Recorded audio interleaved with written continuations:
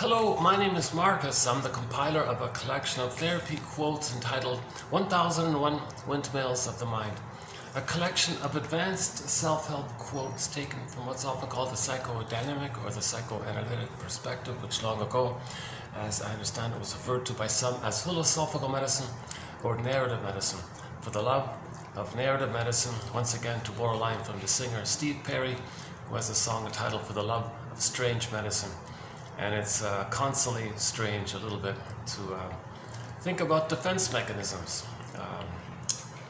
These are operations of the mind, maneuvers of the mind, mental mechanisms, psychic defenses, things we do inside to make us unaware of the pain we felt but couldn't feel. And we couldn't even know that there was an event that caused this pain. And we develop all these things in the mind to make us unaware of it. And each one of these little maneuvers is called a defense mechanism, because the baby's sort of in defensive mode if the mother's not meeting the baby's needs. Okay, and then the baby has to protect himself from this knowledge. He can't know it, and so he might do a few things. So in this video, we'll talk about one of these defense mechanisms, a thing called rationalization.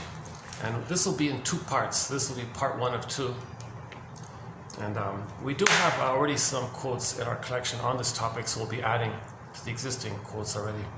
So we're kind of like cycling it around a bit. It's been a long time since we talked about rationalization, so it's long overdue to revisit this topic. Yeah.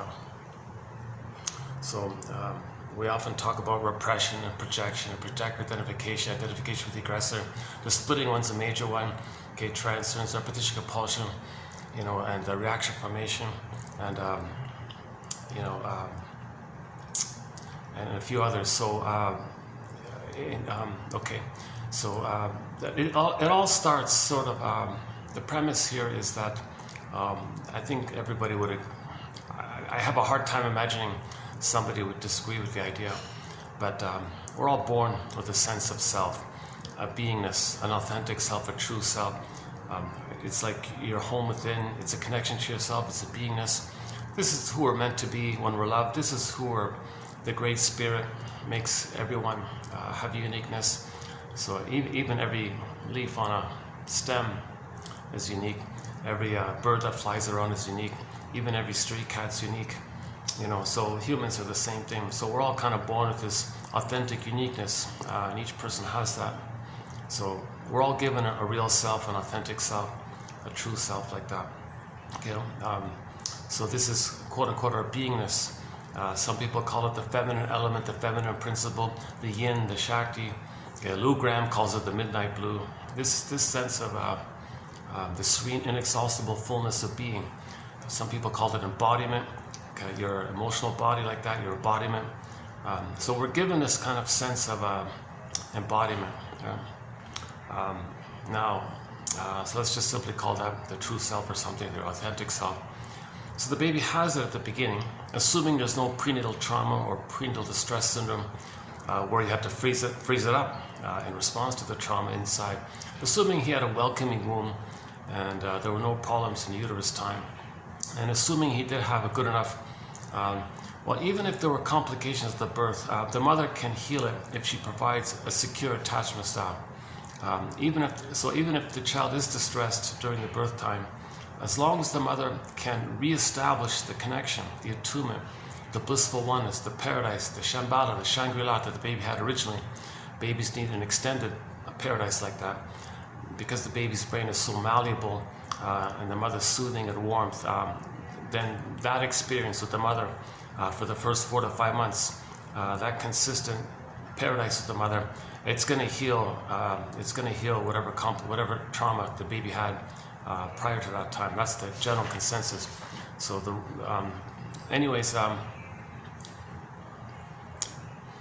okay. So what the baby needs is one way of talking about it. Paging Dr. Bowlby, the attachment theory. The baby needs a secure attachment style. The baby needs a good enough, safe enough, secure enough bond attachment with the mother, whereby that level of safety, okay, and in that cocoon of safety with the mother, in that mother-infant dual unity, symbiosis, merging, fusion with the mother. During that time of safety with the mother, okay, the child's needs are met automatically, in tune, right on time, no interruptions, no conditions. And that level of safety and feeding, it's kind of one way like that. It's two ways if the mother misses it, and the mother's misattuned, baby cries as a signal, then she responds, oh, sorry, baby, she corrects it. So it can be like that as well. But generally speaking, the mother's there to meet the baby's needs. Baby doesn't have to do anything for the mother. Baby doesn't have to redeem the mother, save the mother, serve the mother, fix the mother, do something for the mother, be an extension of her. Baby's not supposed to be a container of her anger. Baby's not supposed to give the mother what she missed when she was a child. Baby's not meant to do any kind of like mothering to the mother like that. It's one way like that. One way, it's kind of considered one way like that. Okay, so baby's passive and helpless. He's growing, he's developing. He needs to be fed and have the experience, and he's got to lay down memory circuits or the interaction with the mother, and then afterwards it's a different story. He's got the foundation of being able to soothe himself, see himself, take care of himself, recognize himself, accept himself. If the mother does that with him, then he can take it from there, kind of thing. But first things first, we got to give the baby some proper wiring here, called neurocircuitry. Human connections lead to neural connections. So that's the baby needs this kind of basic thing at the beginning. Don't demand something from the baby prior to that. Come on. So the baby needs what's called a secure attachment style. So this secure attachment style, I won't redo the whole 5 parts of it. That's a 10-hour video type, I think. But just as a table of contents, my understanding of it at the current time, it's sort of in 5 parts. The first, so let's say part A, is the time in the uterus just mentioned. The baby needs a welcoming womb, okay? Not a rejecting womb, a welcoming womb. The uterus, is the uterus a friendly place? His universe, the uterus, is the uterus a friendly place? Is it safe and warm in there? Can you relax in there? Do things flow? And is he in what's called an oceanic feeling, oceanic bliss, oceanic oneness? This kind of a spaceless, timeless, ooey feeling where he's just like the universe, or he's floating around in this oceanic feeling. He's kind of like considered to be in a blissful kind of place like that, called paradise, Garden of Eden, etc. Avalon, like this nirvana. I think nirvana might be the word that kind of captures it. I'm not sure.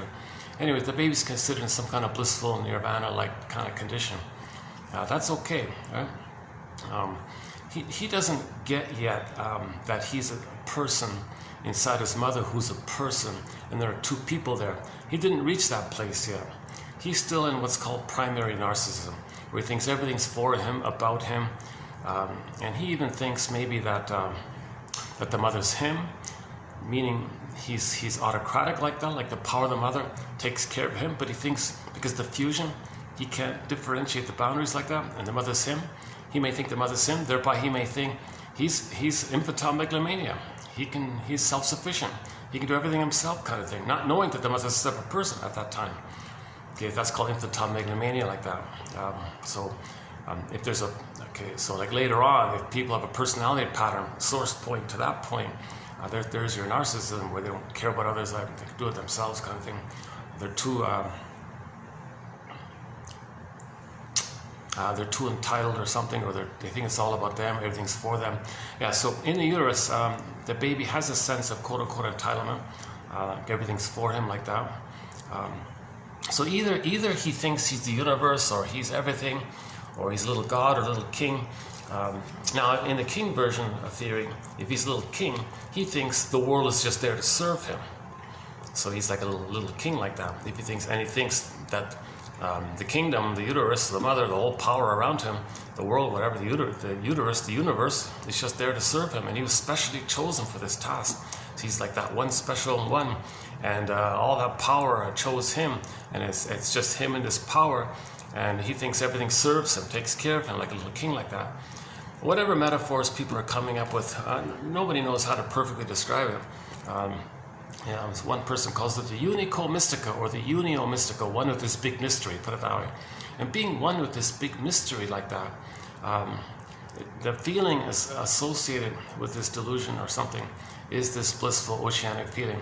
Remember, his eyes are closed, he's in the amniotic sac, he's floating around in the water world. So he's flowing in the water world, and he's blissed out kind of feeling. Everything, all of his needs are taken care of. Okay, unconditional hallucinatory omnipotence. He's an unconditional God, right? Everything that he needs automatically gets down to center vein in the cord. Food, oxygen, nutrients, everything he needs for his development, everything he needs for his growth, everything he needs for his beingness automatically flows smoothly right on just for the child. Waste elimination gets sent up the other two veins in the cord. It spirals up helixally up to the placenta. Placenta processes it, everything. It's all kind of metabolized and cleared out and done. It does what it does, kind of thing, and it kind of flows like that. And then the center vein sends down the food, okay. And then what he needs to send away, what he receives, send away. It all flows like that. And he thinks this is all automatic. He thinks this is him doing it for himself, or he thinks the universe is doing it chosen for him, special like this. So he did infantile megalomania, little king, little god like this. So again, he doesn't really have that kind of person-to-person psychology yet. He's just this entity that's all about him, for him, serves him, kind of thing like that. Anyways, it's called the Garden of Eden, Shambhala. So he's considered, because of the feeling side of it, he's in a blissful condition. Now these gardens, by the way, are timeless, they're infinite. So he doesn't understand time. So he's in this infinite spacious, and there's no real space even, there's no time even. So he's like everywhere and there's no time. He's this dispersed, blissful kind of thing. I don't know what the one guy calls it oceanic ecstasy. That's like maybe an exaggeration, I don't know. I think the blissful oneness might be the best term for it so far. There's that sky train with no ad on it. I have a fantasy on a sky train. It says, get your own lasso, create your own lasso of truth. Find your real self. Find your real self. To find your real self, you need a lasso of truth. Go to patreon.com/narrative medicine. Get this collection, 10,000 quotes. We have 10,000 here, yeah. Still working on that. Or just simply find your real self. Patreon.com/narrative medicine for the price of half a cup of coffee, basically. Just a minimal admin fee kind of thing. That's one way to get the collection. The other way to get this set of insights is for free right here on the channel. Just click the more link for each video, and on average you'll find 10 quotes on average. Sometimes there's more, like if they're shorter. The range is between 1 quote and 30, can you believe it? So roughly 10 each time. And then the idea is to every day read it and pluck out one and write it down, put it aside, let it incubate, revisit it. Maybe make a note or why you were drawn to it, or what does it remind you of. And that's enough. Just be gentle, that's enough. And that little thing, that little simple, gentle, super gentle, feather-like gentle exercise may bring up some feelings at night. And then when you wake up in the morning, get a dream sequence, you continue that same process day and night. So what is that sequence? What you remember, and then you ask yourself, gee, whoa, what does this remind me of? And same thing, make a few notes like that. And then just gentle. You can't bring up all this pain too much all of a sudden or something. You see, it's too much like that. We can only bring it up to our consciousness little bit by little bit, kind of thing. So this is very gentle kind of thing. So that's what Robert Bly says. Read psychoanalysis just for 10 minutes a day, he said. That's enough. Forgive it for its jargon. Please forgive it, he says. When he says psychology, he means psychoanalysis, because the heart and soul of psychology is psychoanalysis, believe it or not. Says Reuben Fine, the famous chess master. He was a shrink, but also a #1 chess guy or something. He makes. I was so relieved when I saw that quote, because most pop psychology and most academic psychology, it's trite, vague. It's too vague. It's trite, red herring, confusing, and mostly it's wrong. A lot of it's wrong, actually. You know. So the psychoanalytic, the heart of psychology is really this deeper, this depth or dynamic or analytic kind of thing called psychoanalysis. That jargon just means that you consider the premise that the baby has memories with the mother, and those memories influence him. That's it. How? And how do they influence him? And in what way do they influence him? If he was hurt with the mother, how do they influence him? If he was loved by the mother, then things should be normal, right? But if he was hurt by the mother, then how do we see that? How do we admit it so we can grieve it and get back ourselves? Because when the baby's hurt by the mother, he's going to protect his beingness. He's going to protect his soul. So that embodiment in myths and fairy tales can be symbolized.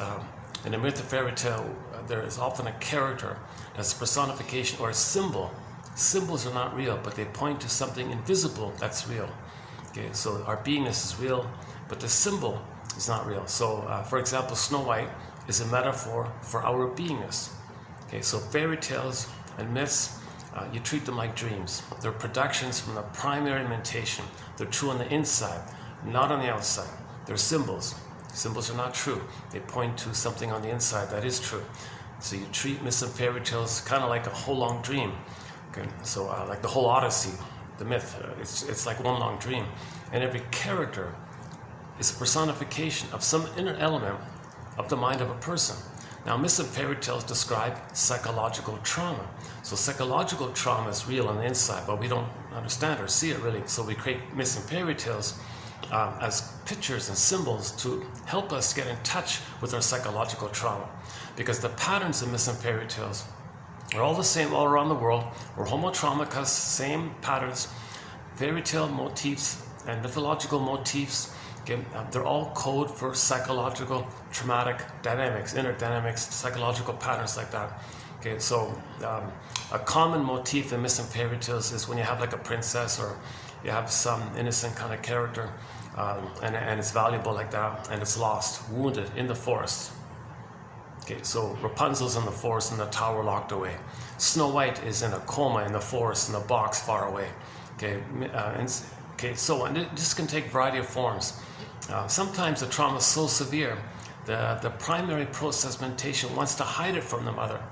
So the beingness is not even a person, it can be a wounded animal or something. Okay, it just means we're trying to protect our beingness, so we disguise it and flip it, because we can morph it, because in order to protect it, meaning the baby is dealing with what they call primary mentation, primary process thinking. Okay, so we have two ways of thinking generally. So the secondary normal mentation. Okay, so you know what day it is and the weather condition, like the reasonable daily life, external life. You understand things like that. You can read the newspaper and so on, right? So that's secondary mentation, our daily life kind of mentation. Okay, that's one kind of mentation. There's another kind of mentation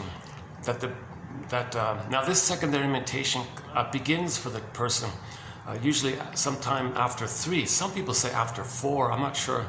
They say when the hippocampus comes online. Some say 3, some say 4. Whatever it is, 3 to 4 like that. Hippocampus comes online. Then some say, well, it's not. It's just starting to come online. Then really, it mainly comes online when you're like in 12 or something like that, or whatever. Whatever it is. But prior to 3, let's just stick with the 3 one for the time being. Prior to age 3, when the baby's there, he doesn't have secondary mentation. His mentation or thinking style, his thinking world, his inner thinking world is called primary process thinking, primary process mentation. Now this mentation, okay, it's different from the secondary normal mentation, like later on mentation, reasonable mentation, adult thinking. Yeah? So the baby is swimming, his mind is in dealing with myth and fairy tale dream world. Okay, so Alice describes it as, oh yeah, up is down, left is right. The cat in that story says everything's mad in there. Okay, so because in that mentation, things can flip-flop, shape-shift, morph, twist. Okay, there's no time, so there's no contradiction. There's no contradiction. Nothing negates anything, because in that moment is what it is. Next moment, well, there's no time. That's what it is. Everything's infinite. There's no time. So whatever's there, it's just that time. Yesterday, there was no yesterday. There's no time. There's only this moment like that. So they say no contradiction. And now, because the mentation is so topsy-turvy like that, okay, house of mirrors, hall of mirrors, now you see me, now you don't, is it there, flip, shape shift. So in myths and fairy tales, when things like morph and shape shift and twist, you're dealing with this kind of area here. Right?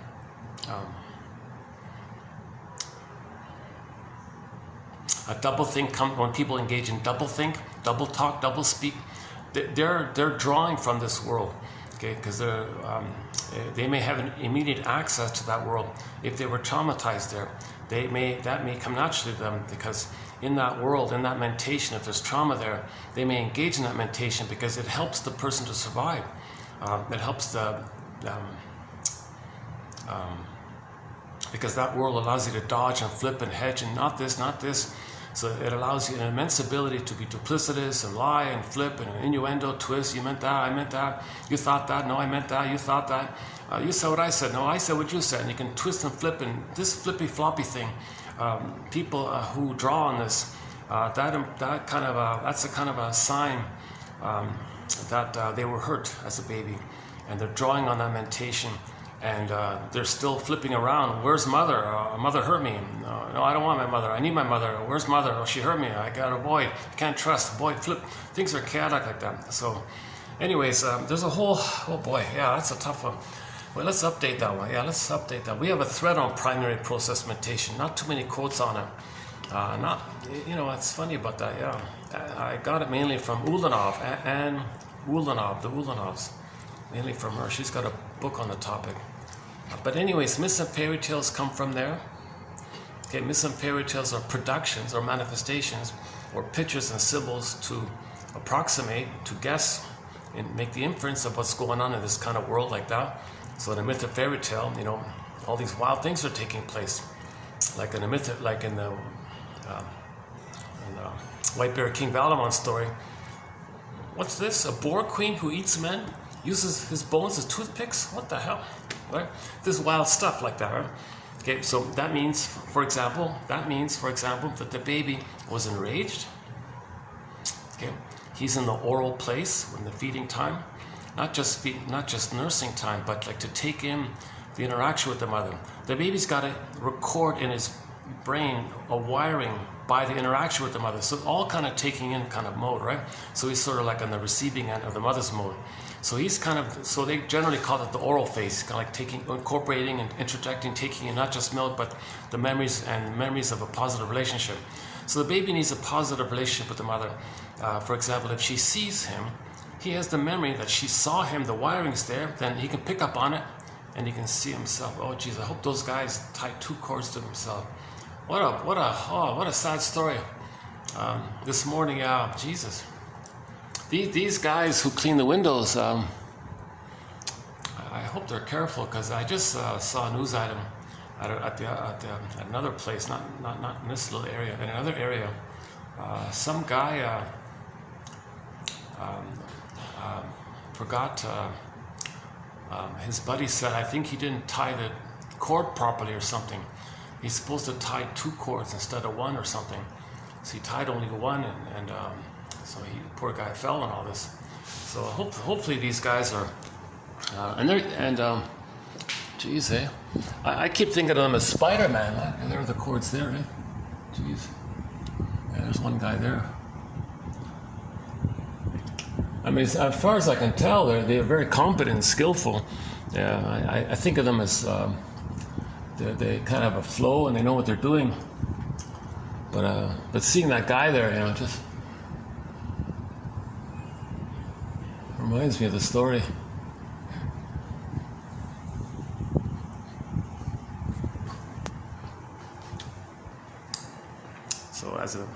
So according to, I don't want to talk about news events and all that, but just by chance I saw that.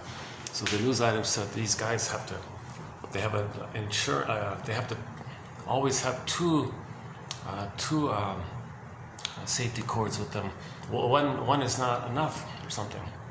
It's got to be 2, they said. And he said that his buddy there, for some reason, just left it at 1 or something, thinking maybe didn't need it or something. So we don't know. Maybe just absent-minded. made some mistake or something, a little rushed, maybe he's got something on his mind or something. Yeah, I don't know. Yeah, I don't know the story. I just hope these guys take care. That's a tough job. I mean, it's a. I mean, there's a lot of benefits. You're outdoors. You get sun. You get the vitamin D, right? The sunshine.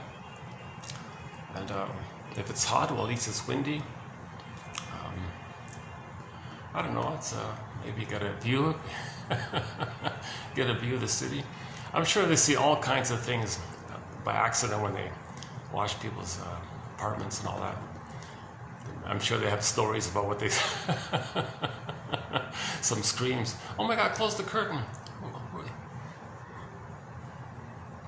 They're probably instructed to not, be discreet, to not look inside or something, but there may be an innocent.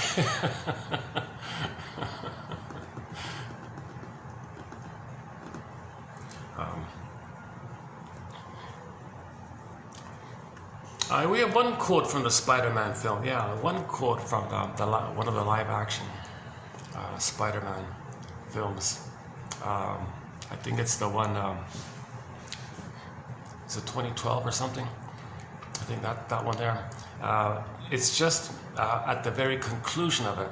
The very, very conclusion of it, just when the closing credits are coming up and all that. There's a scene with the teacher talking to the students in the classroom. And the teacher says to the students, students, they say that the literature people say that there are 10 kind of main kind of themes or patterns or questions and all this that they address again and again. 10 they say. I say no, it's not 10, it's one. It's one. All of literature, she says, asks one question, 3 little words. Okay, so you know what they are, right? Play the Supertramp song, the Logical song. So this is in reference to interpretive literature. She's referring to interpretive literature that functions as a therapeutic device to help people witness themselves, know themselves, and reclaim their beingness, their authentic self. So the question is, who am I, right? So if the who am I means your real self, because you may have a false self. When the real self is frozen, we develop a false self called the defensive self, the persona, the mask. But that's not really you. So you're confused. People have the false self. Is that me? Who am I? Am I that? Am I just this constant person who engages in defense mechanisms? Is that me? Isn't there more or something? Isn't there like a beingness and a true self and the gifts of the true self, the capacities of the real self, and the ability to mourn and pleasure and knowing how you're unique? And isn't there like a lot of qualities about the authentic self and virtues and morality and ethics, empathy and gratitude? Gratitude comes from there, and being an elderly in life and the warm generativity that's there and the love that's there and like that. So that's the authentic self we're looking for.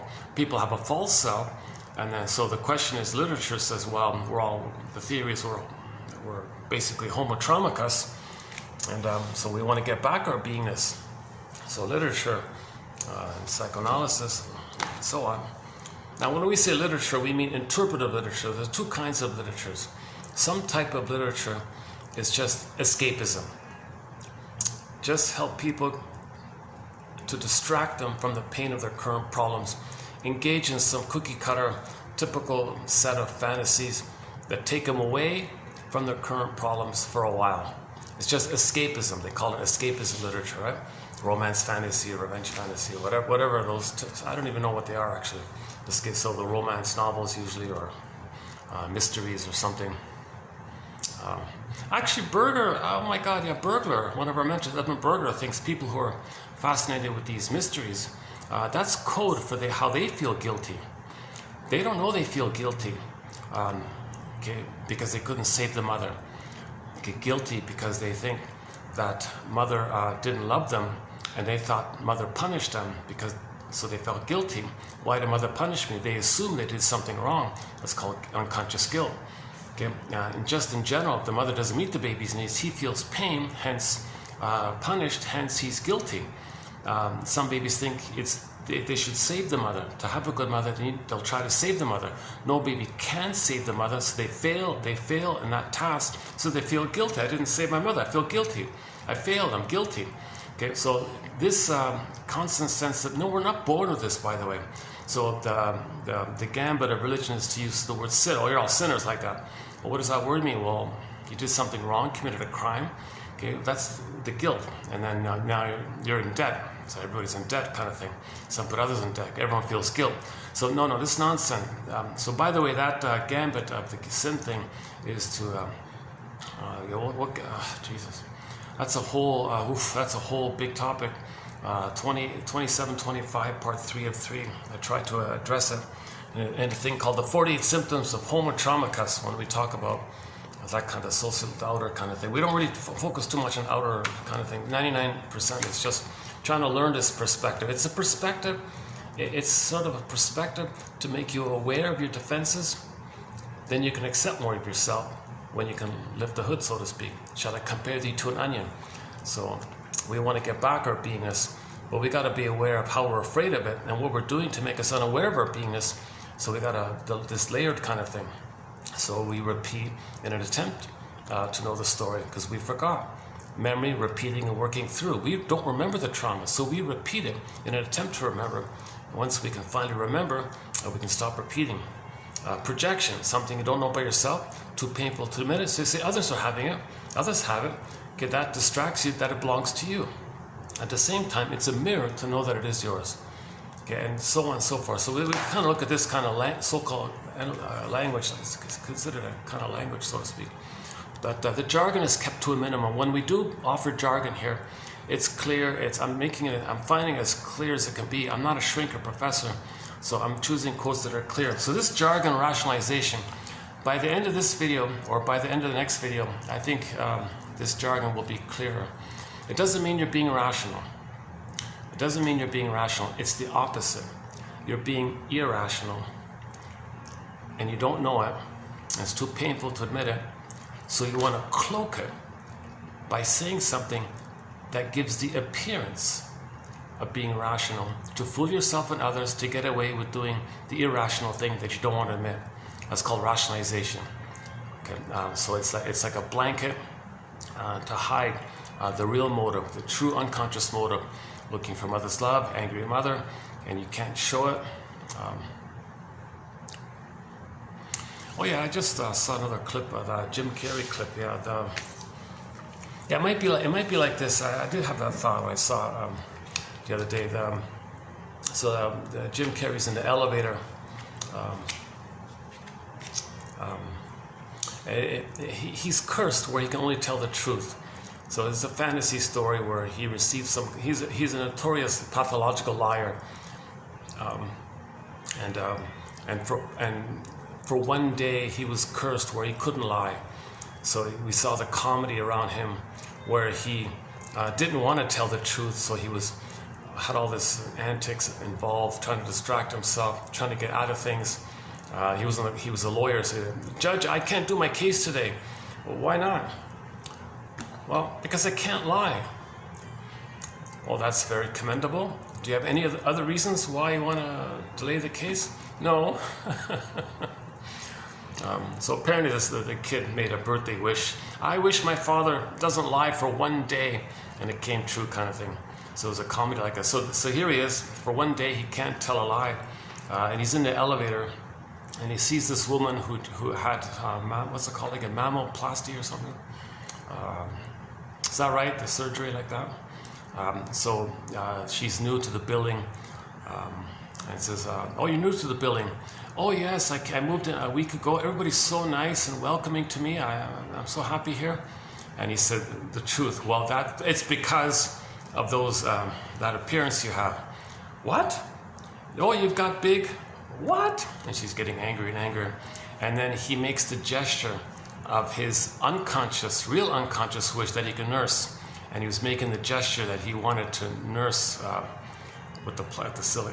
And then the scene, it's implied, right? So the next scene is, what is it, like behind the elevator doors, and you hear the woman slapping the guy in the face. The doors open, and he's ouch, that kind of thing. So he was in the elevator, had an unconscious wish to nurse. Grown man wants to nurse like this. So that's an unconscious, but see, notice that? Nobody wants to know that. Nobody wants to admit that. Nobody wants to believe that. No one wants to admit that their mother didn't nurse them properly. No one wants to admit that their mother bottle fed them and didn't breastfeed them, or was immature, wasn't enough, or it was faulty, or maybe there was a problem with the feeding time. So they want to go back and it's unfinished business kind of thing. So they want to kind of go back like that. But no one wants to admit that. So we repress it. Okay, so we're not aware of it. It's called repression. It's repression, right? Now, but sometimes when there's like leaks in the repression, you got to say things to push it down again. That's called rationalization. So the rationalization is when you say things to go. So it'd be like, oh yes, I moved to this building a week ago. Everybody's so welcoming. Yeah, that's right, because this is a nice neighborhood and a lot of artistic people live here. I don't know. You might say something, you might make up something, whatever, to repress it down, right? So he would like rationalize why it's a welcoming building, not because. Another thing we could say is projection. She said, "Oh, people are nice to me." Oh, that's because they all like your figure, right? So that's him, but he projects everyone like that. He thinks not everyone has a breastfeeding trauma, right? He has a breastfeeding trauma, obviously, right? So he projected his trauma onto everybody, so everybody is looking at you only for that. And she got angry. I'm a person. I'm not just this. I'm not just a wet nurse or something or whatever it is.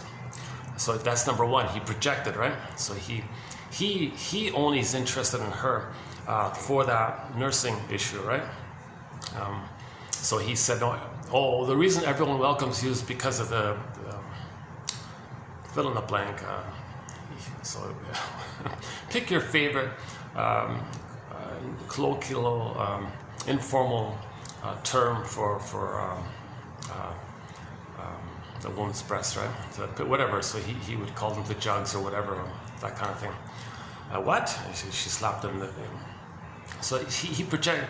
Well, the reason everyone likes you is because of your jugs, right? What? How dare you say that? I'm a human being. I'm a woman. I'm a person. He only sees that. He has unmet needs for the feeding time. He doesn't really care about her as a person. He doesn't really care about that. He has the unconscious, unfinished business trauma with his mother that he wasn't nursed properly. And that's a burning pain. It's an unrelentless burning pain. That's all he sees.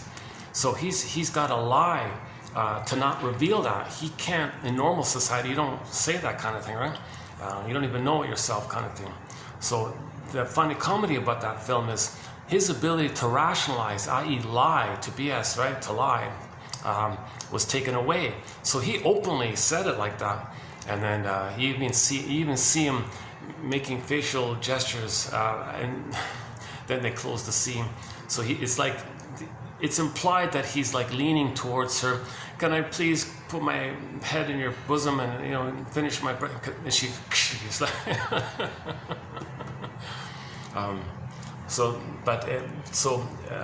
normally it's repressed, right? Normally that kind of thing's repressed. Nobody knows it, and no one would accept it, kind of thing. So it's repressed, deeply repressed, and no one would even bring that up or consider it like that, right? They would just eat cookies, or they would take substitutes for. They would find symbols of mother's love. So that's one way to do it, to find symbols of mother's love.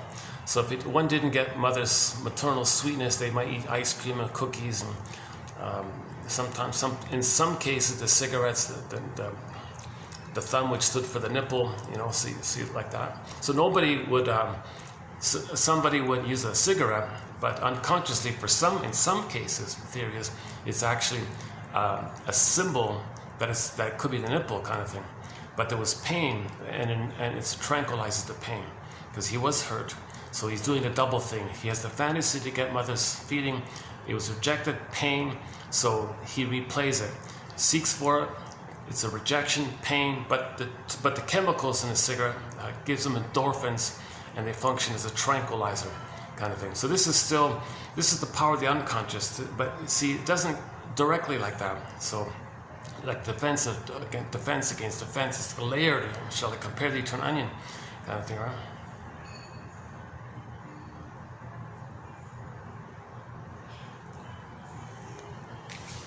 One sec.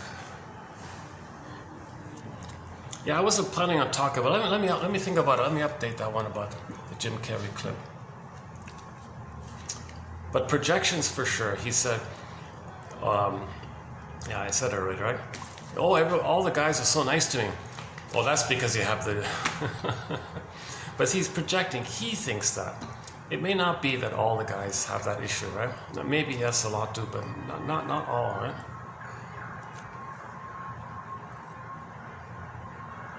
We don't even know anything else about her, right?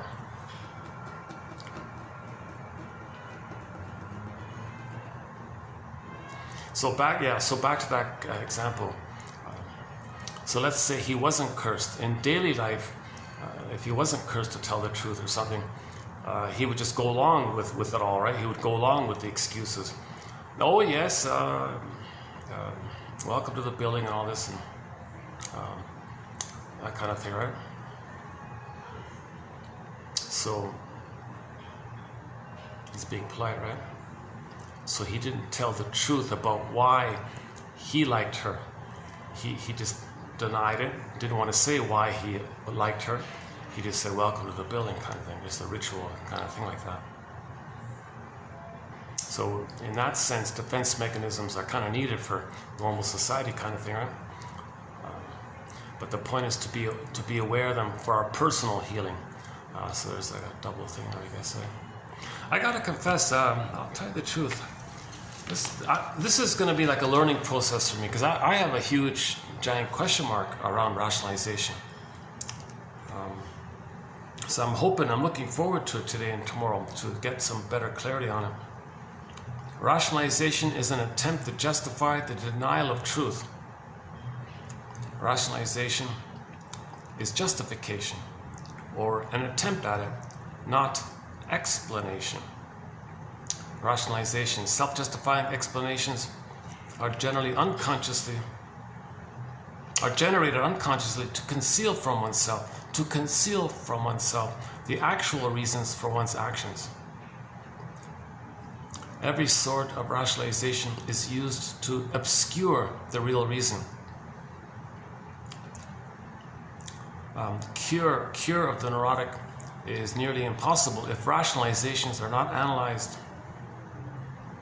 Decisions can take place in the unconscious and remain unconscious.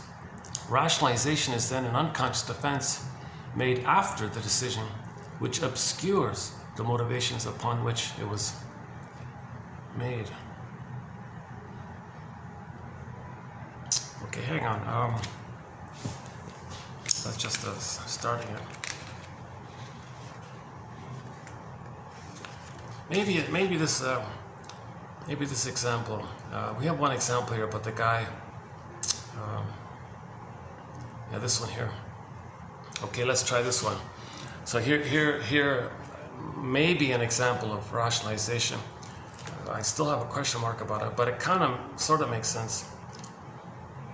Or should we first preface it with some other ones? Rationalization is an effort to guard one's pride by escaping the necessity of recognizing the real basis for behavior of which one feels ashamed and guilty. If you were to admit your real wishes, it'd be embarrassing, you'd feel right, you don't want the girl to slap you in the elevator, so your pride, so you don't reveal that, so you say some cliche or something.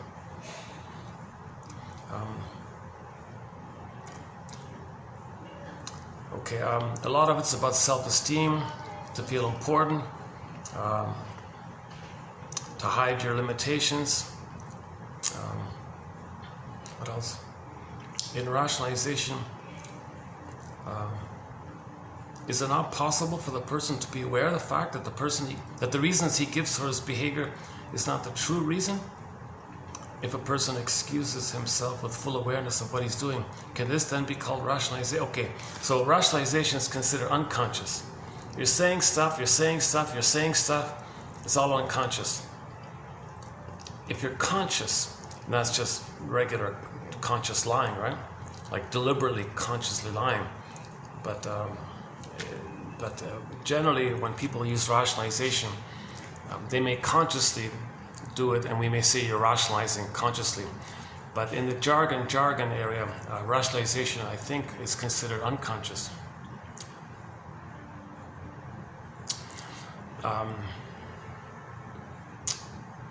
Like when people are prejudiced, right? When there's prejudice out there, they make some cloak, they make some camouflage by it,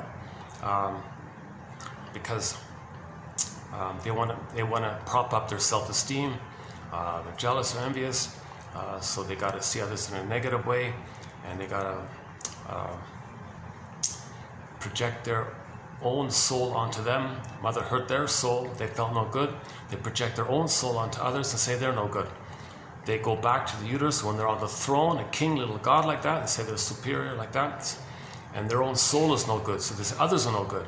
So prejudice can come from this kind of dynamic, but you don't want to admit this kind of thing. You don't want to say that the thing you're saying about others is a confession about your own soul. Oh, they're this, they're that, okay, all these things. Okay, that's really how you feel about yourself, and a confession of what your mother did to you, and you identified with the aggressor to show up the mother and tell the world how your mother treated you, by you treating others the way your mother treated you, to tell the world how your mother treated you in your anger, to show her up. See, world, where did I learn this? Where did I learn this hateful rhetoric? Where did I learn this hateful speech like this? Where did I learn this? Where did I learn this? Somebody taught it to me. Okay, so I identified with the aggressor, and the negative things I'm saying about others, that's the negative things my mother said about me from my perception as a baby back then, when my needs weren't met, and in a trauma bond I became her. But to have a mother, I got to imitate her, mimic her. So I'm stuck in the tar pit of being one with her, imitating her, repeating how she hurt me. But I got to find others to be proxies for me to hurt, because I can't feel how I'm now hurting myself the way my mother hurt me. Okay, again, interjection. If the mother hurts the baby, he wires it in and does it for himself. So it's too painful. So he finds proxies to play his soul, shames them, though his mother shamed him. But he shames himself, but he won't feel it if he thinks the proxy is him and shames the proxy. It distracts him. His attention is out like that, externalized like that. It distracts him of how he's replaying how the mother hurt him. If he's now the mother who does the hurting, but he hurts someone else playing him. So when he says others are no good this and fill in the blank, no good that, okay, that's him. Like the others are his own soul. He's got to shame his own soul by seeing his own soul and others playing his own soul and saying how bad others are. Okay, that's because he identified with the aggressor, and when there's trauma, you repeat in an infinite loop. Because remember, in the primary meditation, there's no time. So when there's trauma, you kind of replay it infinite, timeless, infinite loop. Okay, when the baby didn't get his needs met, he's got to cry for love. But he can't cry for love anymore. So he finds proxies to cry for love for him on his behalf. He's the shaming mother. So that's how he cried for love, by getting the proxy to cry for love. But he plays the shaming mother, says no to the proxy, and that's him crying for love, using the proxy as him crying for love. He's the mother shames him. Very perverse, they call it perverse logic, disturbed stuff like this. So that leads to one of the stinger personality patterns, the bully pattern, the ego pattern, narcissistic pattern, lower functioning BPD pattern. All these kind of negative patterns are like that. And then the part B of it all is he really is angry at his mother. So he'll, in the Alice in Wonderland, he'll shapeshift the one he just, the proxy who just played his own soul. He'll flip it instantaneously, no time. There's his mother now. He'll play himself, angry at his mother. So originally the baby's enraged at his mother, felt like a hungry wolf, like the boar queen, like that. So he's going to be very demanding and controlling and hating and aggressive, thinking he's going to control the proxy. Him being a baby, wishing he can control the breast, because if the baby can control the breast, maybe he can make it somehow be a loving breast. It's all mixed up, right? The baby's just desperate, like that. So when people engage in prejudice, they don't want to admit that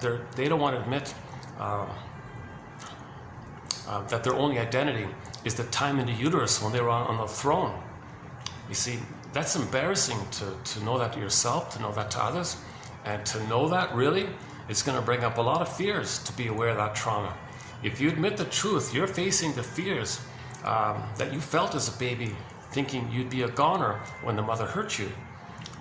So if the mother doesn't meet the baby's needs, he thinks he's a goner. Okay, abandonment, depression, persecutory anxiety, annihilation anxiety. Baby can only go to the mother for safety and soothing, but she's hurting him. But he's got to go to her, and she's going to hurt him. Okay, he's flooded with stress hormones. So he finds a way to manage it by identifying with her, a trick of the mind called identification with the aggressor. Now he's going to be the mother and forget about himself. But due to repetition compulsion, he's going to replay that scene. So he finds, as just said, he's going to find proxies to play him in every new situation. He plays a shaming mother, and then flips the proxy into his mother. He plays himself angry at his mother. So that means in prejudice, for example, okay, to have a mother, he's got to say others are no good.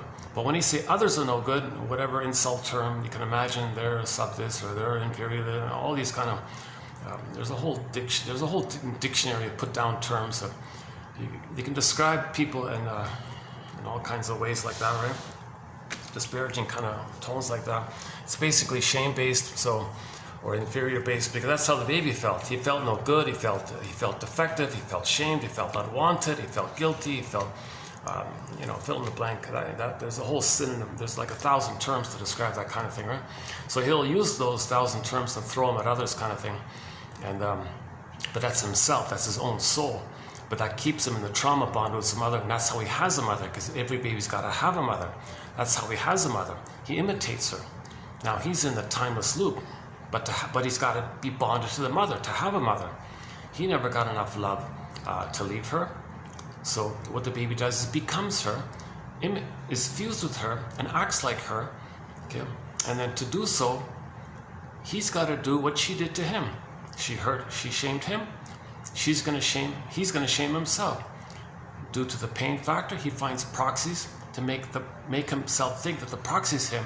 That's a little trick of the mind, defense mechanism called projection and identification with the aggressor, repetition compulsion, okay, and he's going to externalize into the proxy.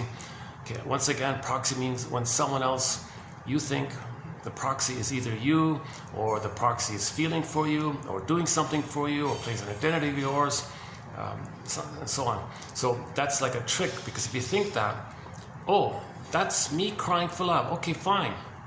I don't have to feel me crying for love like the way I originally did. And there's an infinite loop there, no time. So he plays the mother. So he's grateful for the proxy to cry for love, so he can shame the proxy the mother way the mother shamed him, so he can have a mother. Then he really is angry at his mother, so he flips the proxy to his mother. He plays himself and continues his anger and struggle to try to change his mother, to make the mother be a loving mother. So in other words, he shames somebody innocent and then thinks they're dangerous, and now he's angry at them. Okay, so in his brain, he has a memory of feeling no good and the mother's dangerous. So he'll find the proxy, okay, you play the no good part, okay, and then now you play the dangerous part. So he shames in the first part, and then he hates in the second part. And that's a lot of prejudice comes from there. So how's the person going to hide this? How are they going to cloak this? How are they going to put a blanket over this? I think we have one about the blanket in here somewhere. Where is it? Oh yeah, rationalization is the blanket which we throw over our wounds so that it will not be necessary for us to face them directly. Yeah, okay. So rationalization is the blanket which we throw over our wounds, psychic wounds, so that it will not be necessary for us to face them directly, because we don't know how to face it. The only way to face it is through narrative medicine and talking and having some help and feeling safe with somebody and free associating and admitting the truth and grieving and crying, and then that's the working through process, the suffering through process, narrative medicine process, verbal therapy, talk therapy, chimney sweeping. Anna O calls it the talking cure, chimney sweeping, and so on. So go to recent discussions about Inside Out 2, 2840, about the ab reaction scene at the conclusion of the film. You ride the broccoli boat called free association. In the film, they call it stream of consciousness. So that they mean free association. So as you say what you need to say, under the defenses. That's the defense. What's under the defense? Oh my God, now you're riding the boat back. You're going to touch those old repressed memories. That joy originally popped away because baby couldn't handle it all. Keep the good, reject the bad, splitting. Now you got to go back and reclaim yourself. That's your soul you rejected. So you want to get back your soul. That's like Odysseus on the journey, like a sea journey. You're going to get back there. Okay? So you free associate, and you feel safe. That helps you to ride the boat. And by the way, it was very hard to find that boat, and there was a real fear to get on the boat. Anyways, finally they found it, finally they got on it. That means we're finally gonna face the truth, and we want to heal.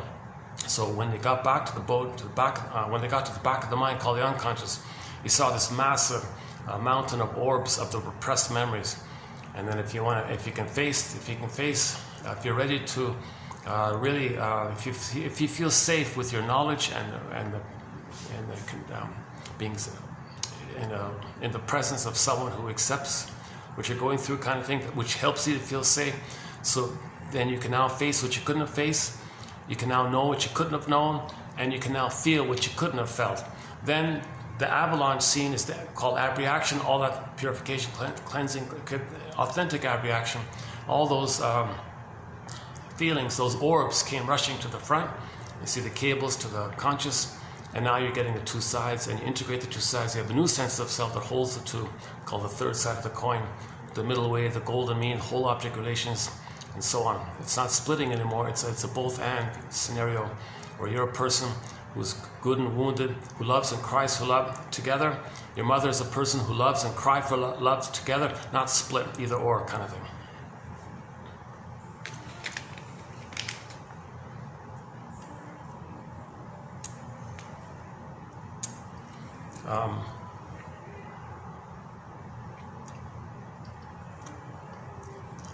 Okay, so rationalization is to, we can't face, it's a defense mechanism, we can't face the pain.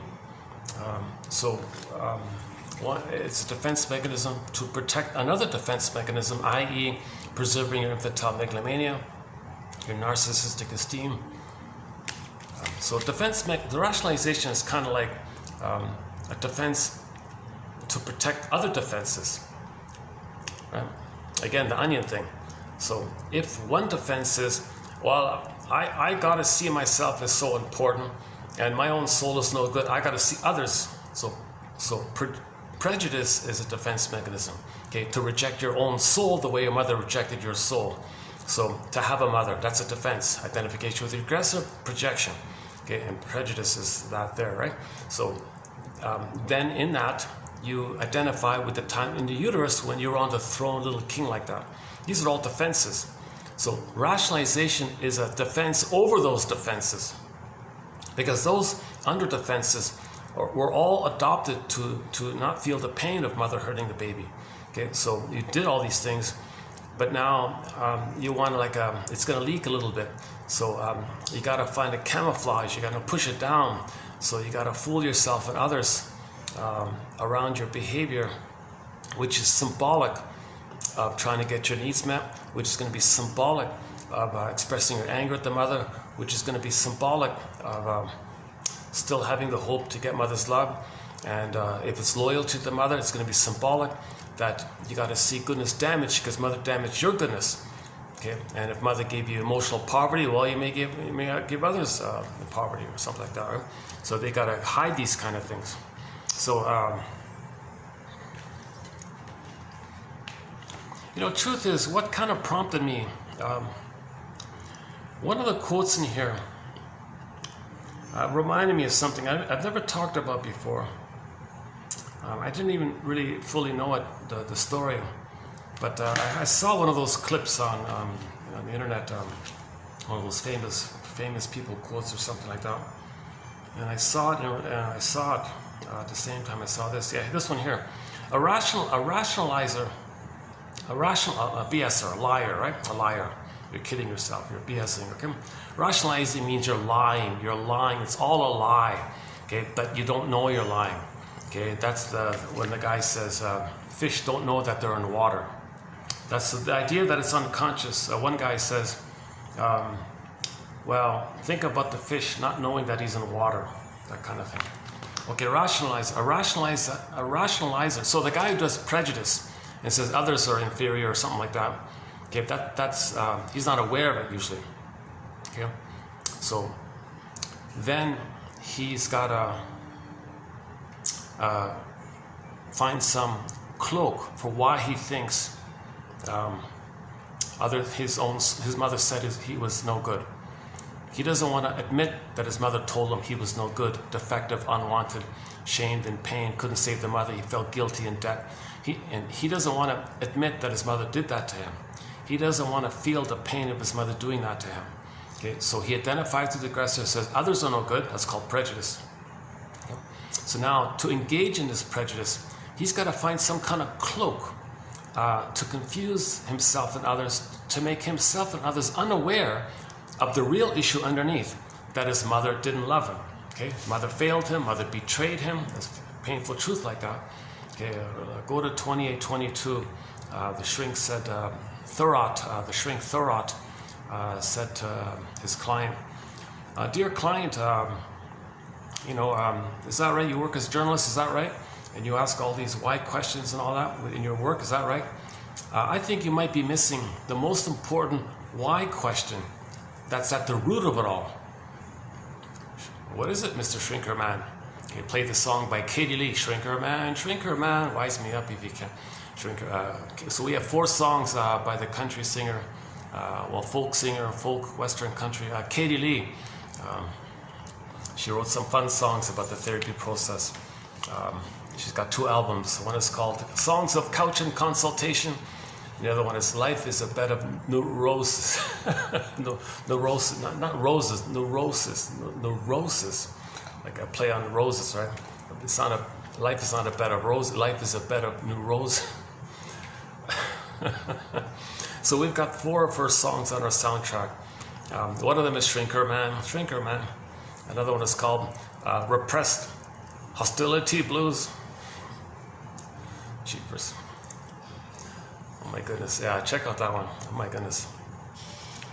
Jesus, about the anger issue. Yeah, okay. And then another one is called Properly Loved. I've never been properly loved, but if I were properly loved, who I'd be if had I been properly loved. But that's the problem. I was never properly loved. It's a good song, Properly Loved. And her big hit, the one that paid the bills for her, I think, was a song called Dun Dun Dun Dun Dun. It must be something psychological. It must be something, some famous cologne or something, perfume company or something, cologne company or something, had a commercial, and they used that song in the background for the commercial. It must be something psychological. And in the song she says, it's really quite explainable. I only like men who are emotionally unattainable. It's really quite explainable. It's not logical, it's psychological. My mother was emotionally unavailable, so I choose men who are also like that, who are unattainable. It's not logical, it's psychological. It must be something psychological. Dun, dun, dun. Where are we here?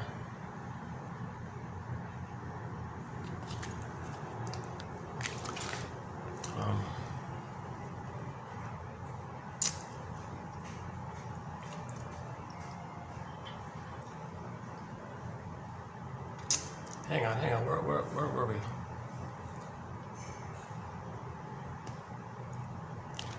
The prejudice one.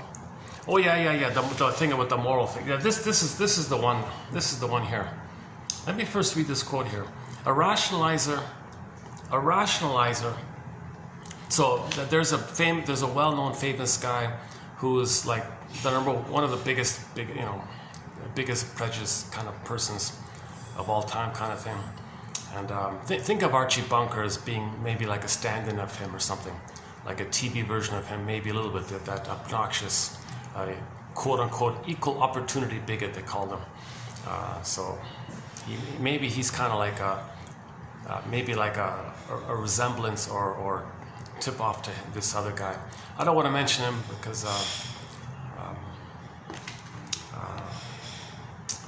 it's just unbelievable. Yeah, it's just kind of unbelievable. I mean, it's just the intensity involved to hide our pain. It's just a real urgency to hide our pain, to not face the truth that the mother hurt us. So we engage in prejudice and bombastically try to use every aggressive PR tactic, propaganda, aggressive maneuver to not let anyone, to scare you, to not question it. Don't question my prejudice. So one way to protect their rationalization or their lie is to scare people, because all babies were scared. So they'll trigger that in you, and they'll be the scarer, the way the mother scared them. You play me as a baby scared, I'll play the mother who scared me. You play me, I'll play the mother. And that's also can be used to protect the lie that's going on. So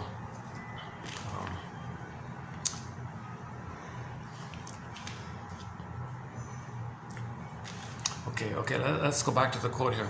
A rationalizer will adopt a distorted or confabulated interpretation of an event because that interpretation and whatever action plan it encourages relieves anxiety. Okay, so all defense mechanisms are there to relieve anxiety. What's anxiety? Once again, anxiety means you're afraid and you don't know what. Now, 99% of anxiety means you're going to be reminded and triggered of the terror the baby felt with the mother. Okay, the mother terrorized the baby when she didn't meet the baby's needs, and the baby saw her as a monster, a boar queen, a cyclops, so the Witch Wanimi character, a guy with the horns, okay, alien, whatever, some terrorizing kind of entity the baby creates in his mind. So now the mother is not that, but the baby's interaction with the mother led to him developing what they call imago, a picture, and he's relating to this picture now. You see? So big debate about this, because even if the mother makes a little mistake, the baby might still get this picture. If she makes a bigger mistake, they'll still get this picture. So ideally, the mother should try her best to meet the baby's needs, so he'll have a loving picture in his mind, not have some inner critic criticizing him all the time, hating him all the time. That's called inner critic. And then he projects the inner critic onto the world, thinks everybody's criticizing him, and then he's trying to fight against that. He's fighting with his own internalized hate, that the mother hated him. He internalized it, hates himself, projects that onto others. Now he's fighting with others, not knowing that he projected his own hate, which he internalized, which he felt in relation to the mother not meeting the baby's needs. This whole area. Where are we here? A rationalizer. Doing okay here. Oh, a little luck here. Yeah, my second. The last video I did here turned out to be pretty good. It was a good video. I feel like, yeah, my videos here are a little bit better because I have a little during the week. Sometimes during the week when there's no events or like group kind of things in the mid-afternoon around this 3-ish time between the lunch and the dinner, it's sometimes a little quietish like that. So that's some of the best videos are now being done in this venue here. That's great. I appreciate it. I mean, the last one was a good one here, I thought. The last video, Mark 2874. Hopefully this one is turning out okay. I'm kind of, in this video, I feel like I'm all over the place a little. I'm not really staying on a track, really. I'm kind of fumbling around with this rationalization topic. I didn't even give you my normal, I didn't even provide the usual kind of foundational material that I often do in most videos about the record, burglar's theory, about the 45 record, the stingers and the clingers. I didn't really kind of lay that groundwork down. I didn't even finish the imagery that Snow White is a metaphor for a beingness, and so Rapunzel and Snow White, that's the unconscious forest. That's the unconscious primary world, dark, scary witches, right? And then you got the land world, the castle world, the house, that's our conscious, but we feel empty in the house. Okay, so in Rapunzel, in the castle, everyone's empty, and they're all in debt, means guilt. Debt means guilt. They're all guilty, empty, guilty, hungry, okay, because the soul is in the unconscious. So to go to the unconscious, bring back Rapunzel, and be reunited like that, then everything was okay. Got it. And the process was hopping over the fence, pulling up the rampions and then eating it, meaning something that was denied about you. That's in the unconscious. The image is the radishes in the witch's garden. You pull it up, hop over the fence. Okay, the lady was eating it, meaning reclaiming, re-owning. Yes, this material, this contents that I denied, that originally was mine, but I denied, I'm getting it back. So you go to unconscious, make conscious. It was ours, we lost it, want to get it back. The process is this bit by bit process of identifying what's repressed and bringing it to consciousness. Make the unconscious conscious. So sometimes Hermes flies it to you like that, a message from the unconscious to the conscious, and you want to reclaim, re-own, re-synthesize, reappropriate, re-get back, re-own what you had. We had it, we lost it with trauma, want to get it back. So there's like it's a gentle, a little mini gentle awakenings each time you do that kind of thing. One person said. Okay, hang on, back to rationalization. I feel like I got a ways to go to clarify this. A rationalizer will adopt. Oh, let's finish. Yeah, okay, hang on. A rationalizer will adopt a distorted or confabulated interpretation of an event. Okay, so something, okay, whatever it is, he'll BS basically. He'll come up with something. And by doing so, he doesn't know the truth. Because to face the truth would bring anxiety, which is pain. Oh yeah, so anxiety means you're afraid and you don't know what, right? Anxiety means you feel afraid of something and you don't know what. Now, the language of anxiety is biological, visceral sensations, okay, stress hormones, poor blood circulation, or the pulse is not too strong or something, or palpitations, or sweating, or clammy hands, or getting pale, or whatever, all these physiological, in my case, all this stuttering, stopping and starting, and maybe forgetting where I was or something. So there's breathing issues like that. So the language of anxiety is biology mainly, biological kind of things. Okay, so the baby was terrorized by the mother, right? That he can't know it. He can't think it. It's there, it's the unthought known. He knows it, but he can't think it. In trauma, you can't know it. You can't think it. You can't understand it. It's there, but no way, I'm not going to know it. So that's called repression, split off, disassociated, far off. It's there, it's the unthought known. The image is the scarecrow in Wizard of Oz. Something's known, but he can't think it. The scarecrow's looking for a brain. I've got no brain. I can't think it. The baby can't think it, just like the scarecrow has no brain. Baby, we can't think it. It's known, unthought, known, unthinkable, known, unformulatable, can't make meaning out of it, can't forgive the mother because we don't know it. We can't understand it, so how do we? Okay. Oh, today's good, yeah. So far, so good, yeah, okay. So anxiety means the baby was afraid with the mother. Now the mother was the world, the whole world for the baby. So he records that and understands the world and uses that as a template, prototype template to understand the world. So he goes through life and interprets the world life through that lens. So parataxic distortion, he'll selective omission, cherry pick what fits that model. So as he's living in life, he's going to be reminded of the mother. Now, as he triggers up that pain he felt but couldn't know, it's going to come up, but the language of it's coming up is physiological, biological, neurochemical, adrenaline, stress hormones, all that kind of physiological kind of stuff. So you name it, anything related to your physical psychosomatic issue, most of that stuff's anxiety. So anxiety means you are remembering, finally, okay, the fear you felt with the mother, but that memory is coming to you in the form of psychosomatic issues, right? Anxiety is psychosomatic stuff. Okay, so I'm talking about 99% anxiety. Yes, there's a benign, normal anxiety but we're talking about psychological anxiety, like the film Inside Out 2. So go to Inside Out 2. Once again, the orange moped character. Oh, is that it there? On the SkyTrain, there's even an ad for Inside Out 2. The film of the year for 2024. Inside Out 2, great film, Inside Out 2. Now it's been declared to be the #1 animated film of all time, an important film. It shows a lot of great imagery, repression, okay, free association, abreaction, healing the splits, get the new sense of self. And I spent 3 hours on it in 2840, and I've done a few updates from that time till present.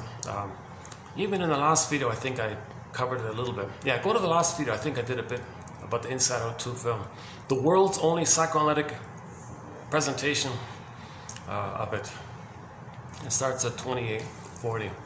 So that was my first sort of go at it. So it took me a while to stumble around, like I'm doing with rationalization. I'm stumbling around. But now when I talk about Inside Out 2, I can do it more quickly. So I'm now with rationalization the way I was with Inside Out 2 back in 2840. We don't really have many quotes on rationalization, but we're getting there. Yeah, we're going to get there. Hang in there. Hang in there. A rationalizer will adopt some BS, okay, basically, to not feel the memory of the pain with the mother. Basically, that's coming up. That's triggered up.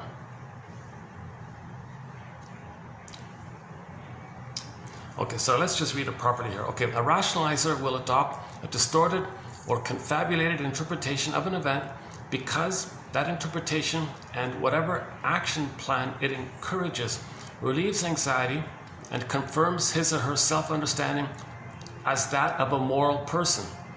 Okay, look at that. So here you got a guy engaged in prejudice. He's got to convince himself he's being moral with that hate. Like he's hating someone, but he's got to make it look like he's being moral. Like he's being immoral, but he's got to flip it, okay, to make it look like he's moral, to get away that he's being immoral. Okay, prejudice is immoral, obviously. It's an accident. Prejudice is a kind of unconscious accident. Prejudice is a confession on your end to know that you were hurt by your mother. Prejudice is confession that you were hurt and wounded and traumatized by your mother. Anybody engaged in prejudice, okay, that's confession of the wound and trauma you felt with your mother. Prejudice is like a mirror to that intermediary end. You look in the mirror called projection, prejudice, projection, and that's within like that. So it's quote unquote, it's moral to own your projections. It's moral to heal, to deny it. You're hurting others like that. That's considered immoral, right? The psychological objective of the rationalization is to reinterpret the moral situation.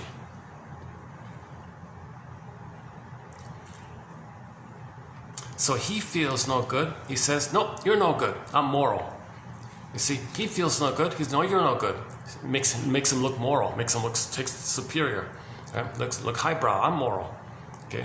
When he says you're no good, he feels no good. So he flips it like that with the projection. So rationalization and projection very often go together. Such that what would normally appear to be a deception becomes understood as morally acceptable. Okay, he calls it here moral counterfeit. Moral counterfeit. So prejudice, that's moral counterfeit. The guy who says he's good and others are no good, and that's why he's got to do what he's got to do, that's moral counterfeit. Now he's not aware that he's doing it, because to be aware that his mother didn't love him would bring up too much pain. So prejudice is defense against the pain of knowing that your mother hurt you. Maybe as a baby he was removed from the mother. Okay, he was separated from the mother, cord removed, put on a scale, put in another room, separated. Mother wasn't around, someone else, bottle was used, all that stuff. There's a lot of pain like that. So prejudice is code for that kind of stuff. But it's too painful to bring that up. You can only bring that up when you feel safe with somebody and you engage in the suffering through working through process, narrative medicine process. That's what this whole analytic idea is about, to bring up that healing effect. It's a narcissistically based need to maintain his this fake esteem, this narcissistic esteem. Okay, this infantile megalomania. Okay, their unconscious has enabled the very objective that rationalization provides. So the unconscious did it, and rationalization provided it. i.e. what? To convert an immoral act, okay, into a moral one that sustains their self-image as a moral person. Okay, when I saw this, okay, I was reminded, and then I recently saw a quote from an obnoxious quote, and I just, whatever, and I saw this, and it reminded me of that obnoxious quote. I thought, okay, well maybe let's address this, because I don't think anybody dares address this, at least not that I'm aware of. I don't know. So I was raised in Toronto, and I think, as if memory serves me, the largest statue, okay, like a full statue, there's a guy there in the middle of a boulevard, sort of near the University District, the Hospital District, the Business District, sort of like the downtown area, CN Tower, Sky Dome, that kind of Chinatown, Kensington Market. That's sort of like near Lake Ontario, okay, where the CN Tower is. That's sort of like a very busy area, and just in the widest street, University Avenue, the widest street. Oh yeah, the Parliament buildings are there and all that kind of area. There's this massive jumbo statue of a famous guy who, I'm going to say, Archie Bunker kind of symbolizes, let's put it that way. And that quote by that statue, still there. People, I'm surprised it's still there. That massive statue that everybody's worshiping, I think there's a kind of a prejudice contagion there, because he's famous for saying that those who are more traumatized, okay, those who are more traumatized, the most traumatized of the most traumatized, okay, that those people who are the most traumatized, okay, they have a right and they are entitled, okay, to take whatever they want, okay, so, and they don't care about others people's rights, because they're more entitled. So what he said was that he thinks it's moral that the genocide of indigenous people, the slavery of the African people, okay, all the indigenous people destroyed, and all the slavery and all that stuff. He wants to say, well, that's moral. Can you believe it? He says it's moral, because he refers to all those people, okay, 80% of the population, basically 7 billions of people. He refers to them the way he felt thingified by his mother. He felt dehumanized by his mother. Okay, so he felt dehumanized by his mother. Okay, and he refers to most people on the planet, and he uses a term. I don't want to repeat it. He calls most people on the planet. I can't repeat it. You can look it up. It's a dehumanizing term. I can't believe people worship this extremely disturbing thing. So what triggered me was in his famous quote. It's all over the place. The famous quote. He said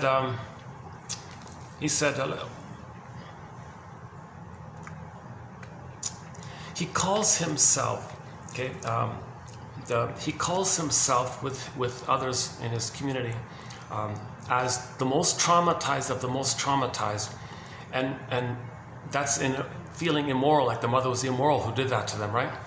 But but to cloak it, to make him sound moral, he'll say, we are the high-grade race. He called himself the high-grade race, like high-grade oil or something. High-grade. He calls himself the high-grade race, right? That part I can maybe mention. But others, okay, he has a huge gap between him using the delusion, the psychotic mental illness delusion, that he's a high-grade race. Holy shit. Oh my God, okay? So that's code for, okay, this taps into the memory that a person can take refuge in, that once upon a time in the uterus, they felt like a high-grade, blissfully chosen, special, godlike entity. Okay? Now, their humanness was devalued and shamed and unwanted and no good and disgusted and rejected and all this stuff, right? Which he projects onto others and calls others fill in the blank, I don't want to say it, and he thinks so then how does he rationalize it? Then he creates a slogan. Well, if we, the more traumatized, find land, then it's automatically ours. Okay? So they would call that the principle of discovery. If the most traumatized of the most traumatized find something, click, it automatically belongs to us because of the entitlement, because they're little gods, high-grade, whatever, right? High-grade thing, that's the little god thing. Okay, so that's the sense of entitlement that all babies think they're kings and gods like that. So he's coming from that perverse psychology of being traumatized. Okay.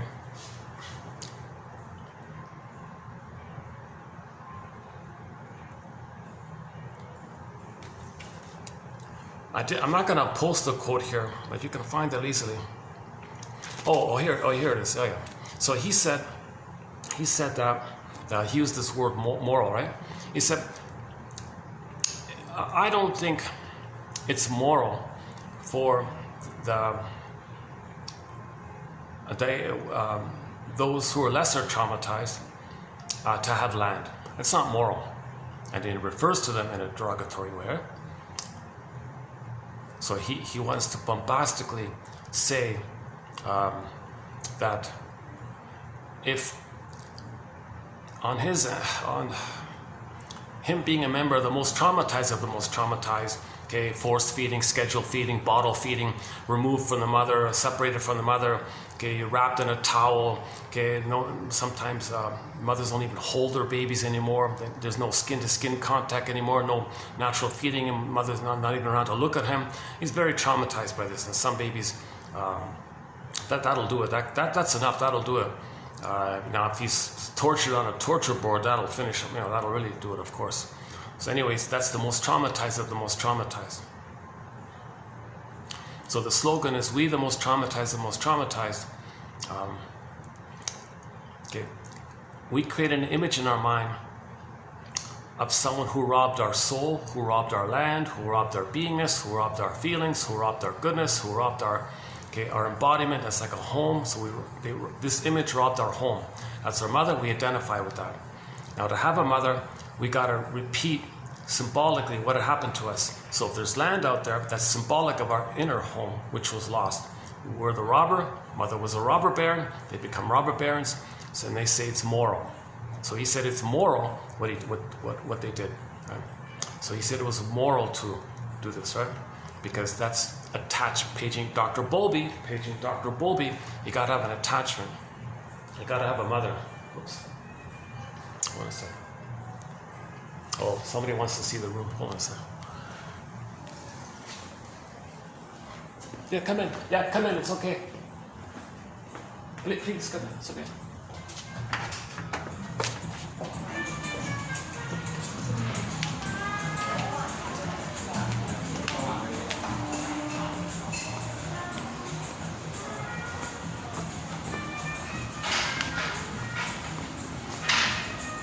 Hi, I'll be back, yeah. Yeah, no problem.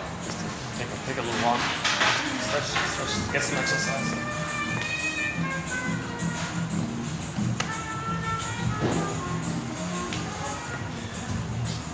Let's see if we get lucky on the 30-second floor.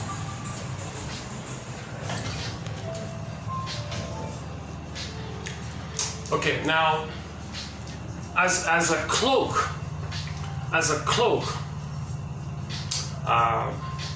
to hide that, what I was trying to say, I'll see if I can improve it next time.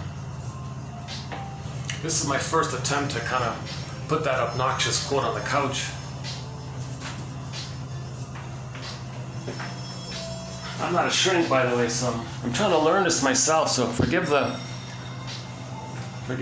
process of making mistakes to get to understand something.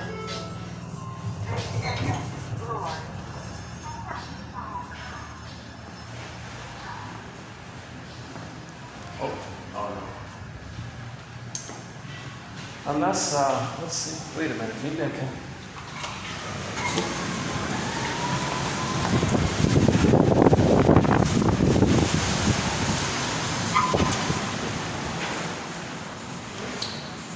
Okay, maybe I can squeeze in a few minutes here. This is the fitness, yeah. Check it out, yeah, nice fitness room here.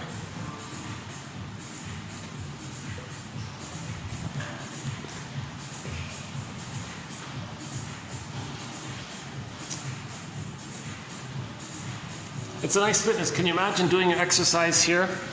And this is your view. It's pretty good, eh?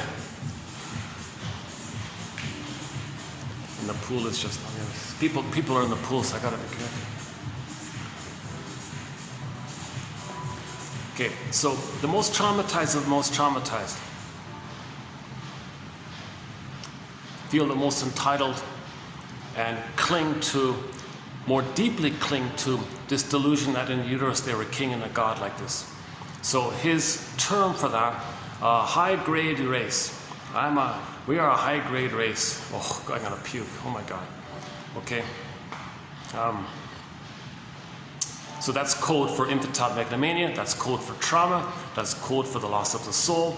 And when the soul is lost, turned to ashes like that, or frozen, petrified, exiled like that, the person takes refuge in that only identity that's left. The only thing that's left is that safe identity they had in the uterus when they were on the throne. And his synonym for that was high grade. There's no race, by the way. So he's even wrong in that way. There's only one race, human race. There's no race. We're all the same species, Homo sapiens. So that's a separate area. Now, he doesn't directly say the most traumatized of the most traumatized, or the most titled and the most infantile, and then it's ours, and that's moral, because it's moral for the baby to have a mother. It's moral for the baby to have a mother. To have a mother, they gotta treat others the way the mother treated them. That's what he means by moral. Okay, so he's doing something immoral to give the appearance of being moral, because it is moral for a baby to have a mother.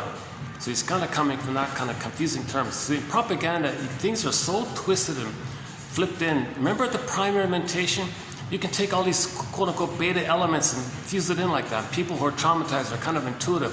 So the shrinks have to kind of do it, parse it out, like duplicity analysis. Like the shrinks have to kind of like parse out this lie, this deception, this flip, this innuendo, this inference, this premise, which feels in a circular, that when it makes you unaware, like this kind of unpacking kind of thing. Okay, so he would say that, but okay, back up again. He doesn't say that about the most traumatized feeling entitled, but that's what's going on, right? So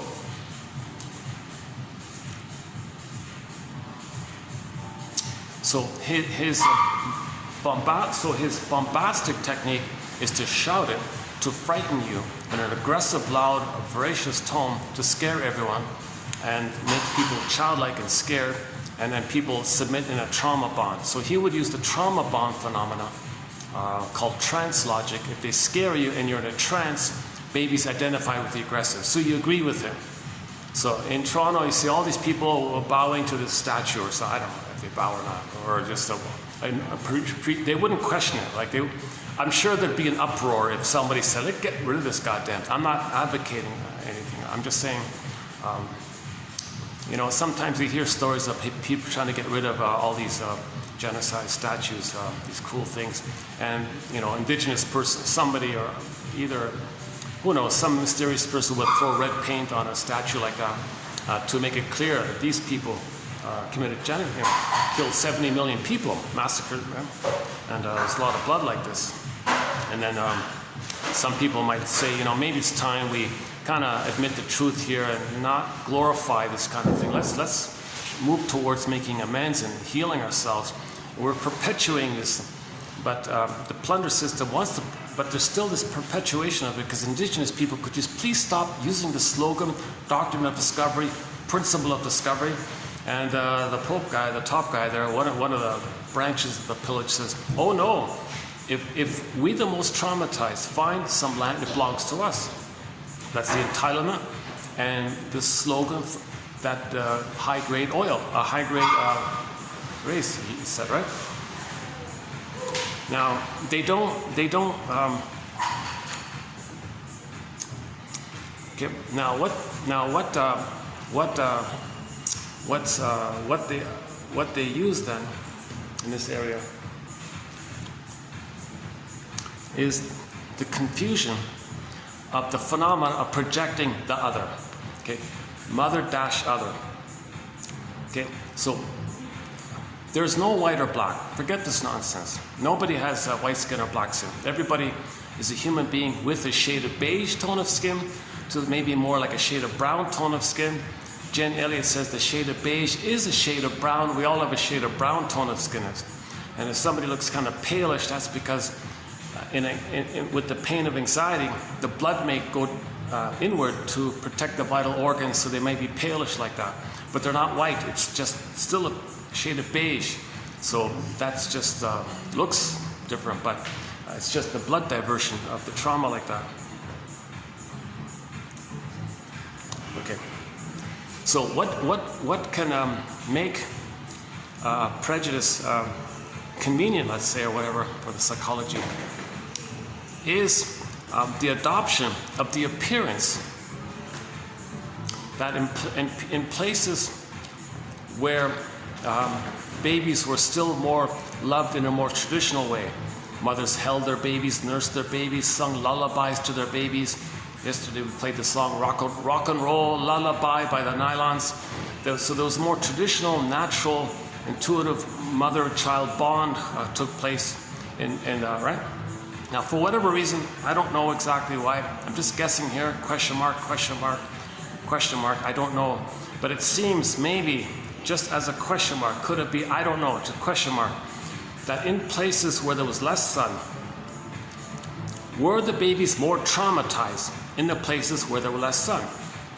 Now, the trauma is going to cause this, we the most traumatized of the most traumatized phenomenon, hence the most entitled phenomena, and hence the most angry, and hence the more compulsion to repeat, and that's moral to have a mother, to hide the immorality of what you're doing, using the morality that we've got to have a mother. Okay, so it's when the babies were treated differently in places where there was less sun, question mark, question mark, question mark. Okay. There'd be more trauma there. Why that might have taken place, I don't know. Okay. Now, anyways, in the colder places, there was less sun. So, over time, over 150,000 years, the melanin would dissipate. The melanin would dissipate in correspondence to sun exposure. Okay, so some people lost the tan like that. Some people kept the tan. Now, people who kept the tan, let's say, it's not about melanin causing any trauma. Melanin is a cosmetic, superficial thing. It's just a little chemical that affects how much melanin in the skin, and everybody has a quantity of melanin from 1 to 6, they said. So if you have only 1, it's lighter, it's more beigey. If you have the original setup, it's more like 6, that's more darker like that. The dark brown to the light beige, the range like that, 1 to 6. It's all a melanin issue, which is a cosmetic, superficial, trivial, superficial, trivial biological variation. George, what's his name? Valiant calls it trivial biological variation.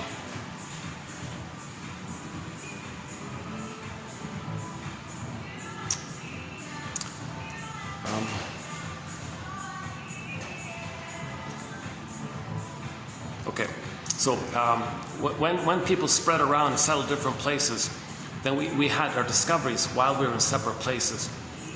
So we became Homo traumicus. We're all from the same family. We're all from the same hominid, okay, Homo sapien.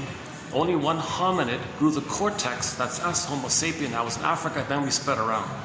Now, while we were settled in different places, about 10,000 years ago, we mismanaged our discoveries and panicked, confusion, accident, mistake.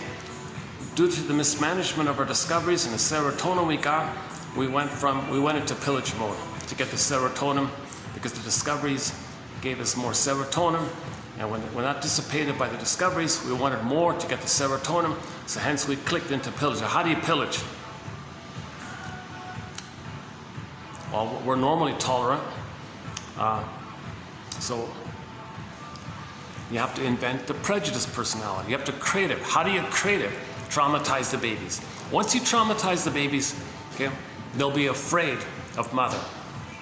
They'll hate the mother, but you put a dash between the M and the O of the word mother, you got other. So while people are in different places, okay, and you see someone who's different, okay, that implies you didn't get enough love from your mother to give you your differentiation from the mother, hence being different from the mother. When the baby's loved, he feels safe, he can engage in what's called differentiation, i.e. he'll be different from his mother, not one with the mother, same with the mother, her being the mother, he'll be himself, hence different from the mother. He differentiates out of the fusion when he's loved from the mother. So if you look at others and you pick something, whatever, so the most convenient thing might be, oh, well, it's just the most visual thing, okay, the shade of beige, shade of brown. Oh, shade of brown. That's like different, right? Wait a minute, I didn't get my difference because my mother didn't give me enough love. So the mother's the other. So the difference is the other, which is your mother, whom you hate. So now you hate the other, who looks different, because that reminds you of the mother who didn't give you enough love to give you your differentiation. So seeing somebody who you think is different means they got loved. They became different because they got loved. So another part B of it is you're enraged and envious to see what you believe of others having been loved to be different. And that triggers your envy because you didn't get that love. So either way, one or two or both together, it's going to lead to prejudice. It's going to lead to an opportunity for prejudice. So now you got the opportunity for prejudice. So now the slogan, now the principle of discovery says, well, if we have a shade of beige tone of skin, it belongs to us. Now it cloaks it. Now how do people get away with that? Well, they'll say, what's the color of milk? Okay, milk is goodness. Well, milk is right for the baby. White is right, they'll say, right? Now, they're not white. You have a shade of beige tone of skin. Everybody, okay.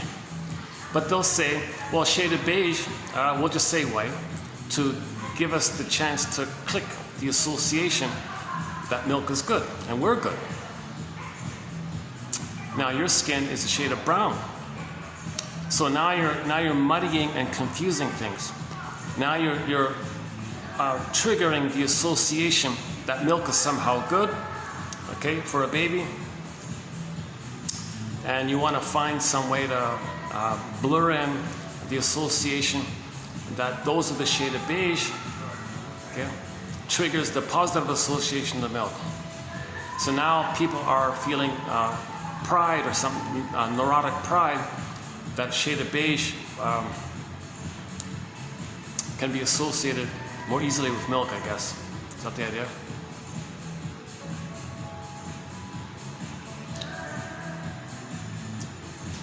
And then others are fooled, I guess, because they're reminded, well, you have a shade of brown tone of skin, we have a shade of beige tone of skin. Now, I don't know the details on that angle of the, I don't have the inside scoop on those who engage in prejudice, what they're thinking like that. But on occasion, you see people use milk as a symbol of prejudice or something.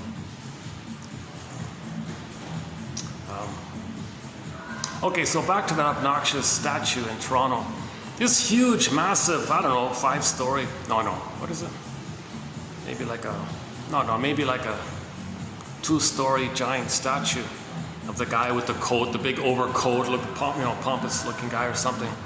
Okay, and he said, I don't think it's moral that we kicked out, fill in the blank, those who are, I can't do it, I don't want to repeat what he said. He refers to people, okay, who don't have a shade of beige tone of skin in an inhuman way. And then he says, I don't think it's immoral to treat fill in the blank. And the argument is, well, they're on the land. That doesn't give them the right to have that land. That's not moral. It's not moral, he said. He had this bombastic, it's not moral. We have the moral high ground because we are a high-grade oil, a high-grade race, he says. Okay, so that's code for the entitlement of your only identity when you're traumatized by the abusive mother, where you take refuge in the time in the uterus when you're on the throne. So he doesn't say, well, I'm on the throne in the uterus, so I'm entitled, I'm a little god, a little king like that. He just uses the phrase high-grade oil, high-grade race, he says. So then he felt like what he said. So that word he described others with, that's how he felt, this subhuman kind of phrase he used. So I don't think it's immoral to kick out this subhuman phrase that he used. So that's what he's doing, right?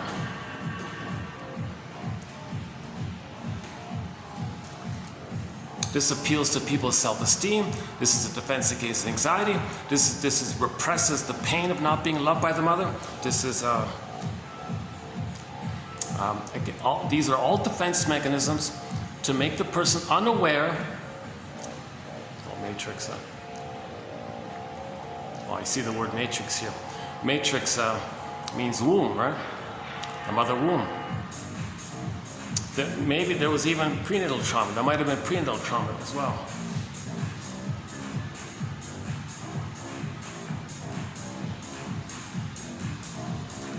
Oh, let's not go that far. Okay. I got a few steps in here. All right. I don't make sure I don't want to freak anybody out. The guy with the camera near I got to be careful like that. Luckily, it's walled off there. I make every effort I can to make sure I don't get anybody in the camera, kind of thing. On the rare occasion, somebody will walk by and like a staff will pass by or something. But I've been very good like that. I don't get anybody in the camera. Just a rare blue moon. I've done 1,000 videos, so there might be the odd one, the odd rare blip kind of thing. Let's see, should we take a peek out here?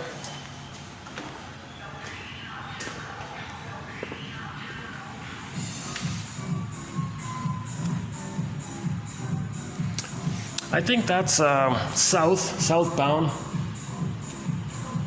Those buildings in the middle of the screen, I think that's sort of the core downtown part of the city. I think.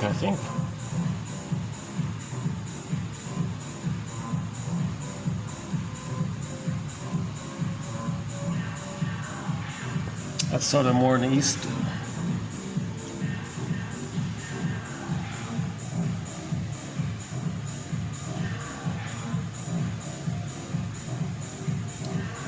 Oh, where's that,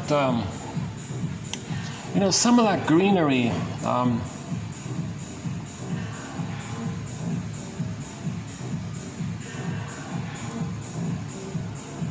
is that, oh, no, not that one. Well, you can't see it, but way down there's a man-made island, I think. Okay.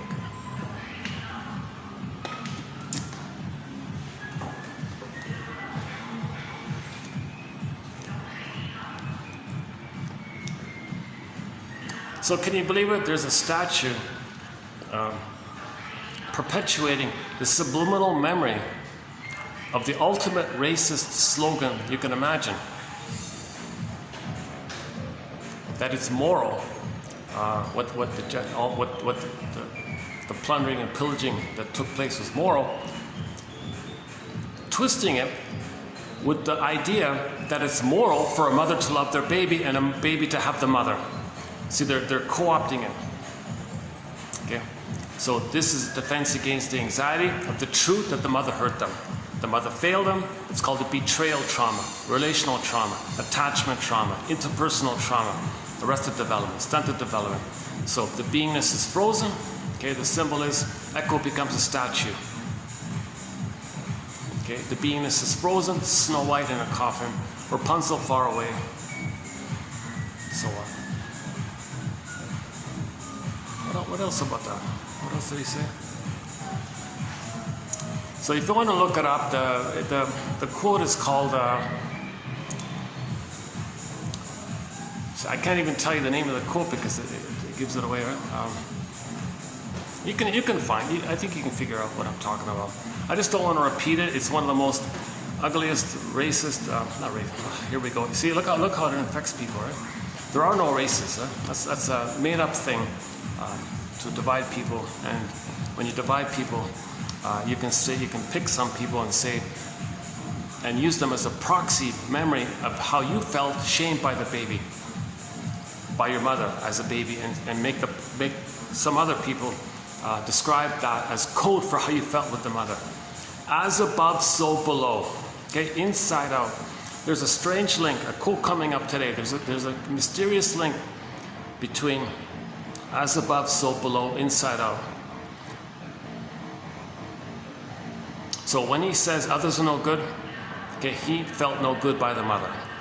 Okay, as above, so below, inside out like that.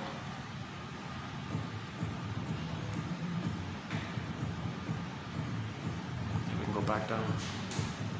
Actually, it's not bad up here, eh? Somebody's probably gonna come in soon. Used it. This is one of the cutest. See, it's interesting because you got the mirror, so it looks double the size, right? This is a real fun. This is a real nice, fun little room, and you got the outside part.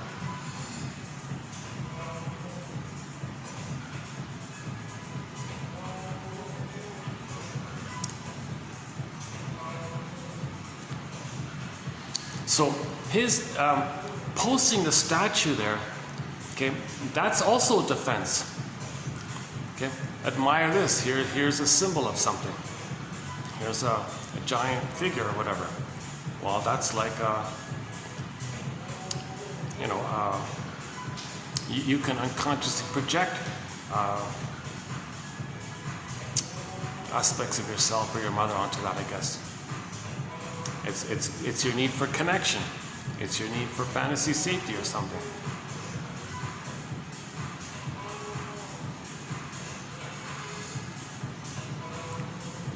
I don't have the quote in our batch here, but someone was saying that there's never really been any kind of de-prejudicing process. It's still kind of in the minds of the 20%, right? The 20% with the shade of beige, okay, make the 80% with the shade of brown, okay, to be in poverty because poverty means debt. The 20% feel guilt. So guilt and debt are the same word in German, right? Guilt and debt are the same word. And the perpetuation of it is the word sin. You tell everybody you're a sinner. It means you felt pain as a baby. Okay? Now when you feel pain as a baby, you thought your mother punished you. And when you think your mother punished you, okay, that means you believe you did something wrong. Hence you committed some kind of invisible crime to the mother. Hence you're guilty. That's the sin idea. You're guilty, sinner. Okay, so that means that's code for the guilt. So the branch of the pillage and plunder. So when we talk about religion in this collection, we only refer to it when it's a branch of the pillage and the plunder. So now you got a branch of the pillage and plunder, okay, where you block healing, to prevent healing. Babies were removed to traumatize them, so the baby thought mother short-sold their soul, plundered their soul and didn't care. Okay, robbed them of their embodiment, didn't care. Then you identify with that, then that's the psychology needed to do it out on the planet. And it's an infinite timeless loop like that. Now we're trying to heal. So the loyalty to the mother, the loyalty to the trauma bond is don't heal. How do you not heal? Enter religion. Religion says don't heal. Maintain the splitting. So one of the gambits or tricks of religion is to, you're missing your phantom placenta, are you? We found your phantom placenta. So in trauma, you remove the placenta. That's trauma. You're not supposed to do it, okay? The only time you can remove the cord before it naturally falls off on its own accord is when, first, if and when all the blood flow did its cycling, so the cord is no longer reddish, bluish, purplish, bloodish color, right? It's completed its cycling flow, oxygen flow, nutrients flow. Remember the cord of placenta, that's like the child's grounding and guiding support like that. Indigenous people call it your guardian power animal, your spiritual guide, your power guide, your animal guide, whatever. Some kind of guide like that. Whoops. So the child is still connected to a support system like that. Well, what they do is remove it. Oh, sorry. The only time you can remove it is when, you want to, yeah? Got to come in? Okay.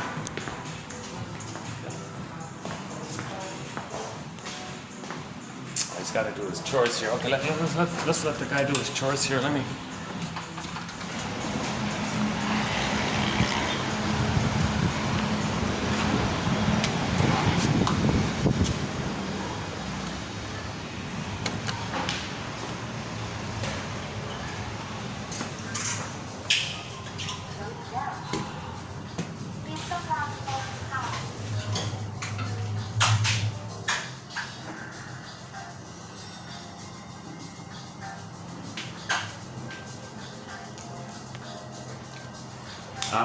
When the cord turns white and it flattens out like a pancake, okay, so the cord flattens out and all the blood it's completed, the flow completed, so the cord turns white and it flattens out. Oops.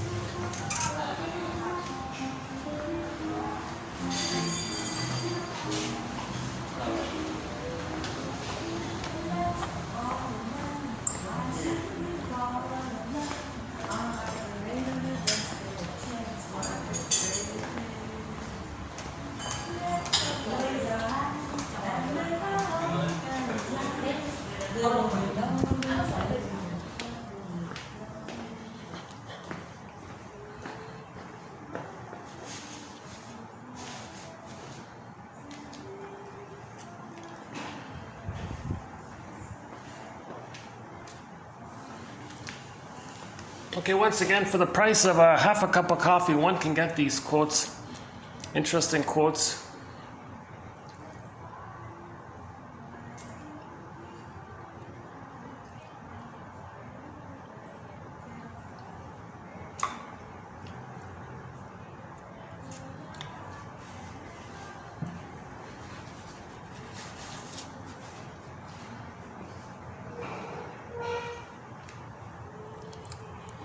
So this slippery double talk, double twist, where you're doing something immoral, but convince people you're moral and people buy it due to trance logic. Trance logic takes place when people are hypnotized, they're confused, they believe the aggressor. Identification with the aggressor. It's a trick like that. When the baby's stunned by his mother, he believes the mother. That's like a brainwashing phenomenon that takes place. So they recreate and evoke that brainwashing mechanism by the bombastic display of the arrogance and the bombastic aggression. Everybody's stunned like this, then they believe it. Kind of like the, it's more than the Stockholm syndrome. It's deeper stuff than that. And then again, so when we talk about, so my disclaimer is in 3 parts. I'm not a shrink, professor, midwife, doula, nutritionist, gynecologist. I don't have a master's or PhD, nothing like that. I just have a basic BA. Keep that in mind. I'm the compiler of the quotes. I have anxiety, as you've noticed already, obviously. And I'm trying to learn this perspective. If I had the funds, I'd be on this flight tonight, play Dan McCafferty, Joni Mitchell's song, This Flight Tonight, covered by Dan McCafferty. And I do a full analysis. I do the process called the working through, suffering through process, or called narrative medicine. where you free associate, and the safety allows you to free associate, and the validating responses by the caring witness helps you to free associate. That's riding the broccoli boat back. Then you want to get the release, and then the new sense of self comes back to you, healing and wholeness. When your beingness is split off, you want to get back your beingness, you're more whole, hence healed, healing and wholeness, then your symptoms go away, right? So I have been analyzed. Robert Bly's How to Shrink, when he speaks to the audience, he says to the audience, dear audience, 30% of what you're going to hear tonight in this lecture is incorrect. It's up to you to figure out which 30%. So Robert Bly's gives a lecture, and he says in the beginning, dear people, 30% of what you're going to hear tonight is wrong. Don't ask me which 30%. I don't know. You got to figure it out. It's the same idea. We're trying to be detective. There's no set answer here. Okay, these are clues, hypotheses, guesstimates, ballpark approximations, invitations for mutual exploration. Trying to be detective here. Emotional detective, psychological detective, emotional detective. See, in trauma, the jargon is athemolexia. No words for your feelings. No feelings for your words. Alexithymia, that's no words for your feelings. That's because alexithymia, no feelings. No, that's because athemolexia, no. Athemolexia, the Greek word athemolexia means no feelings for your words. You got these words. Most of these words are rationalizations to keep you unaware, because you can't speak your truth from your feelings. It's all frozen. So actually, a lot of speech. Jesus, you know, that's a tough topic. A lot of speech actually might be about this issue, that we're rationalizing, meaning we're repressing our feelings because we don't have the capacity or the ego to accept our feelings. So once again, in trauma, the ego is damaged. That's the scarecrow. So therapy is about building the ego. That's like building a nest so the egg can appear. Okay, a catcher's mitt, so you can catch the ball. First, weave the basket, build a nest, then there can be an egg. Psychoanalysis looks for an egg and a basket that's missing. So first things first. Okay, weave the basket, then an egg may appear. And in the egg, there may be the firebird, the phoenix, and it flies up. That's emotional knowing. So in some fairy tales, the soul is in ashes. When the mother hates the baby's soul is in ashes, metaphor. Not real, just metaphor. Like burnt like that, burnt feeling, I guess. But from the ashes, the firebird, the phoenix, the firebird can come out. So healing does take place. If you have a nest, then nature may provide an egg, and in the egg can pop out the firebird, baby firebird. It grows up quickly, I guess. The protagonist hops on the back of the firebird and ride the firebird up. That's the emotional knowing. Now you're getting back your feelings. That's the abreaction. Inside Out 2 film, that's when all the orbs came up like that. Yeah, the rush of the orbs, then it came up like that. That's the phoenix. That's basically the phoenix idea, right? From the phoenix from the ashes. So we can heal, even though the mother crushed our soul like that, because she wants to say that that's what had happened to her, and she's trying to communicate and know that's what had happened to her, thinking that that's her loyalty to the mother, her need to have a mother, so she does to the baby what her mother did to her. Intergenerational trauma. Okay? When we're aware of it, we stop it. If we're not aware of it, we repeat it. Okay? Famous essay. Memory, repeating, working through. Meaning, if we don't remember what happened, if we can't perceive, know, forgive, understand what happened, if we can't get what happened, okay, it's hard to do. Then we're going to keep on repeating until we somehow, oh, wait a minute. This repeating stuff, is this a kind of a veiled communication? Is this a kind of experimental recollection? Is this a way to try to remember? Am I supposed to make some kind of inference here? Is there some kind of message in this? Is what I'm doing in the present some kind of communication of telling me what had happened in the nursery? Oh my God. You mean I'm treating others negatively? That's for me to know my mother treated me negatively? Or am I recreating disappointments? Is that for me to know my mother disappointed me? So you got to make the inference. So the unconscious is sometimes called the inferring mind. The inferring mind.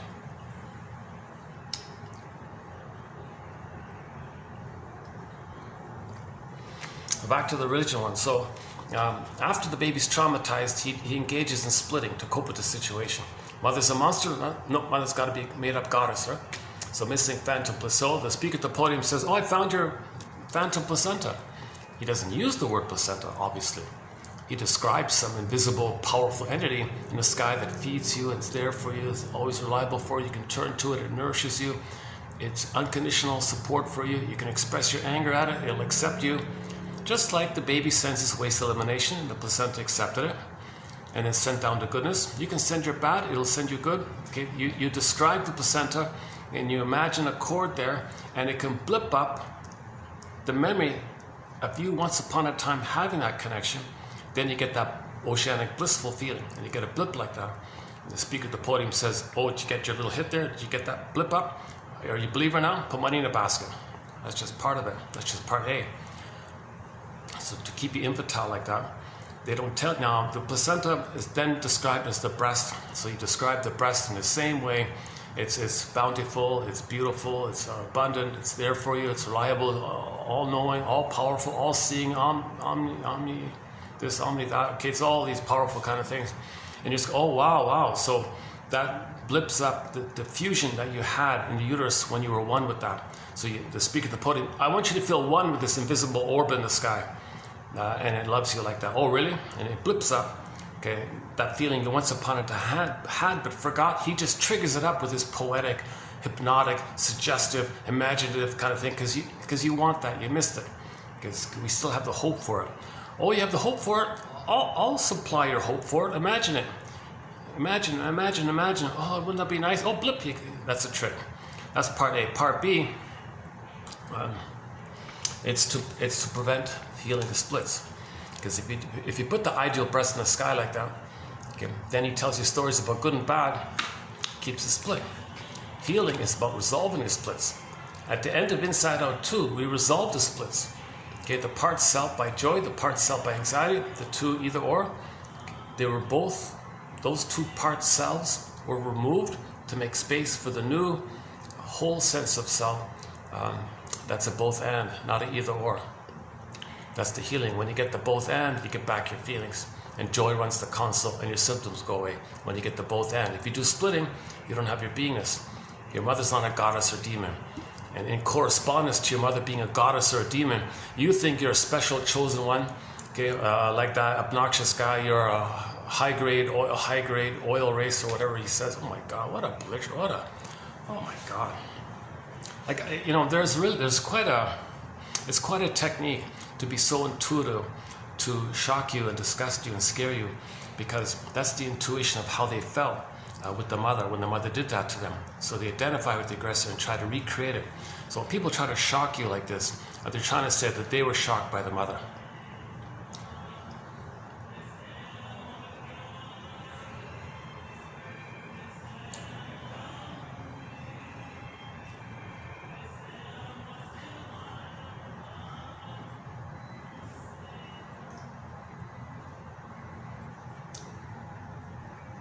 Oh, this is a nice venue. People who book this, they're in for a treat. I think it's a nice place. This is a new hotel. It's been open only for like maybe half a year or something like that, or maybe close to a year now. Yeah, maybe almost a year. I just only recently found this spot here.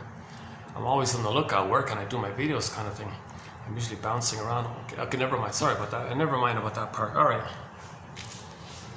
So the gambit, so it's to prevent the resolution of splitting. It's to maintain the splitting, because if you maintain the splitting, you're going to repeat the trauma that caused the splitting. And when you repeat the trauma, you do it others what your mother did to you, and then you cloak it over with a slogan called Principle of Discovery. And that's what the guy said. It's still on the books. Indigenous people were saying, could you please stop with this stuff? It's been going on for so long. Isn't it time we heal and stop destroying the planet and destroying that's the power of how badly a baby needs his mother. This compulsion, this can't help it, quote unquote.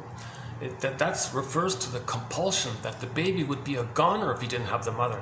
So it behooves us to educate in this area. It was called the mental hygiene. Well, it's still around. It's called the mental hygiene movement. It's still around. It's called the psychoanalytic movement, but before it was called the mental hygiene movement. Okay, so we posted 21 films from the 50s, 40s, 50s, and 60s from this mental hygiene movement. Very good films, short little films. Apparently everybody in high school saw them. I don't remember seeing them. I don't know if they showed them to us. I wish they had. Good little films. The most recently discussion of one of them is called Over-Dependency. Over-dependency, 1947. But the only last surviving copy of it that I could find is from the publisher, but it's available free. It's on their website, NFB, nationalfilmboard.ca, nfb.ca, and type in the search engine, type in Over-Dependency, 1947 film, 30 minutes long. Yes, it starts off in Snoozeville. It's slow and boring in the beginning. And when I was originally looking for these films, I brushed it off because of that. And about a month ago, I rediscovered it. And I thought, okay, let's just be patient. Come on, let's just stick with it. Usually these films are not bad. And sure enough, it's a good one. It's pretty good. So, Over-Dependency. It's the issue where the mother made an excuse, a rationalization to engulf the baby, to cling, to prentify the son, to make the son take care of her. And she had a good excuse. No one's going to argue with her excuse. Okay, but so she got away with it like that. It's called rationalization. Her real issue was she wanted the son to take care of her. So she parentified the son to take care of her. The father was so disturbed by this. He said, I give up. I don't know what to do here. Fine, take him. Leave me free. I want to go to the garage and play with my hobbies. And the poor son managed to escape one day from the engulfing, smothering, abusive mother, that clinging, demanding mother. He managed to escape to the garage. Hey, Dad, I don't want it like this. I don't want it like this. I want to hang out with you.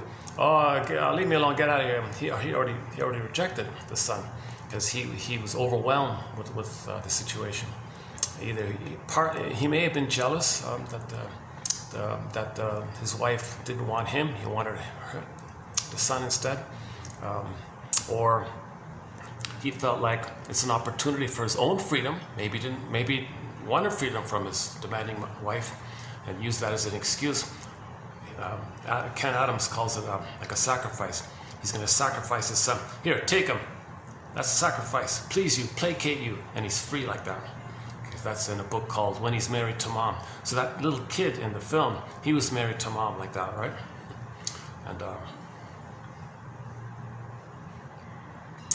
And we have a couple of so we discussed that about 2 weeks ago. I don't remember which TQ video. Sorry about that.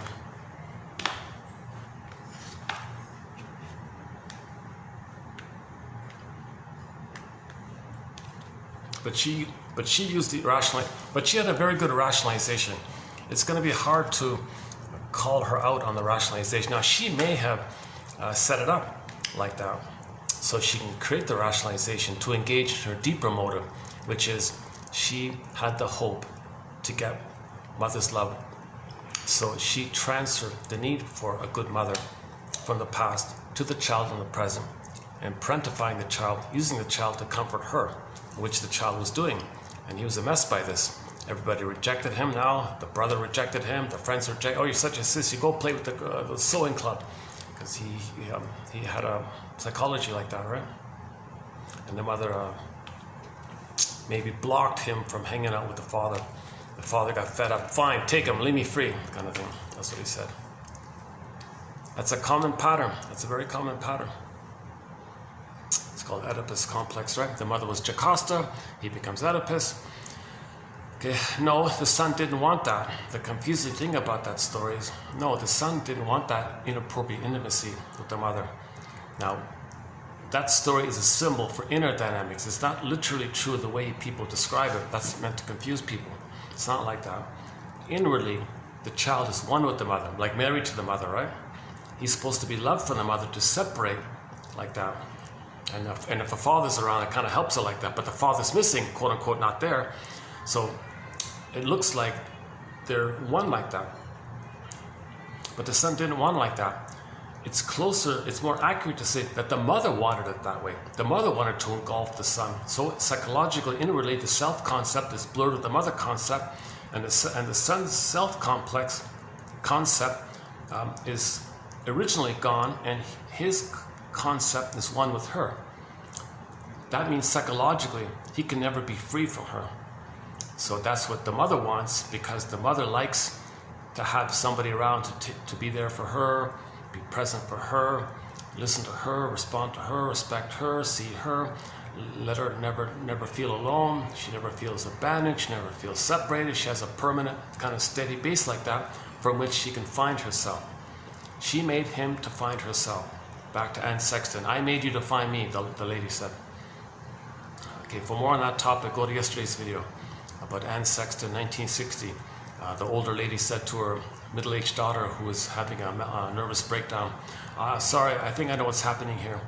When you were a baby, I didn't meet your needs. I didn't even see you as a person like that. I didn't read the book Babies Are Human Beings. I didn't read Gillibrand's poem on children. I didn't read Augment Dino's poem, Nature's Greatest Miracle, the scroll mark number 4, Virginia Satir's poem, I Am Me. I didn't see you as a person. I'm sorry. You see, when I was a baby, I didn't get mother's love. So I thought I would brainwash you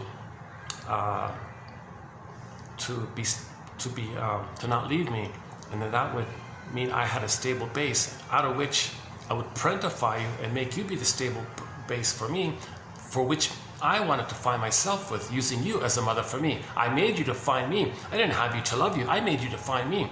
So she apologized like that. Okay, so that's called the Jocasta complex, when the mother engulfs the kid like that. Now the story is the son is Oedipus. He didn't want it like that. That's the confusion about it. It's describing the invisible stuff inside, that the oneness is there, the quote-unquote marriage is there. It's not a physical thing, the way some disturbed characters describe it as.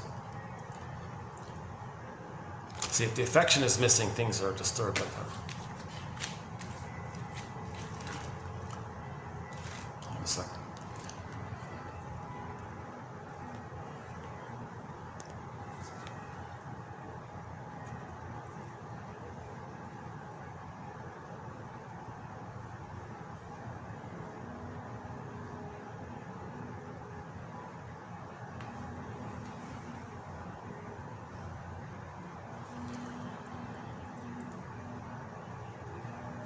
I wish I could play some music, just to take a little musical break here. We could play, yesterday's song was Rock and Roll Lullaby by the Nylons.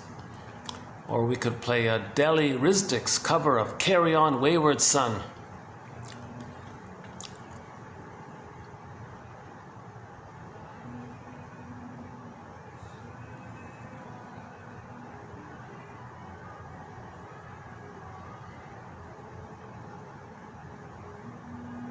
Yeah, so once again, the gambit of religion is to block the psyche's efforts to heal and resolve and forgive the mother. Religion says, don't forgive the mother, worship her. Okay, that clicks to the ideal breast. Deny that she hurt you and say that's not your mother. That maintains the splitting. So for more on the topic of splitting, once again, yesterday we covered it a little bit, and I think the videos last week, in one of them I spent like an hour on the splitting mechanism. That's a huge one about heaven or hell. Baby can't do ambivalence, so he splits it into heaven or hell. Breastfeeding is a question of heaven or hell. He can't do under heaven over hell. It's either or for the baby.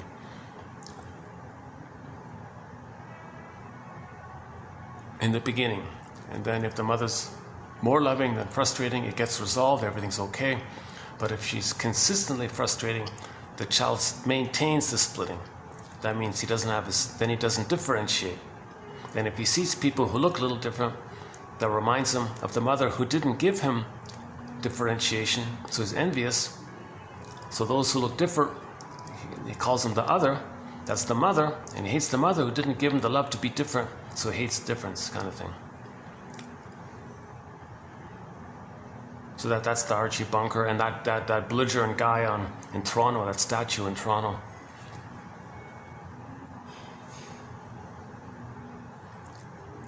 his quote, you know, it's one of the most maybe that's there's some kind of perverse there's some kind of desperate perverse defense mechanism against the most severest of the most severe trauma, the more perverse the logic, you know.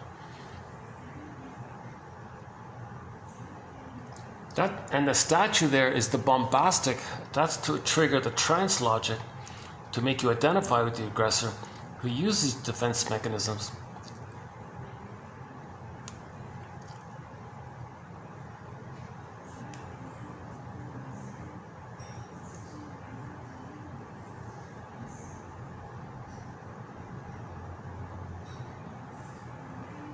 Rationalization.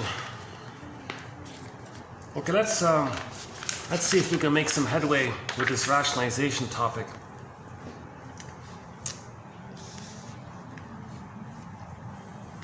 Okay, sorry. Okay, that guy, the plundering.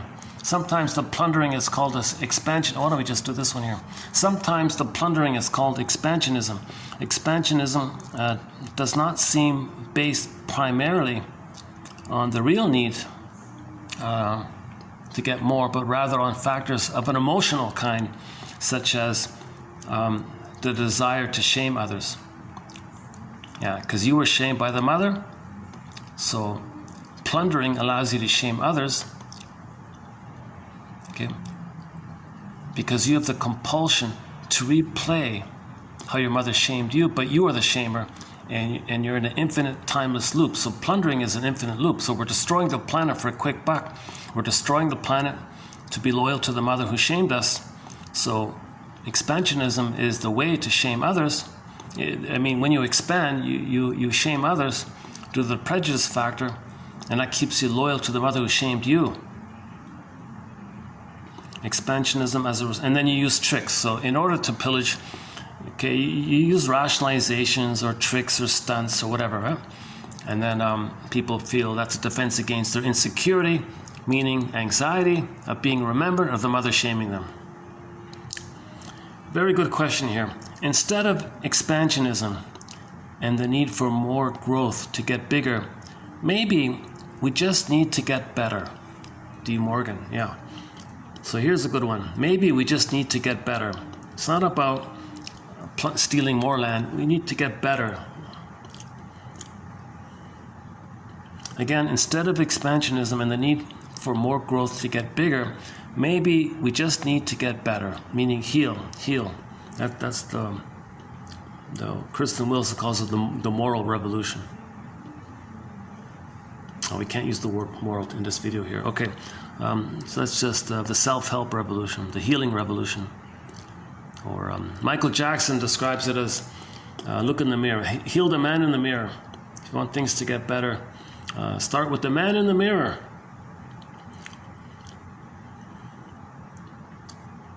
And shrinks are very quiet about this. An ongoing settler colonial project. Okay, so the principle of discovery. Those are the shade of beige. Those with the shade of beige tone of skin. They find it. It's theirs. Okay, that's called an ongoing settler colonial project. Okay, whatever other terms you want to call it, whatever. Okay, look at this. The shrinks are complicit. They're silent. Yeah, interesting comment there. That's true. You don't see shrinks talking about this. They have the rationalization that they just want to heal the person in front of them, but they might lose their license if they speak out. I don't know. A lot of shrinks work for the propaganda and PR. So the incompetent ones are in the offices. I don't know about that part. All right, back to as above, so below. As above, so below. Both are linked in some mysterious way. For example, pollution can be understood as a collective symptom, i.e., an outer as above, an outer. Pollution on the outer is a reflection of the inner state of shame. So we feel inwardly polluted by her mother's, right? When she doesn't meet the baby's needs, he feels polluted. So we create pollution outwardly as a reflection of our inner state. Again, right? As above, so below. Pollution can be understood as a collective symptom, i.e. an outer reflection of the inner state, of our inner state. The more and more babies are shamed, the more and more they feel disgusted, and quote unquote dirty, whatever. Didn't get enough clean air, oxygen, mother was smoking. Okay, then we pollute outwardly in an attempt called projection to know inwardly. Okay, so this as above, so below, it's kind of like projection. Same with projection, as above, so below. Okay? So if a lot of people inwardly felt they didn't get sweet love like that from the mother, okay, and they felt quote unquote polluted, mother's rough handling, mother's smoking or something, they felt shame and all this. So to know this, we create it outwardly, okay, as a mirror to notice within. Right? Like that. Oh, there's that awful. Oh, jeez. Like that awful. There's a I mentioned it last time I was here. There's a bombardment. There's a real bombardment of some kind of horror film, a very gory, violent horror film. They got a huge ad for it. It's really over the top, and I really think that should be banned, because little children seeing that, it's going to have a deep imprint on children. That's a graphic, high def, all over the place, extremely violent, extremely violent, gruesome horror images, and they probably spent a lot of money trying to figure out what's the most shocking, frightening images they can create, and you see it bombarded all over the place, right? So little children are going to be, I think, seeing that, it's going to affect them, kind of thing. So the people behind it, okay, they're trying to say, as above, so below. Maybe the ones who did that received the CIRC procedure. Okay, this violence, the blood and the violence, and all that imagery like that. I don't know, but that, back to that statue in Toronto, that guy, the main statue in Toronto. Okay, when he says others are fill in the blank, he feels that. He feels that. And he says they don't have a right to a home. He felt he lost his home to his mother. So his inner home was robbed. He becomes the robber of other people's home. He felt his soul was destroyed. He destroys all those people. He helped destroy. Countless billions of people. Well, him and his 20%. That's not to say everybody in the 20% go along with it. They don't even know it, right? But they're probably bombarded with the school system to be complicit in so-called implicit prejudice or something. But not everybody with the see. That's not about the shade of beige. You see, not everybody with the shade of beige is going to be prejudiced. Likewise, not everybody with the shade of brown is going to be less prejudiced. It's nothing to do with the color of the tone. It's about the trauma, the degree of trauma between the baby and the mother. Now, in plundered places, there is going to be a lot of trauma like that. But see, it's interesting. Mothers still make the very best effort to nurse their babies, even in polluted conditions like that. But the aggressors say, "Oh no, we can't love our babies. In the name of pillage and plunder, we calcify your baby." So in the hospital procedure, babies are removed, cord is severed. In the name of pillage and plunder, we traumatize your baby's soul, we crush your baby's soul. So he'll have an image in the mind as a devouring monster creature, and he'll think, and he'll adopt a slogan in life that to have a mother, he's got to be greedy and envious, or otherwise that image is going to gobble him up. So he'll say, "My greedy, your greed." And that's one of the official slogans of the plunder system, "My greedy, your greed." Hopefully I'm not bothering those people there. Should be okay. As above, so below. So that's a clear one. That's a clear one about the pollution, right? If the baby didn't get enough oxygen, right? He felt polluted like that. So he'll grow up. Hey, stock lady, who pollutes, man? Who pollutes? I gotta see outwardly pollution. I gotta contribute to pollution because I gotta create a mirror so I can see and know that I felt polluted with my mother smoking when I was in the uterus. I didn't get enough oxygen. So could you please invest for me in companies that destroy the air quality? Because I didn't get good air quality. Whatever it is.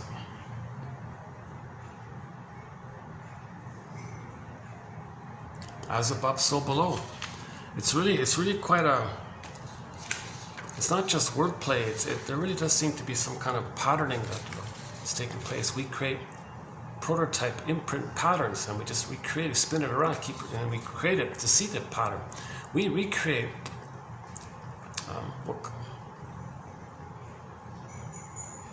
We repeat what caused the problem to know the problem.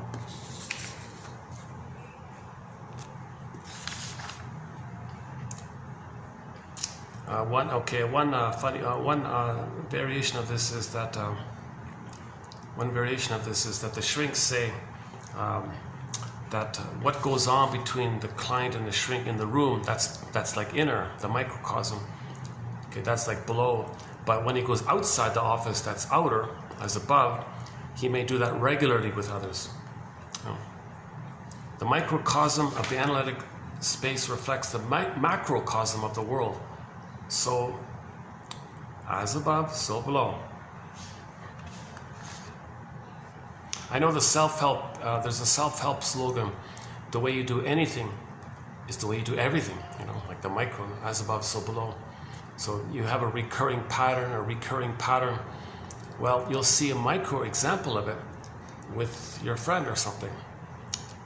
So if you have a negative humor with your friend, chances are you have a negative attitude generally, as above, so below, like that. Micro, macro kind of thing. Laughlin calls it a mirror.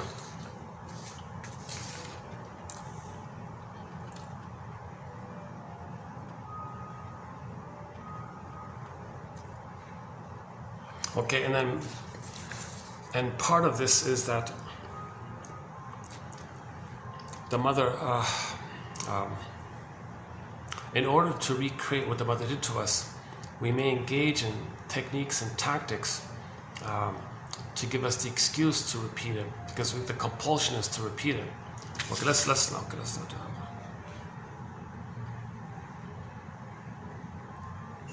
Okay, rationalization.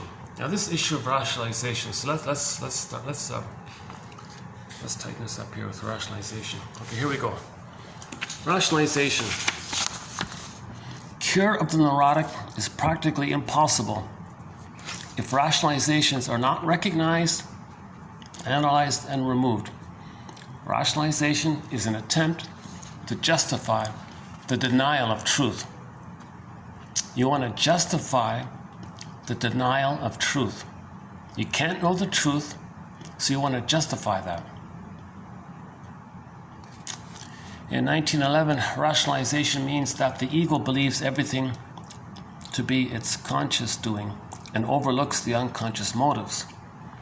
Whereas when Freud came along, rationalization is used to conceal the unconscious motive. Okay? Rationalization is used to conceal the unconscious motive. So there it is there, right? Decisions can take place in the unconscious and remain in the unconscious. Rationalization is then an unconscious defense made after the decision, which obscures the motivations upon which it was made. Okay, let's jump to the short guy here. Let's jump to this one here. So for an example of that one, let's go to this one here. So one guy wanted to make an excuse for why he feels no good, and it just so happened he was short or something. Oh, that's why I feel no good, because I'm short. That's a rationalization, right? So you make a rationalization unconsciously to avoid the real reason he feels no good or inferior and all that. Oh, it's because I'm short. That's why I feel inferior. Okay, so he feels inferior. He doesn't really know really why. So he finds something that's kind of reasonable. Well, he's short. And he makes excuses. Yeah, you see it when I go on a subway, I'm short, or all these tall people, whatever. I feel, so it's kind of like you say things that kind of fool people. It's kind of reasonable. You can lie to yourself, you can lie to others, you can cherry pick, but wait a minute, hold the phone here. Not everybody who's short feels inferior. Plus, a lot of people who are tall feel inferior. This is nonsense about that. You know, it may be a contributing factor to a minor degree or to some degree or something, but it's not. Your rationalization hides the true issue of why he feels inferior or whatever it is, right? So let's read that one here by Mr. Shave here. All right, what really makes one feel important? What really makes one feel important is the degree of oral dependency and need gratification he has. Okay, so a lot of this rationalization is to cloak over this oral issue. Okay, so if you shall compare thee to an onion, a lot of this issue of rationalization is to, if you layer it down, it goes back to the Jim Carrey scene in the elevator with the girl with the plastic surgery. Okay, the mammoplasty, what is it called? Okay, so okay, so the embarrassing thing is that thing that we see in the elevator with Jim Carrey. Okay. We want to cloak, that's called rationalization to hide the deeper thing. So that film was a little good in that way because it helps to remove the defenses and you have to say the truth. And look how embarrassing it is. I mean, as an actor, he must feel embarrassed to play that role or something. And maybe men feel embarrassed by that scene or something, and or maybe women should feel embarrassed that they caused this problem. Maybe it exposes women for hurting their babies by depriving their babies. That controls the babies. When they deprive the babies, okay, that creates a trauma bond. Then the mother knows how to control the kid. That's the, okay, enter the cartoon. Mothers know how to push your buttons because, hey, she sewed them on, kind of thing. Huh? So maybe that kind of scene shows mother's abuse. Mother abused her power. She exploited her power. She had a sacred power to be a loving mother for her baby. She took that power and wanted to communicate her anger and resentment that she didn't get enough love. So intergenerational trauma. She wouldn't love her child because she's angry at the thought that she's supposed to give love when she never got it. Hell no, kind of. That's the resentment like that. So maybe that scene is also for women to realize this kind of thing. So it's embarrassing stuff, right? It's embarrassing that underneath a lot of these layers, so many babies weren't nursed properly. Okay, schedule, honey in the rubber nipple, all these tactics. Okay, when the baby's suckling, the milk's meant to flow smoothly, right? And he's suckling easily and he's flowing. Look at a kid suckling on his mother, like just any, like it's smoothly, like a lot of, there's like a struggle there going on, right? For a lot of mothers, they're misattuned, they're holding the position wrong. The baby's frustrating, the milk's not flowing, he's angry, he's biting the nipple, mother's angry. What are you angry at me for? Oh, baby, you hate me, do you? Oh, yeah? Oh, look at everybody, my baby hates me, just like my mother hates me. Then the mother projects her angry mother onto the baby, thinks the baby hates her the way the mother hates her. It's all messed up like this. All right. What really makes one feel important is the degree of oral gratification. What really makes one feel important is the degree of oral dependency, need gratification he has. Okay, to feel safe, to be seen. Everything the mother does for the baby, properly, when the baby's properly loved, then you feel important.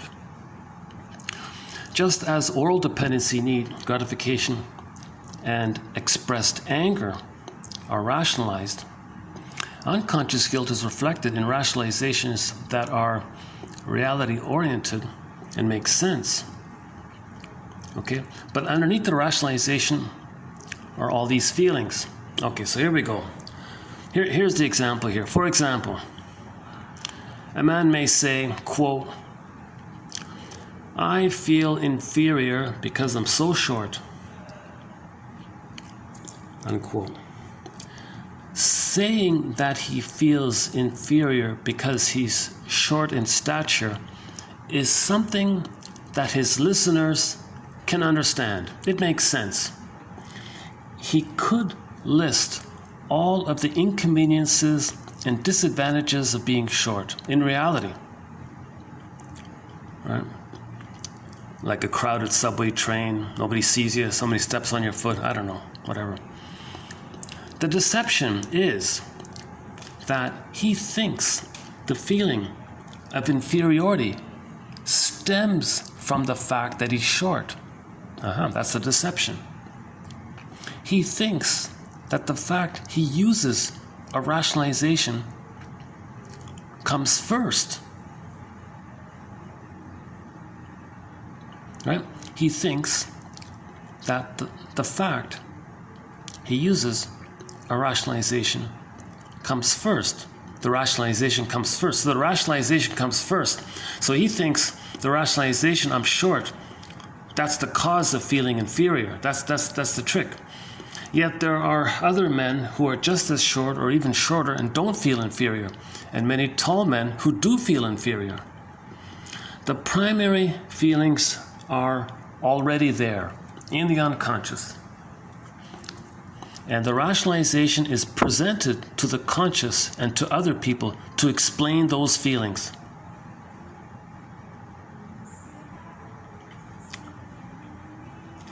Rationalization is just a justification, no genuine explanation.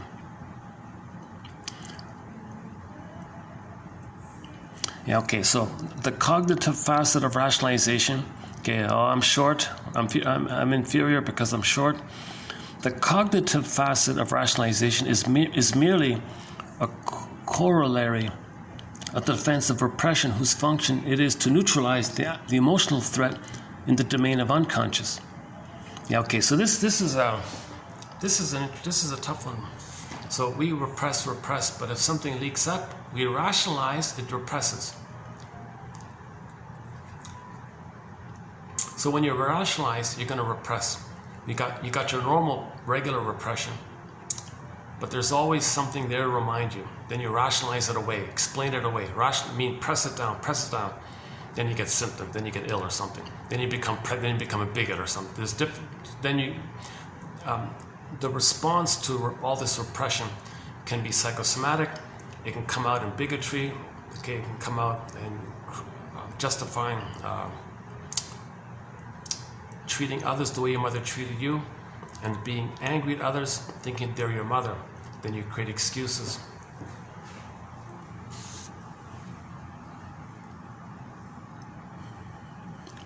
Every sort of rationalization is used to obscure, to confuse the real reason.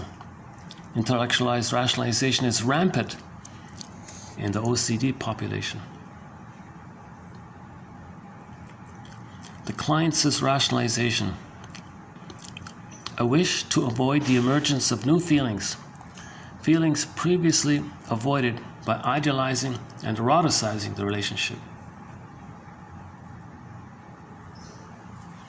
So here's the second quote in this area. If the person doesn't have tenderness and affection, then relationships can be eroticized. That's a defense against affection. So maybe it's this idea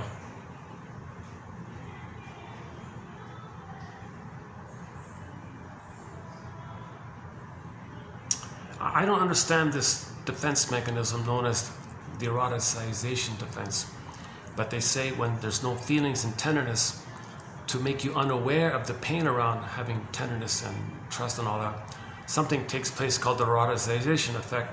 Because then you objectify others, then you feel safe when you, quote unquote, don't have tenderness, don't have affection. Then you feel safe. Then you have the erotic effect comes from that process. So I don't fully, I'm sort of out of my zone there, but maybe in the future we'll see if we can clarify this. And once in a while, that's our second quote in that area. Yeah, okay. So we want to make the non-rational appear rational. Rationalization is also employed in preventing the recognition of aspects about one's relationships with others which would be disappointing or painful, often employed to maintain or enhance self-esteem. Okay, so that's the famous sour grapes one. Didn't eat them anyways. Rationalization, but didn't eat them. Rationalization, right? Okay, the pain is you do miss them, but you can't feel the pain of the loss, so you cloak it over, you blanket it over with the slogan, I didn't eat them. Sour grapes. They were no good anyways. No good. Sour grapes. So that preserves your self-esteem, your infantile megalomania, defense against the pain around the inability to mourn because you don't have your identity.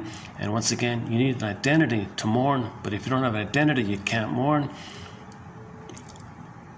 I mean authentic identity.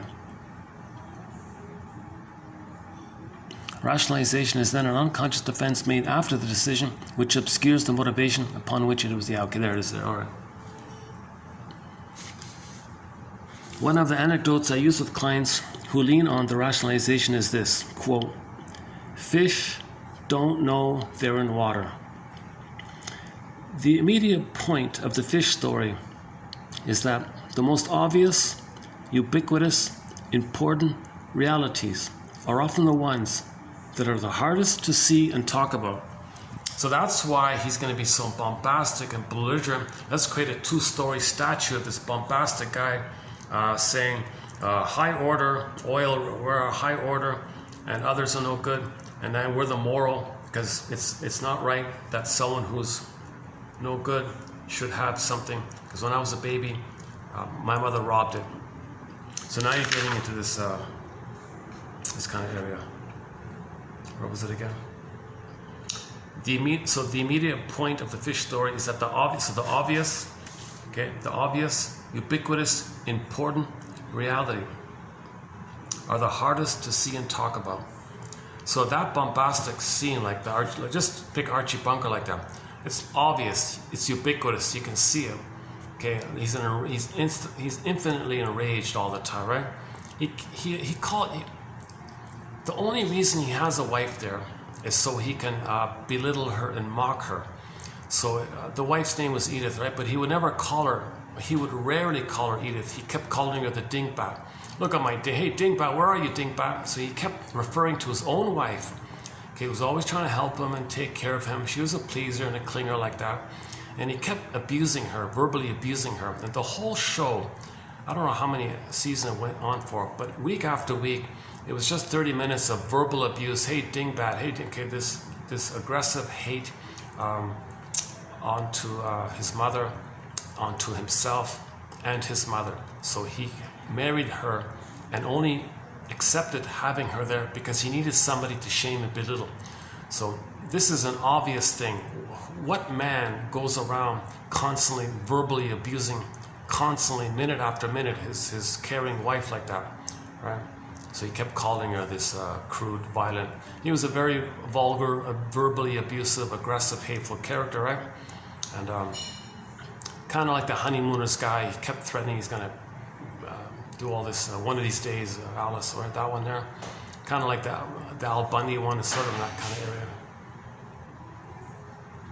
And oh, there's that one. Oh, jeez, hold on a second.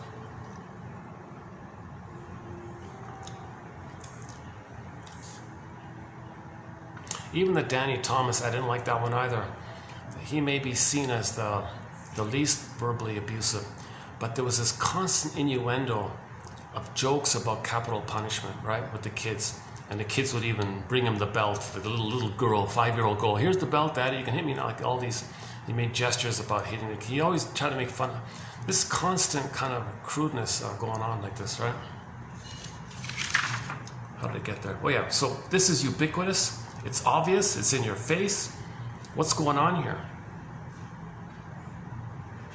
Okay, they were abused. They were abused by their mother. The question is, why? Why? Why did the mother abuse her baby? Why? We got to get to this why. The most important root question. The most important why root question. That's at the root of it all. Why didn't the mother love the baby? Why? See, we got to, in the healing journey, we got to answer this why question. It's called the Oh Cunning Tale. Emily Dickinson calls, well, I'm borrowing Emily Dickinson, the Oh Cunning Tale. She has a poem about trauma as follows. A great hope fell. Baby had a great hope. It fell. You heard no noise. The wreckage was within. O cunning tale by the mother that let no witness in. Child can't perceive it. Scarecrow, no brain. O cunning tale. So the mother has a baby. All right, baby. I've got so much pain in my past. I can't see you in the present because I got pain in my past. I only see the past. Yes, materially, baby, I see that you're my baby in the present, but I'm going to relate to you as if I'm still in the past. I'm going to replay what happened to me. I'm not going to cry for love anymore. Baby, you play me crying for love. I'm going to play my mother who shamed me. Now, since you're me, I'm the mother, I'm going to shame you the way mother shamed me. Now, baby, thank you for playing proxy of me. Now you play the proxy of a mother. Now I can continue my battle with my mother. I'm going to control you, baby, thinking I'm controlling the mother. Okay, the poor baby can't say, Mother, what's going on here? Hold the phone here. Stop the presses. I'm neither you nor your mother back then. Due to the pain she's feeling, she only sees that time, that infinite loop. So the present's still the past. Or the present is sometimes called the presenting past. Or yesterday's idea, Transference Airlines. She transfers the past. Okay. The past goes on a psychic airplane called Transference Airlines airplane and flies to the present. And in the present, the past is now in the present. So the present is just still the past, or replay the past, new edition of the past. Now in the past is that infinite loop. Okay, grooved into survival brain, which doesn't know time. No time, so all time is that time. So so in the present, which is still the past, she's going to cry for love. The mother says no. But in severe trauma, that mother identified with the aggressor, okay, and rejects herself. Baby, you play my rejected self. I play the mother who rejects me. Now, thank you for playing me, and I'm going to that's me being loyal to the mother. I reject you, baby. Now, flip flop, hocus pocus, hollow mirrors, shape shifting, morphing. This turns to this. You turn into my mother. I turn into myself, and I continue my battle with my mother. The baby says, Mother, why are you hating me? I don't, why are you trying to control me like this? Why do you hate me so much? Well, you hurt me. I did? She thinks the baby's her mother. She transferred the mother to the baby, and in a fantasy puts out the baby image, places the mother image there. Materially, oh, there's the baby, but no, it's emotionally, there's the mother. There's the mother.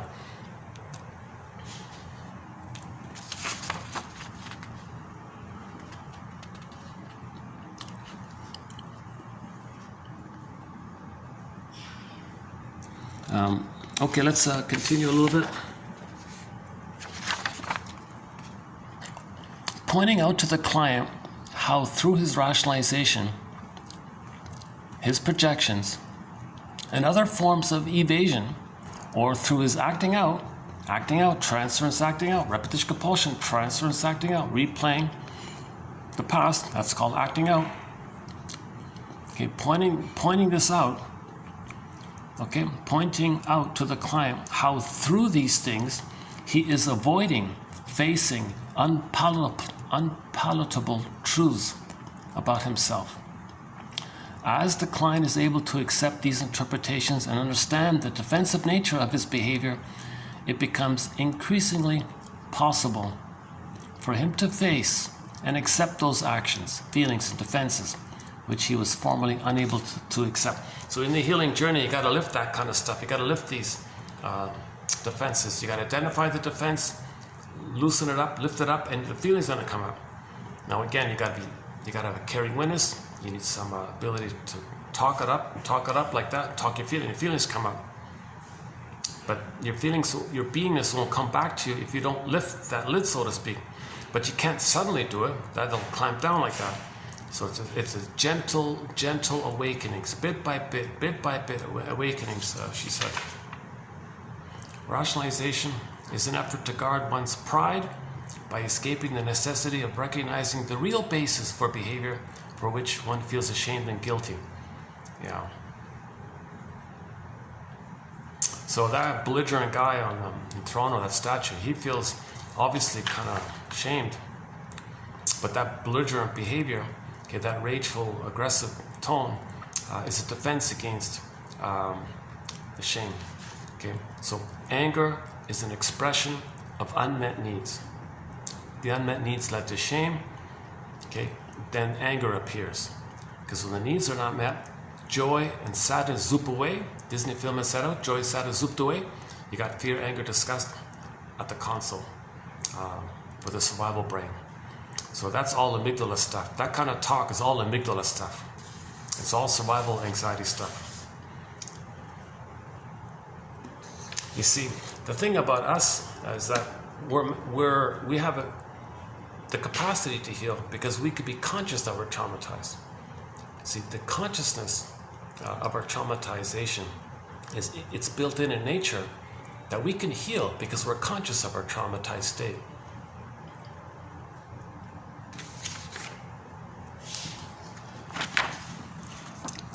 A subsidiary motive for rationalization is the attempt to minimize the successes and virtues of another person toward whom we feel hostile. As in the primary form of rationalization, one tends to find arguments and reasons for depreciating and degrading the behavior and motives of another person. Okay, so same thing. Okay, so we talked about that already. All right. If in discussion one uncovers certain inconsistencies that the other person fails to recognize, or recognizing them attempts to justify further, one may suspect that rationalization is at work. Okay, so if you hear inconsistencies, like what? This flipped it up? That doesn't make sense. You flipped that. What? That contradicts that. That contradicts that. What's all this confusing kind of thing like that? Well, that's a clue that rationalization is going on. Because the feeling came up, you turned it around. The feeling came up, you turned it around. That's the BPD amalgam. So back to Grotstein. Grotstein says in early on primitive trauma, archaic trauma with the mother, the baby creates what's called the BPD amalgam. It's some wiring in the brain he calls the byproduct of the two mentations crisscrossing. So psychotically neurotic and neurotically psychotic, okay, primary, secondary, they intermingle and interconnect, and poof, you got a new creation called the BPD amalgam. This amalgam allows the person, the intuition, to be able to flip, twist, say things and get away with it, confuse people and get away with it. And they're very intuitive with this kind of now you see me, now you don't catch me if you can. And no matter how duplicitous they are, no matter how tricky they are, it seems like no one can ever catch them, because it's already built in that if someone thinks that, maybe it means that. He could have meant that. Well, if he says that, he's protected because others will feel embarrassed. So he has this intuition. It's called the BPD amalgam. It's all related to survival anxiety. The baby's got to survive. The baby has to survive, right? Mother's hurting him. He's trying to survive. How does he survive? So he creates this amalgam, does all these flippy things in his mind. Then he goes through life talking in a flippy way. That means the inconsistency. This flippy stuff includes embedded in it, just by definition within it, it's all rationalization, lie after lie after lie. So the best way to lie or rationalize is maybe throw a few crumbs of truth. That'll confuse people. A half-truth is the father of many lies.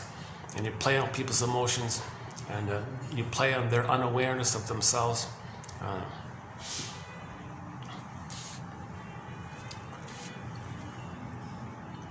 Detecting rationalization. Okay, detecting rationalization. So one way to detect rationalization, sometimes there's an outburst of emotion, like strong emotion. A person who rationalizes is almost sure to lose his temper if the adequacy of the reasons which he gives is questioned. Yeah. So if he said to that guy, that Archie Bunker guy, or the statue guy,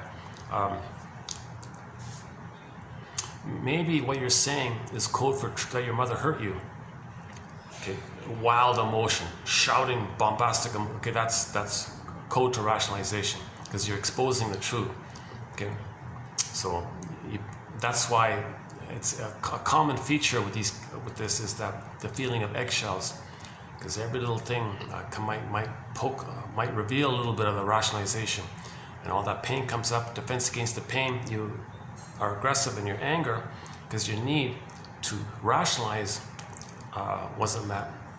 Okay, so your need was to preserve the defense, okay. And if that need to preserve the defense is not there, then the underlying feelings would come up. So you look for the defense, and one defense might be shouting at somebody to scare someone kind of thing.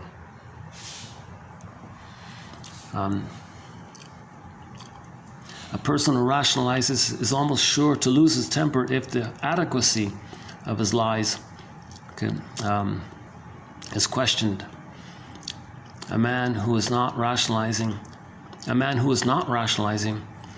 okay, generally, okay, meets challenges on their merits and pits one argument against the other with a flexibility and a willingness to change his position, okay, giving reputable explanations for doing so. Okay, so if you're a truth seeker, you're open-minded and you're flexible and you're open to things. But if you're engaged in rationalization, you don't want to see the other side, because you're engaged in either or mentality. So prejudice is the either or thing. Okay. Then you need rationalizations to cloak the either or. If you reveal something on the other side that questions the reality that no, you're not a special little God, and no, you're not this worthless fill in the blank. Okay, you're a human being who's wounded, who needed love, who didn't get love. Your mother tried. She would have if she could have. Despite the fact that she couldn't, she tried her best. It's a little bit there. Bruce Springsteen, Independence Day, Toronto, YouTube, intro. Okay, fathers and sons. That one there.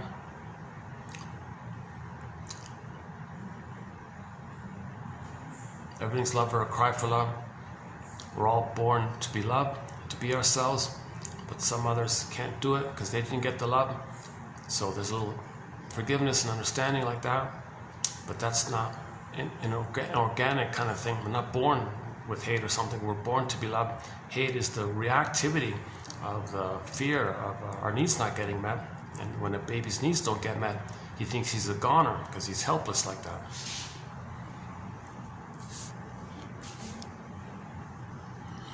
Rationalization is not unlike projection. In projection, however, an individual clears himself by projecting as false onto external circumstances or another person, to the extent that in rationalization one is transferring the real reason for behavior from one's own motives to some external circumstances or to blame. One is rationalizing by projection, or to blame another person. In short, rationalization is a method for protecting the ego's narcissism, or wish to be loved and admired.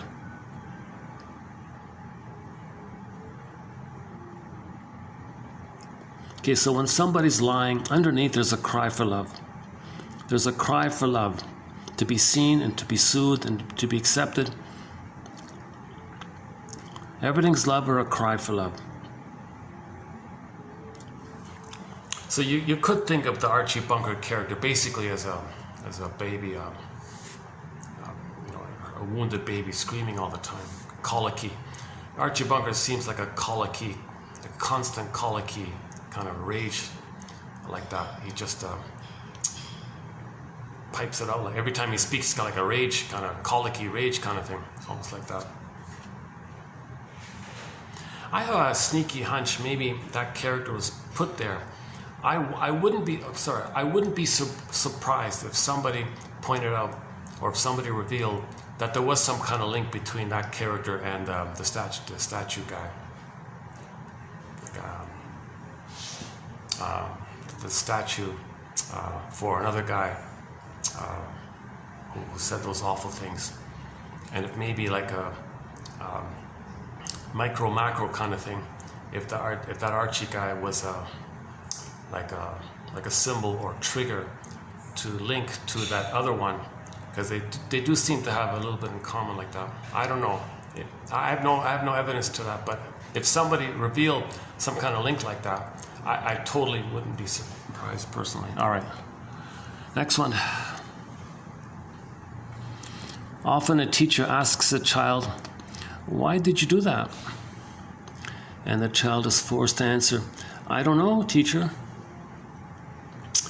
The teacher then persists in trying to get the reason from the child, a reason of which he is unconscious. It would be much more important if parents and teachers could understand the unconscious motives back of the child's behavior, behind the child's behavior, rather than attempt to force him to produce reasons which have only a rational basis. Yeah, so the kid does something, he doesn't know why. You push the kid, "Come on, tell me why." He's going to make up something. He's going to make up something to fool himself and the parent. So now he might become a professional liar because of that.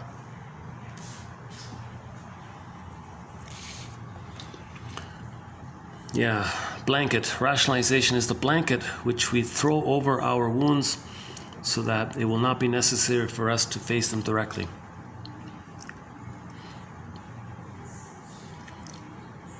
Okay, one client made the excuse that he didn't want to heal by saying the analyst is a fraud. So that's one way of doing it. You find some fault with the analyst, say he's a fraud. This rationalization is an important prop to the client's denial that his transference projections are projections. Yeah, okay. So if he projects the critical mother onto the person in the present, and doesn't want to be aware of it, he simply says, "Oh, I don't see you through the lens that I created between me and my mother back then. You are like my mother. Since you're just like my mother, I can't trust you like I can't trust my mother." What a trick, right? Assuming this is the case where he's doing that.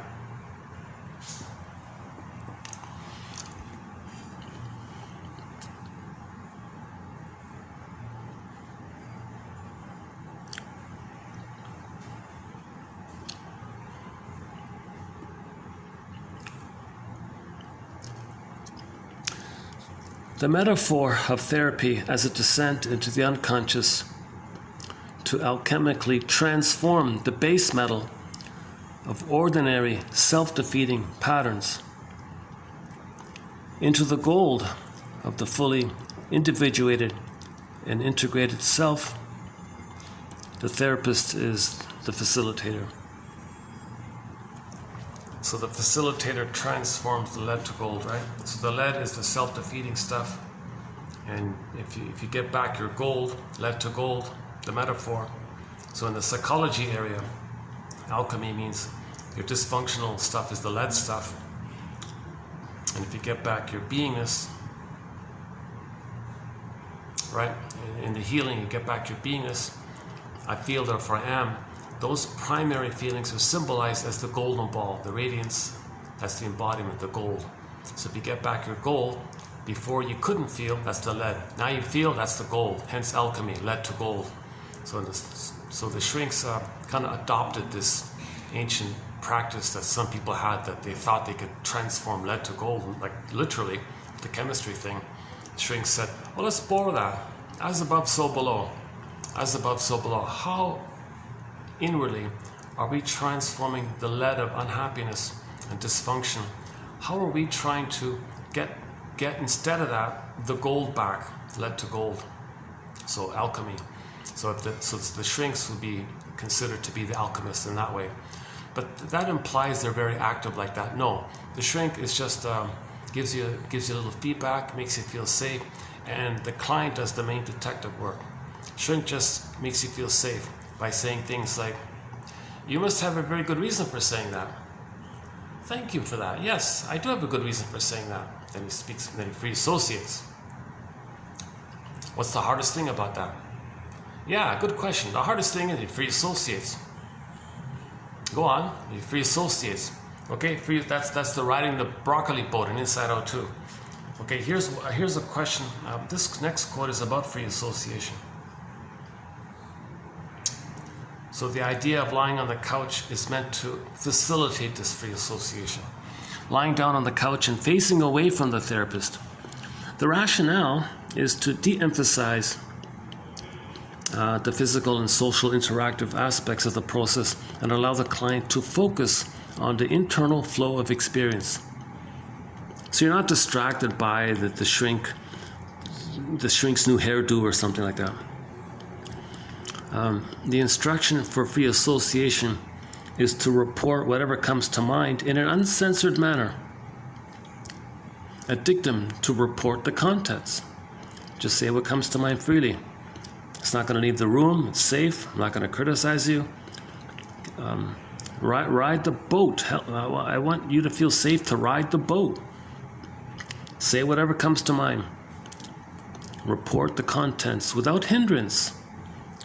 Without hindrance from concerns with logicality, social propriety, or anything else that the stream of ongoing, freely reported associations in the stream of thought. In Inside Out 2, they call it a stream of consciousness. Same thing, stream of thought, called free association.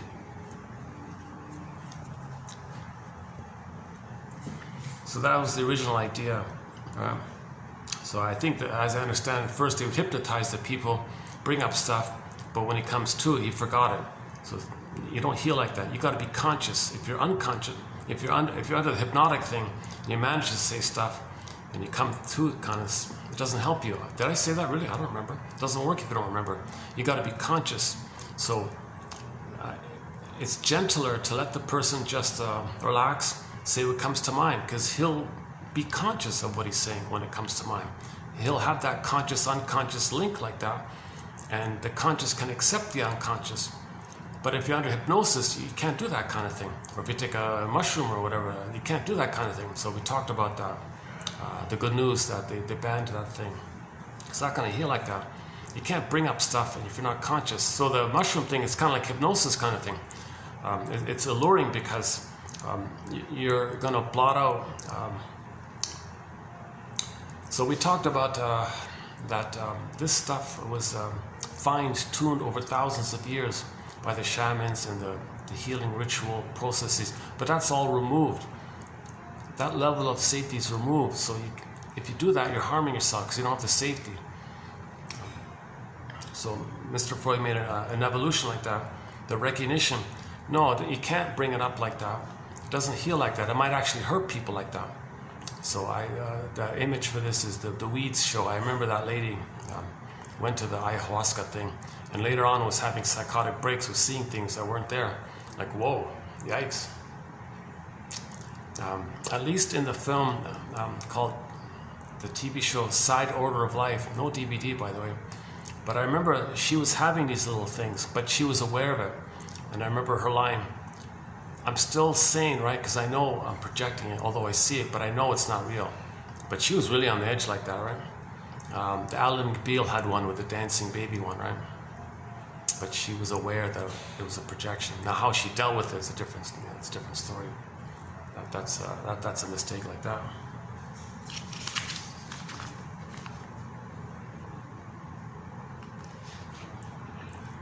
So you need a nest. You need a nest.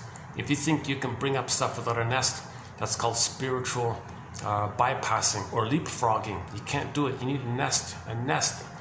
All of these codes are to build a nest, a lasso of truth, a nest, safety. You get the safety, then the feelings come up. If it's not safe, feelings can't come up. Now, if it's not safe and you force them up, you can cause more harm like that. So these tricks with the breathing techniques, holotropic, whatever, rebirthing, that's dicey like that. You gotta, unless you preface it, that to be aware that feelings might come up, can you be ready? And do you trust the person, do you trust the assistant? Sometimes I think it's just a stranger there. So when we talked about Janoff's material, I avoided that primal therapy technique, but the knowledge he presented was good. So look, there's two sides to Janoff, I think. The technique stuff, okay, forget about that, but the knowledge that he presented was good. 2745 to 70, how are we doing here? Let me check the battery here. Battery's holding up. What is it? 525. 525. So we've got an hour of daylight, right? It's Monday, so I could walk around a little bit, right? Should we go for a walk? Yeah, let's just walk around a little bit. In 10 minutes, I'll start sweating and I'll finish it up before the drips come down. So let's. Oh, sorry. Before we pack up, so your mission, should you choose to accept it. So in this list here, pick one. Just pick one. That's enough. Bit by bit. Gentle awakenings. Gentle awakenings. Just pick one. Only one. Maybe two. One or two, maybe. Is there one? That's the hope that one of these.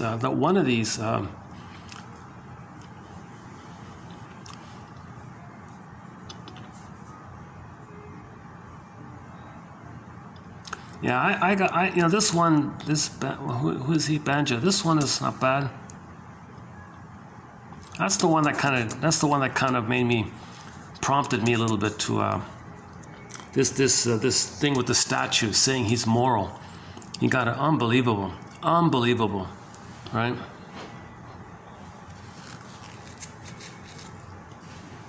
Unbelievable. It's a sign of trauma. The moment you say, I'm okay, you're not okay, that's a sign of trauma, that's a sign of identification with the aggressor, because the other is you're talking about, and you're the mother, okay?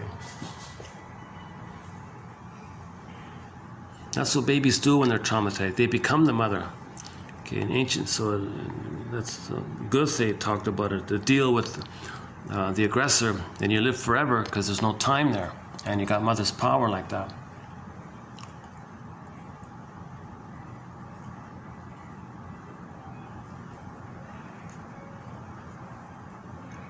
Okay, so it maintains your narcissism. It obscures the true reason. It conceals from yourself the true reasons. Denial of the truth.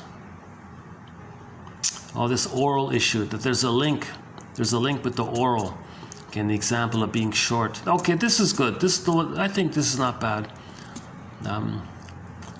There may be something more to it going on here, but this one here where the guy, so first the guy said to himself, oh, I feel inferior because I'm short. He thinks that is first, and that led to the inferior. No, the inferior led to the rationalization to make him unaware of the real issue. See, Janoff says, like a lot of people's beliefs are created to repress the pain of the truth. But the pain of the truth creates these beliefs. See, Janoff has a whole book just on this topic called Beyond Belief. Okay, so so he had a belief, right? I'm inferior because I'm short. Okay, that belief was created by the pain. Okay, whatever pain he's feeling. To get away from the pain, he creates a belief. That belief masks him with the pain. So in this example, it's called rationalization, or we could say it's a kind of belief. Yeah, okay, that one's good. I think these two larger ones, I think are good. Understanding projection and rationalization is of extreme importance in achieving therapy approach. Yeah, you're not going to heal if you don't face this issue of projection and rationalization. Okay, the metaphor, the fish, okay. The expansionism one, yeah. Yeah, this one by Morgan, yeah, okay. Instead of expansionism and the need for more growth to get bigger, i.e. plundering, instead of plundering, maybe we just need to heal. Maybe we just need to get better ourselves. Maybe we just need to get better ourselves. Focus on our soul. Heal the man in the mirror. Maybe that's what we just need to do. Not this repetitive, infinite loop Yeah, okay. Okay, this one is good. I like this. So this is very clear. Here's a very clear example of as above, so below. Pollution can be understood as a collective symptom, i.e., an outer reflection of the inner state of our inner state. Okay, that's a good one. So one, two, these two, or these two. So 4. I got 4 for me. Okay, 4.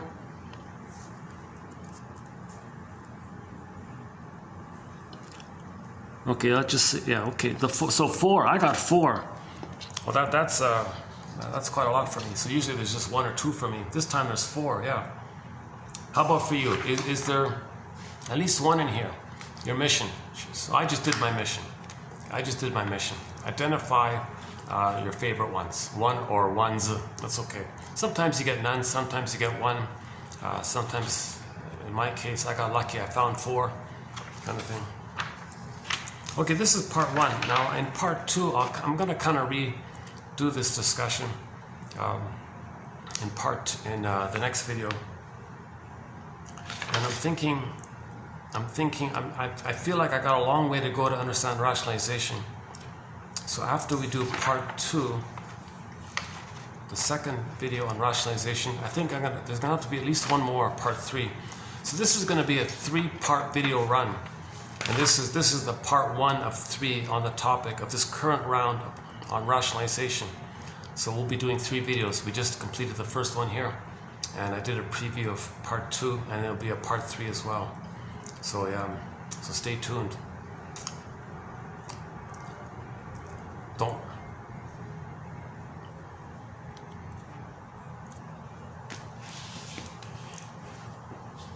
Don't rationalize it away. You could rational. Oh yeah, the triumph. Oh, let's play triumph. Somebody's out. Is that right? Somebody's out there. Triumph. One of our musical voices on our soundtrack is the 2 guys from Triumph, Gil Moore and Rick Emmett. One of their songs is "Somebody's Out There." You can rationalize it away.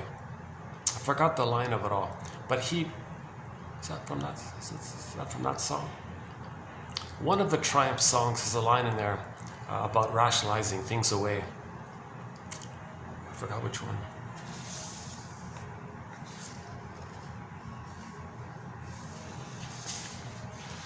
I'll look it up, yeah.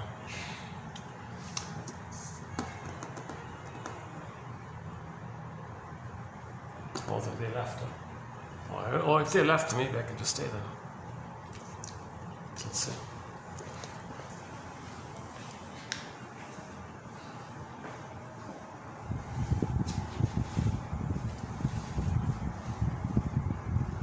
Oh, how are those guys? Oh my goodness.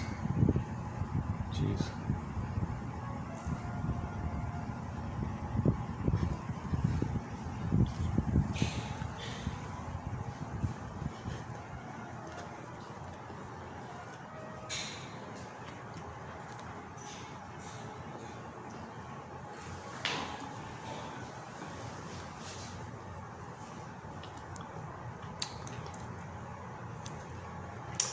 Yeah, okay.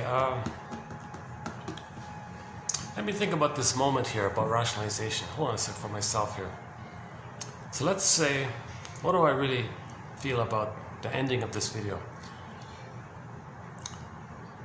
A part of me wants to maybe just go out and walk around a little bit. Yes, it'll be hot a little bit. So I can rationalize, oh, it'll be hot, I'll start sweating, don't do it. But I'm lying to myself. I do want to go out, right? So why is there like a little bit of a hesitation like that? Let me think about it. So rationalization is when you make up something, you kid yourself to deny a real feeling of something. So my real feeling is, yeah, let's just go for a walk. But my real feeling is, this was an edgy video today, actually. This was kind of a bit of a little stretch, a little out of my zone kind of thing.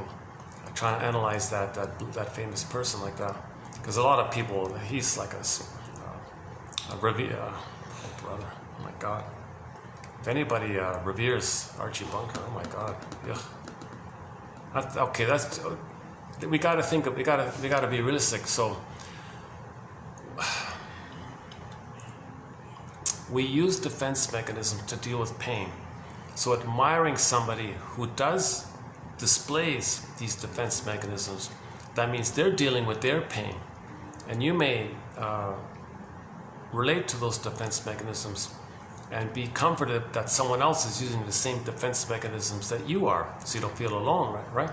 So then if you feel not alone, that's also defense against pain if you have a community like that.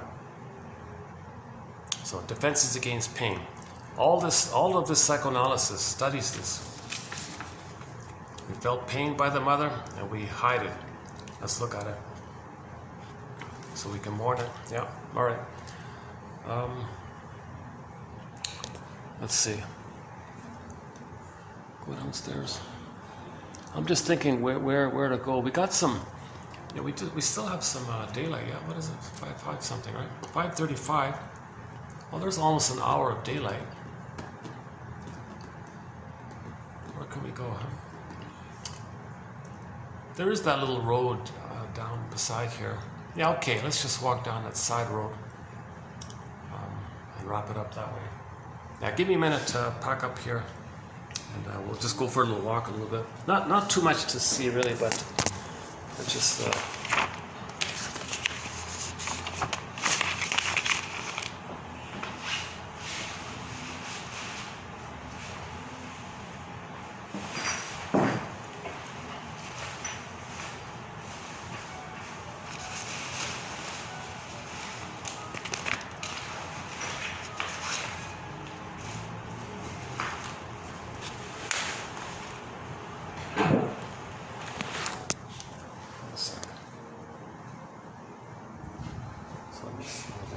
this thing.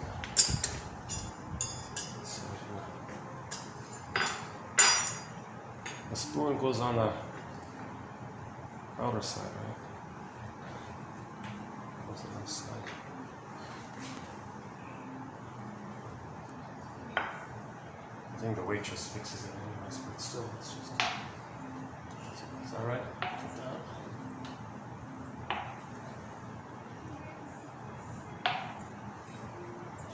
All right.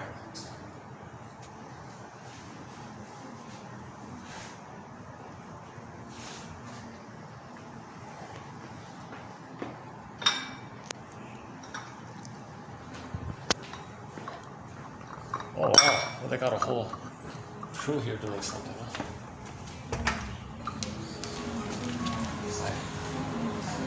I'll put it there, right?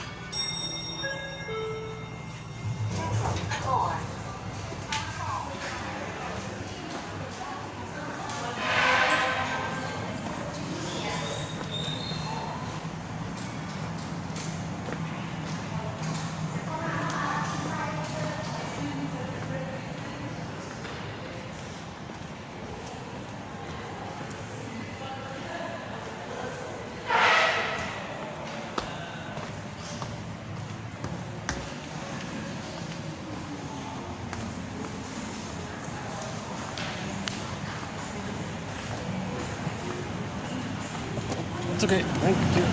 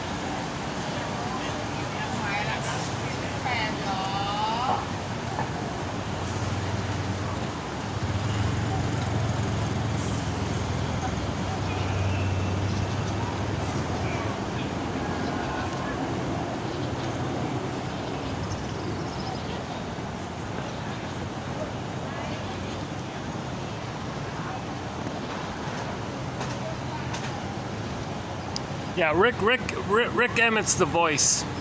Rick Emmett's the voice. You can rationalize it away.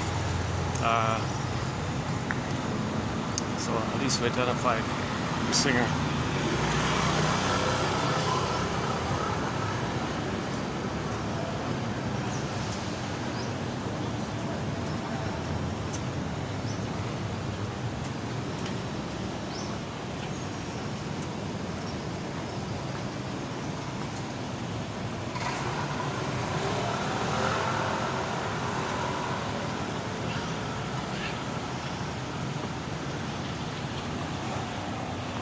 This is pretty much the end of it here, yeah.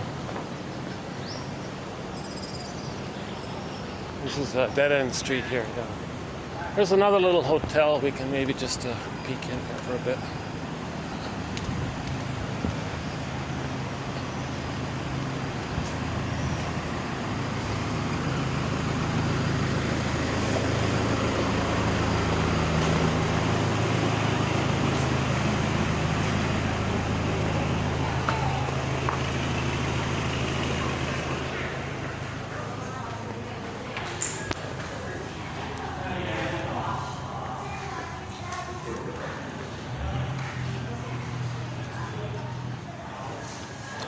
Maybe we can just wrap it up here for a few minutes here. Oh, that's a nice sofas here. Any final concluding thoughts here?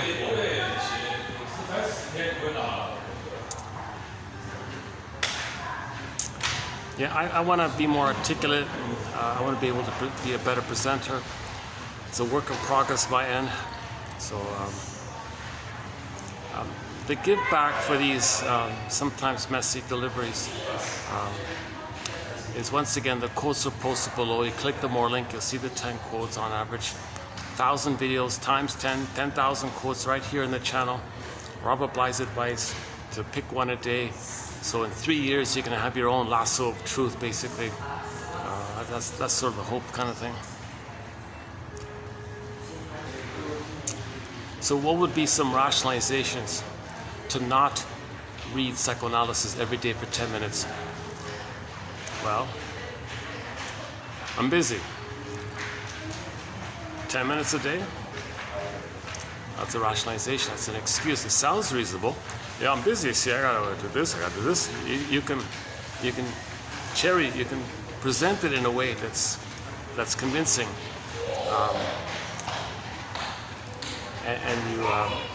so that's a defense against the pain of reading psychoanalysis every day for 10 minutes.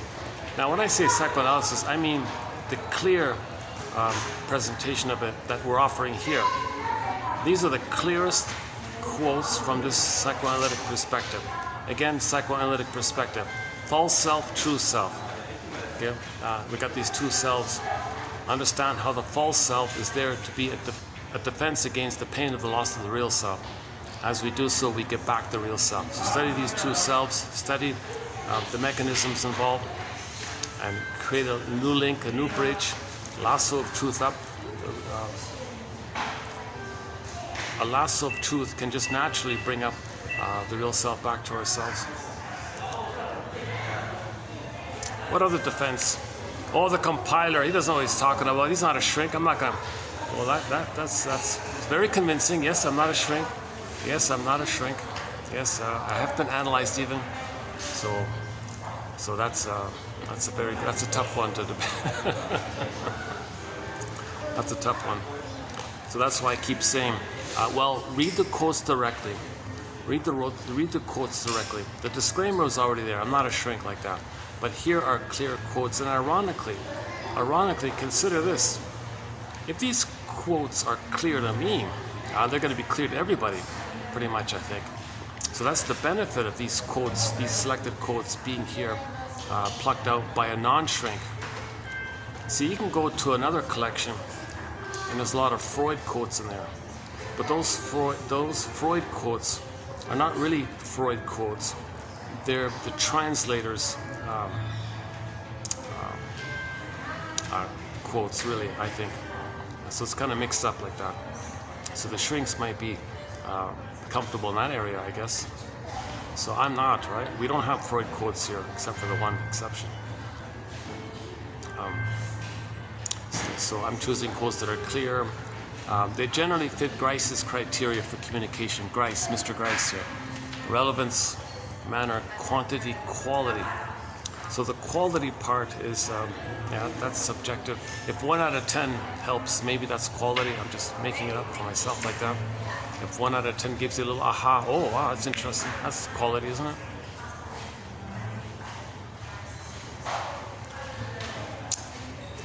So the quantity, it's not too long, not too short. So these quotes are not too long, not too short. Sometimes just one line, sometimes a short paragraph. So the quantity is pretty manageable. Is that subjective? Not too long, not too short. Quantity, manageable quantity. I think it could be in general agreement that these quotes are not too long. If anything, maybe many of them are kind of too short. I don't know.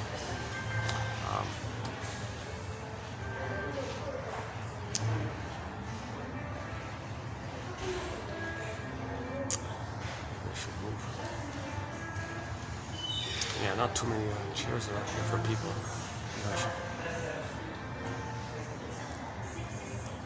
Let me just move just in case they want to sit here. Hold on a sec.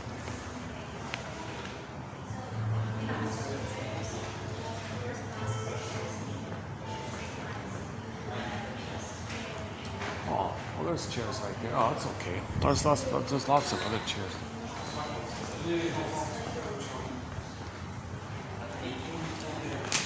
That's okay.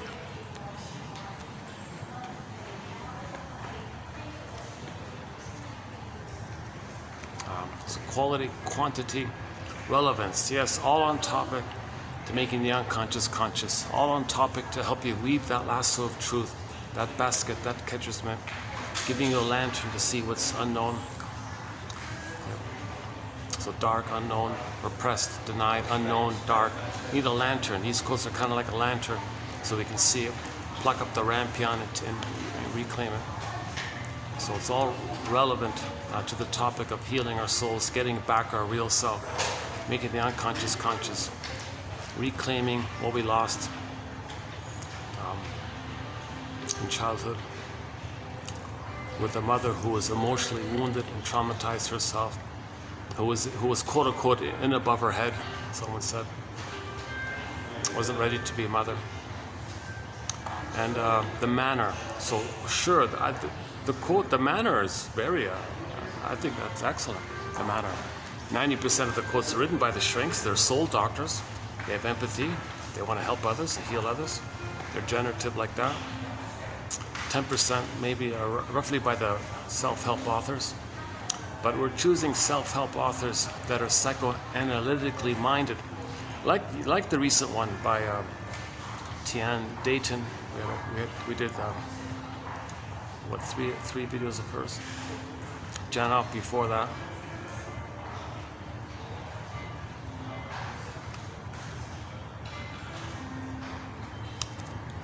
Susan Campbell's I statements. 2360 on how to make an I statement by Susan Campbell. So by the way, so quality, quantity, relevance, manner. So generally speaking, these quotes, as best as I can see them, fit these criteria.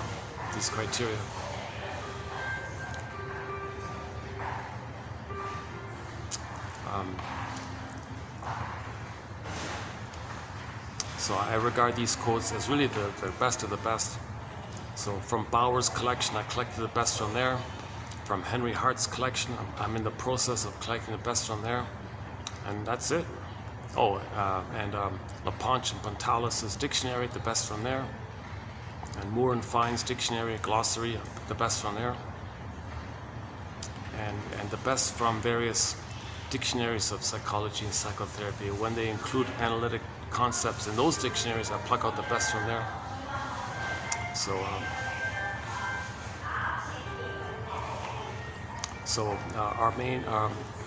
the main authors have this analytic mind called object relations theory, developmental theory, like Karen Horney, like Edmund Bergler, like James F. Masterson, okay, Margaret Mahler, Melanie Klein, William Fairbairn, okay, James Garstein, Thomas Ogden, Althea Horner, Dorothea MacArthur, David Solani, Rinsley's in there, and Guntrip is in there, and I got a lot of Janov now is in there, a lot of good authors. And you know, tomorrow's one, I just found him this morning. That this guy, what's his name? Percival Siemens or something. Oh yeah, I just found it this morning. I did a preview today. Percival Siemens, Symonds, is that right? Siemens or something. So, interesting story about him, a little bit interesting story. The school system chose his book called The Dynamics of Human Adaptation to be the regular school textbook for psychology. I don't know if it's high school psychology or if it was college psychology. They just said it for the schools adopted it in their curriculum. So I wasn't sure if everybody read it or not. So anyways, his book was chosen for the school system. So he must have made a fortune by that, my goodness. Now, his book is very verbose, and 90% of it could be parsed out. He could have made it tighter. So actually, he did do an abridged version of it. I noticed he said, all right, everybody, sorry I made my book too much. Here's an abridged version of it. So he made an abridged version of that book called Dynamic Psychology. Dynamic psychology. That's the first time I've seen that phrase, actually, dynamic psychology. Usually it's psychodynamic psychotherapy, psychoanalytic psychotherapy.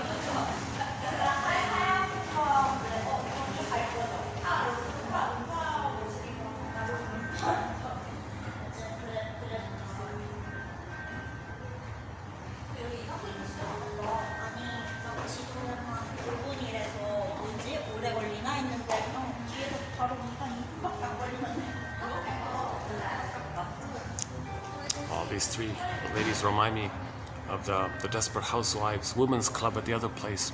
There's another venue where I do the videos. Actually, I went there today. It was busy. It was booked. Oh my God, it was booked. Oh my, now I get it. Probably by the Desperate Housewives. I went to the other venue before today's venue first, the nice cozy little place. And they said, oh, it's booked. Your favorite spot is that little corner off section is booked today. Okay, fine, I'll go to today's place then. And now I'm thinking, oh, it's probably the Desperate Housewives. So there's a little women's club that keeps going there. They yap and yak all afternoon long. And I have no idea what they're saying, but they're very excited.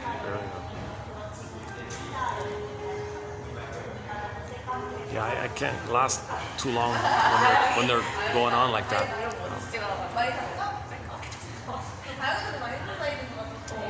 These three near me kind of reminds me of that a little bit.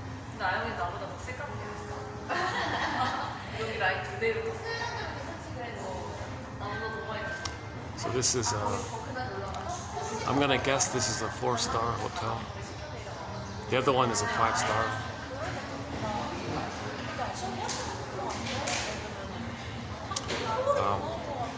Yeah, it's down the road, so it's a little quieter. It's on a dead-end street.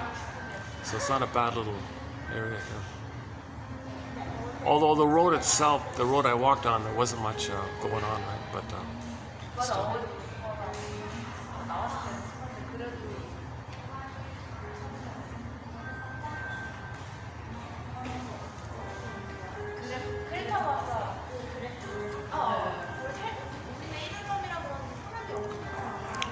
Let's try it on the spot.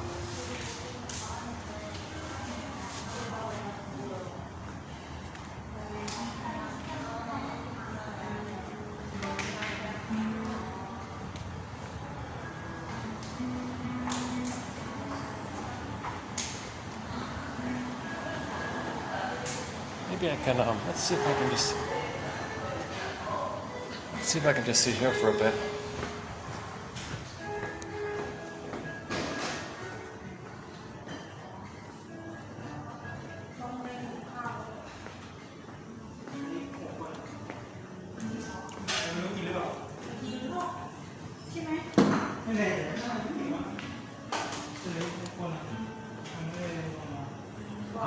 Is it okay if I just sat at the back there for about 10 minutes? Can I just sit there for about maybe 10?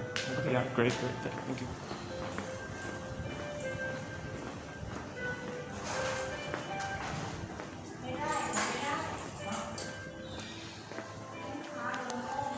Okay, let's wrap it up here then. How's lighting? Oh, the lighting's gonna disappear on me here. Okay, any final thoughts here? Any concluding thoughts here?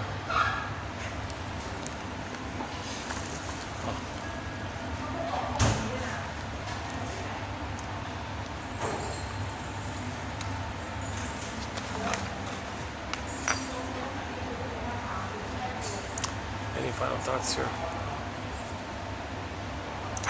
You can rationalize it away, sings Rick Emmett in a song. I'm pretty yeah, somebody can check it up, yeah. I think it's that song Somebody's Out There. Anyways, yeah. From Rick Emmett's solo album, his first solo album, we've got 2 songs of his on our soundtrack from that solo album. One is called Saved by Love. So I borrowed that. Saved by understanding. If we understand why the mother did what she did, if we understand it, okay, that's kind of synonymous with forgiveness, and that leads to the mourning and the healing. Saved by understanding. His other song is called Big Lie. Oh, today Pollution, right? Big Lie, right? So I think in the song he's saying, you know, people say you can pollute and pollute. It doesn't matter. It's okay to pollute. You can rationalize it away. Oh, we can rationalize it. No problem. The Earth can take it. You can dump 10 billion tons of plastic into the ocean, and fish are dying and all this. You know, now you got monkeys dropping dead from the trees and all kinds of fish showing up dead on the shore like that. And the song says, oh, well, the people doing this, they always explain it away. He calls that the big lie, right? The song is called Big Lie like that. So yeah, interesting. So today's quote: "As above, so below." The outer is a reflection of the inner. So the pollution that we're creating out there is a reflection that a lot of people feel not too good inside. So we create a reflection of that to know the inner feeling.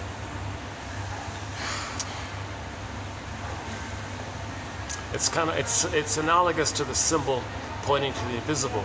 So the symbol that we see in pollution, we create pollution to create a symbol which is real, but it points to something invisible, what we don't see, but it's real. Although the symbol is real, right?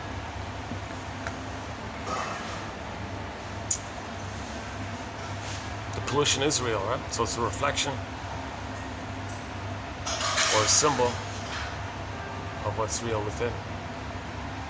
So trying to know what's within by creating something on the outside to remind us of it, to know that. Now if there's a pain around it, we create rationalizations. Oh, and all those monkeys are going to drop dead anyways. It had nothing to do with polluting the environment, making things too hot for the poor monkeys. So apparently all these monkeys are dropping dead from the trees. Oh, come on, there's no way is that normal. I don't buy that. That's an aberration like that. Monkeys are caught off guard like that. My goodness. Here they are trying to swing away to a cooler place. They couldn't swing fast enough and they were dropping dead. The howler monkeys. Somewhere in Peru or something, or Brazil or something, I forgot.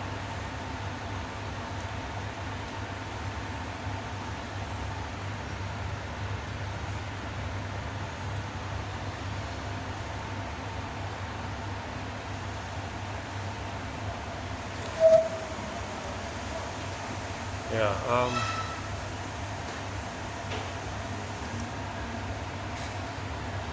but that guy, back to that statue guy, what he says about other people, unbelievable. That kind of hate and contempt, oh my God, unbelievable. That's rage at the mother, blended in with the feeling of how they feel, anger at the mother, you put it in like that.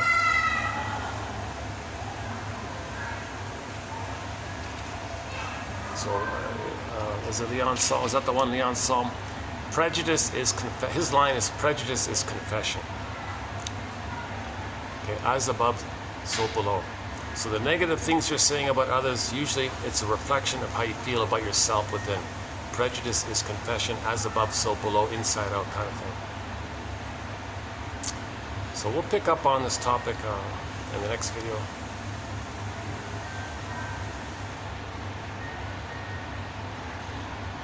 But one of the new points for me that's kind of challenging is the idea that rationalization is just a branch of repression. So normally you repress, so you don't know what's going on. And whenever you're potentially trying to know what's going on, rationalize it away. That's like press it down again. That's the phrase means, rationalize it away, explain it away, project it away, blame it away or something. Blame somebody that's repressing feelings away. I mean, when they say explain it away, it means you feel something, you don't want to admit it, you explain it, that represses it. So when they repress it, that means explain it away. It doesn't go away, it just means repressed. So that phrase, explain it away, should be away from your consciousness and back to the unconscious. Yeah, let's do that. So when people say, oh yeah, you're just explaining it away, okay, it doesn't go away. It goes away from your consciousness, but where does it go from there? It goes down into your unconscious. It could lead to a psychosomatic symptom or some other type of defense mechanism, like prejudice, like more rationalizations, like more excuses, like various. So all this, all these people who study rhetoric and propaganda and PR, advertising tricks.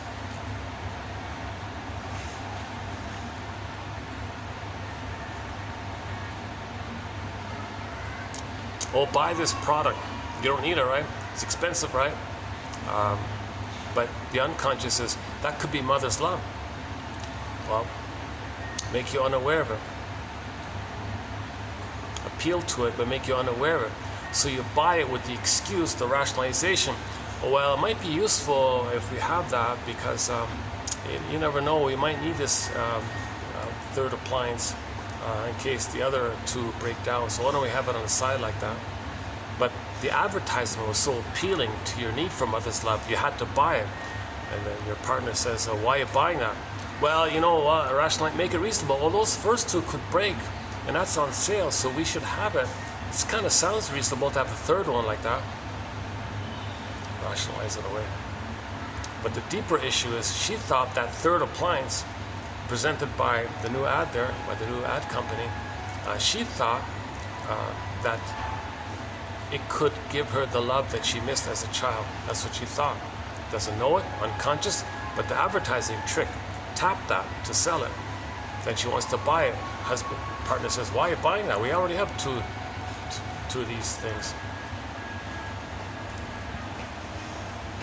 Oh, that sounds familiar, right? Oh, this will be copyrighted, right? This song, this melody is copyrighted. Oh, if you notice any kind of skips in the videos, because the camera picked up some copyrighted music, which I had to agree to have trim out, which I had to agree to trim out.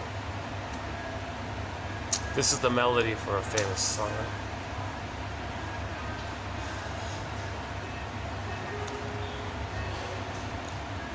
How are we doing here? Wrap it up here. Any final? I wish I had a joke. Gee, today was a serious topic. I had mixed feelings about this video when that quote came along. I saw that quote today about the moral thing. The guy wants to do something very immoral, but convince you that he's being moral when he's doing something immoral. Like, whoa. And then it reminded me of that quote from the statue guy quote saying, moral. Oh my God. And it's there, that statue is still there? Now, I'm not saying, there needs to be a collective, I don't know, enough people who realize, no, we don't agree, we now get that this is code for trauma, that this is code for how some babies are traumatized in the name of plunder and pillage. But if we keep plundering and pillaging, what's going to happen, So somebody said we're going to end up with food replicators, i.e. 3D printing machines that prints food for you. Can you believe it? They put the cells of the chicken in there or something. It's going to grow some concoction. Oh my God. That's awful. Of course people are going to get sick by that.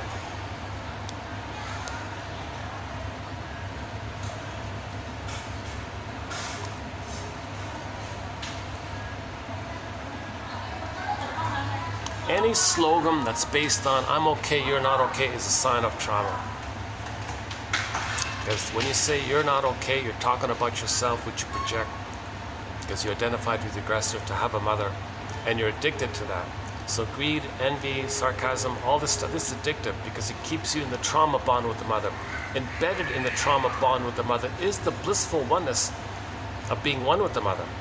The pain of it all, well, the proxies display pain, which distracts you of your pain. The rest of your pain you numb over with the swoon called endorphins, and then you feel the blip up of the blissful feeling with the mother. That's called Schadenfreude, perverse joy, pathological Schadenfreude, right? The source point, I think, is the mother got some benefit when she hurt the baby. She got some pain relief, she blew off steam, she got some kind of benefit when she hurt the baby. She got not pleasure, but she got some pain relief, which in comparative terms is pleasurable in that sense. So baby identifies with that and repeats it again and again. It's called Schadenfreude. So the mother robs the baby of the chance to live, right? Baby wants to live, to be loved so he can live. Mother robs him. Baby identifies with the aggressor, repeats that onto others, and their behavior said, gee, why are you so evil like that? Well, EVIL is the reverse of LIV. Interesting coincidence like that. Oh, the lights are coming on. Oh.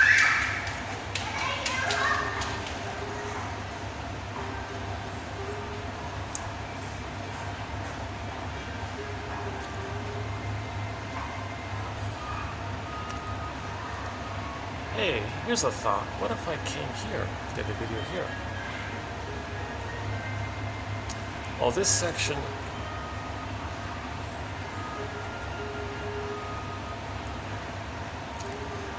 Now, I'm not too familiar with this hotel, with what's going on here, but they have like on the ground floor here, they've got two sort of canteen type of things, eating areas. That's a thought, right?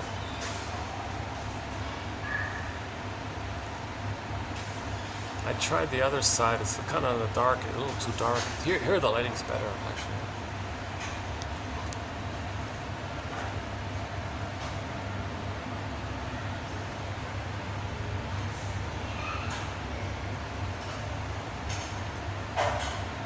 Maybe I should wrap it up here. Let's see, what time is it? 6:10. Battery's holding up.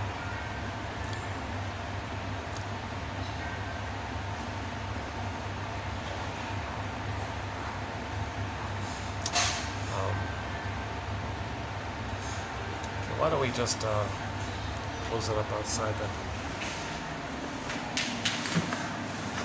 I want to make sure that I'm not inconveniencing anything. Thank you. Thank you.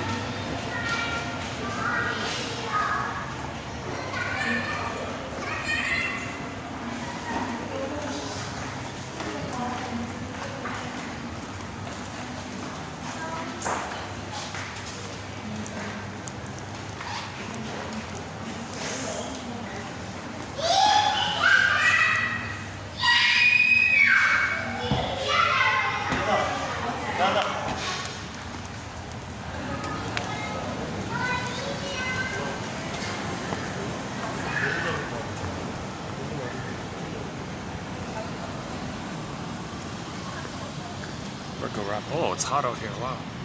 Now let's just wrap it up here then. Right here. How about right here? Corner here. All right, you have your mission. It's just a fun thing I'm doing. It's an extension of Robert Bly's advice to read psychoanalysis every day for 10 minutes. So we can say, we can channel, Robert Bly might go along with that idea. Your mission, should you choose to accept it, is to read the list here and pick one, and that's good enough. And And if it does by chance stimulate a dream, the quote, then in the morning you take that dream sequence, regard it as a letter from you to you, telling you that it's like this in your soul today, and you take that dream sequence which you remember and ask yourself, what does this remind me of? And you free associate a little bit, ride the broccoli boat a little bit, and notice if you have a resistance to it, and what you're saying, that's called a rationalization, because it's protecting you from the pain that will come up if you were to free associate. So talk about the resistance. Just simply say, I don't know, I'm afraid to talk about this dream sequence because it reminds me of stuff. Okay, go on. You must have a very good reason for being resistant. Yeah, because that's a difficult thing. And you know, what's the hardest thing? You say to yourself, what's the toughest thing about this dream that you had? Yeah, the toughest thing is that point. And go on. Tell me more. You say to yourself, tell me more. Free association. Your mission, should you choose to accept it. Okay, let's wrap it up here. Thanks very much. This video has been a little bit unusual from the usual. This has been a little bit different from the usual ones. When I go on any kind of rant, on occasion I go on a little rant. It's a little more, I'm a little more clear in my mind of the message. Today, I was a little bit angled a little bit loose ends. So let's see if we can fix it up a little bit. I think I gotta revisit that quote. I gotta look it up again. That belligerent quote. So I get belligerence as anger. Anger is an expression of unmet needs. When somebody's angry, when somebody's showing anger, that's a code for some need. Okay, being triggered up from childhood, an old childhood need, okay, wasn't met. And as a child, when that need wasn't met, you felt angry, okay? And something in the present, okay, reminded you of all that, and it's coming up, and you're currently angry. So take the anger to the source, okay? Take it back to the past, and identify that the anger belongs to somebody in the past, your childhood in the past, not the triggering event, which is usually kind of trivial and minor. Okay? So the triggering event is just a symbol kind of thing, but it was enough to remind you of the past. So if somebody in the present reminds you of your mother, okay, and you feel angry at that person in the present, no, that anger is towards your mother. Take it to the source like that. You were interested in that person who reminds you of the mother, to know how you felt with her. That's why you were interested in them, to get your story. So you're trying to find your story. So we're always trying to find our story. So you see things in the present to bring up the past, to know the past, to get the story of the past, so you can lay the past ghosts to rest, free your life force to the present, and enjoy life in the present kind of thing. Right?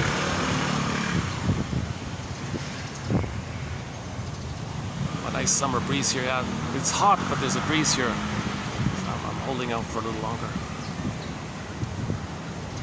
Right. So once again, the baby and the mother lay down the memories, but it's frozen there. Unfinished business with her. Didn't get your needs met. You're angry. Everything's frozen. So you find somebody who reminds you of the mother. The wiring flares up. Now embedded in that wiring is the blissfulness. So that's why you're fascinated by the person in the present. But that person in the present isn't your mother, so you're going to re-experience the painful feelings you felt with the mother.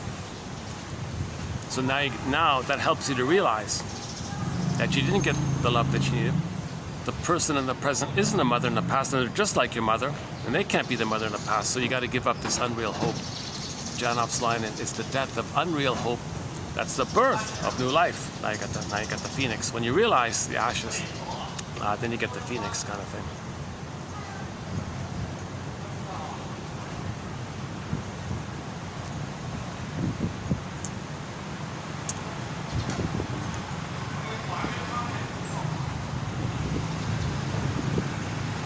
I'm just watching a boyfriend take photos of his girlfriend. The girlfriend's doing all these poses for her boyfriend, and he's calmly taking photos for her. She's happy to be seen and be the center of it, to be the star, and she feels seen by the fellow and the camera, taking pictures, kind of thing.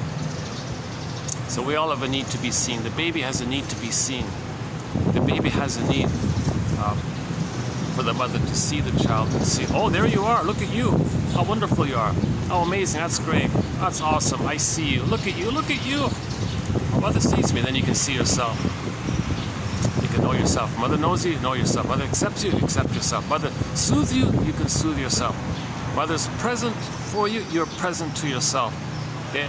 How the mother treats the baby, the wiring is set in, then the baby picks up on it and takes it from there.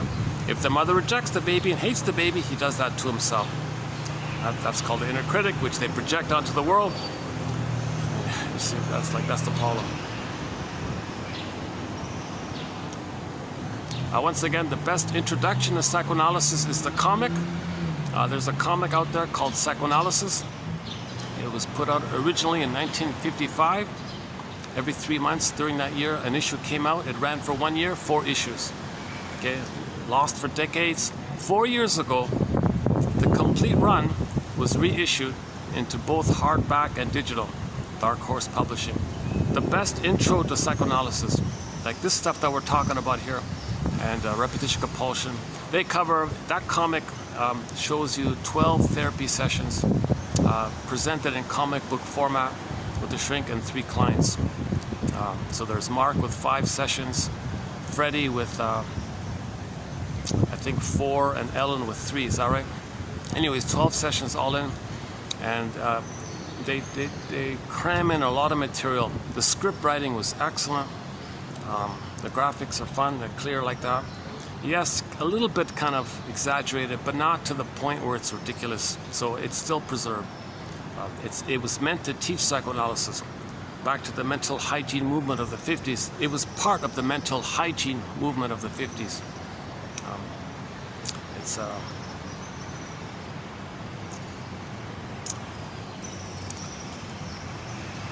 Ideally, it would have continued every year. We'd have a, I think that would have been a huge shift in consciousness. But there's a resistance. You see the people who squash that comic, that's a resistance. And there's a rationalization. You're not being loyal to your mother if you heal. Some people feel that. Some people feel that healing is betraying the mother. Because if you heal, the memory is the person as a baby was told by the mother, baby, you with me or against me, baby?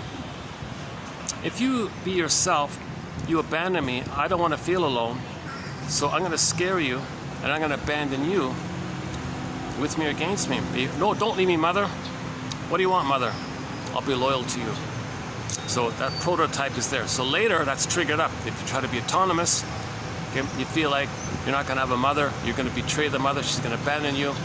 That kind of stuff comes up. So things happen, and then we don't know it, we don't feel it, and we live our lives in an attempt to bring that stuff up so we can know it and feel it. That's called Abreaction Inside Out 2. Abreaction Inside Out 2. Very good film. Film of the year 2024, Inside Out 2. Pete Docter is a soul doctor, I think. Now it's the #1 animated film of all time. Excellent imagery. That there. So we discussed a little bit already there.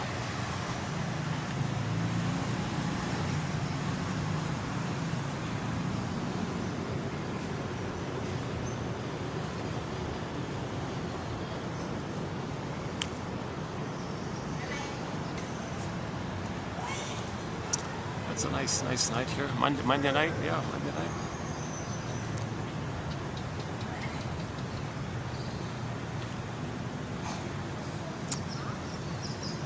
Any final thoughts here? The word Freudenfreude means you delight and take pleasure when other people are healing and they're happy and you feel happy like that. That's normal kind of thing. If a person doesn't have that, that's a sign of trauma. If a person doesn't feel gratitude in their life, it's a sign of trauma. Okay? can't apologize or feel regret or make amends, also a sign of trauma. Okay, general slogans of life or philosophies of life related to Jungle's ideas, okay, also a sign of trauma. Okay, you felt as a baby that the mother was a devouring, hungry wolf, hence the idea of Jungle slogans, and you created an image like that, and you think in those terms. You project that frightening mother image onto everybody, and oh, it's Jungle like that. That's called projection. So when you project these things, that's a mirror to notice within. As above, so below, inside out.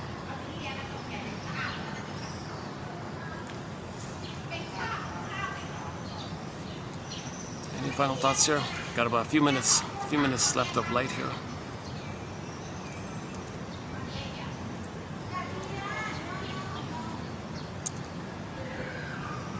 That's pretty good. I can still hear some birds, right? I'm just about I don't know, maybe half a kilometer from the main road. I can hear birds from here. It's great. It's nice. And I really feel the ongoing, there's a lot of efforts to preserve trees and greenery. There's a lot of efforts like that.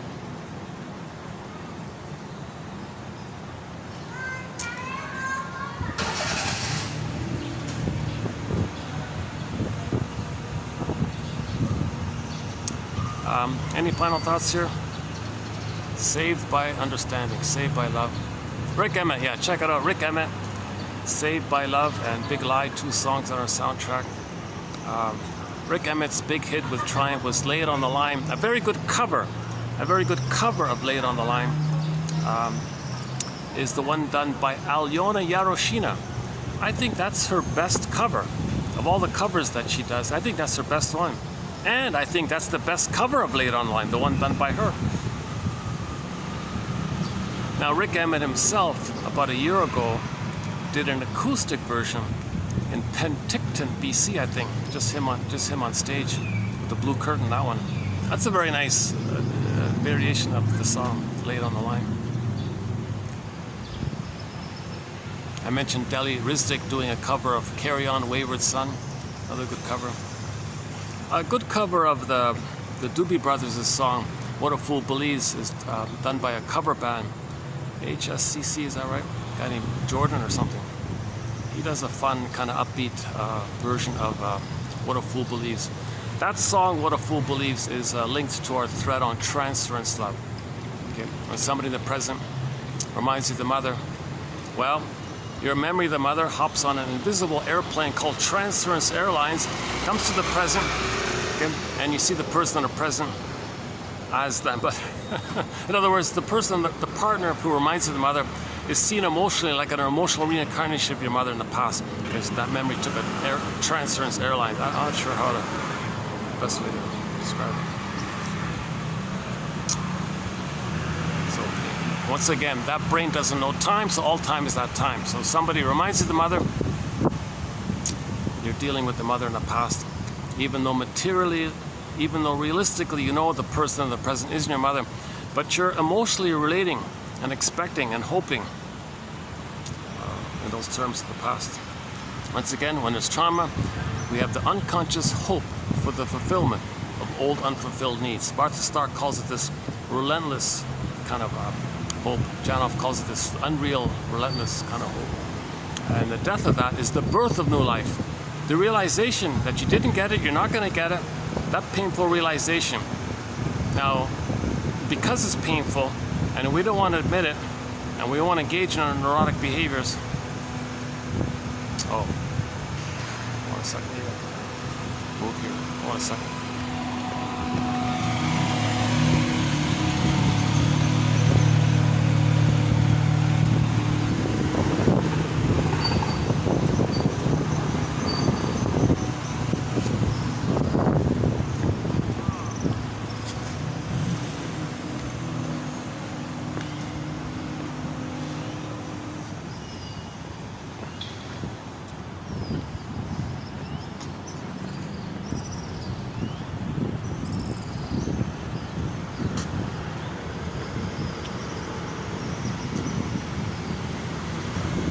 We mentioned Rock and Roll Lullaby by the Nylons already, yeah.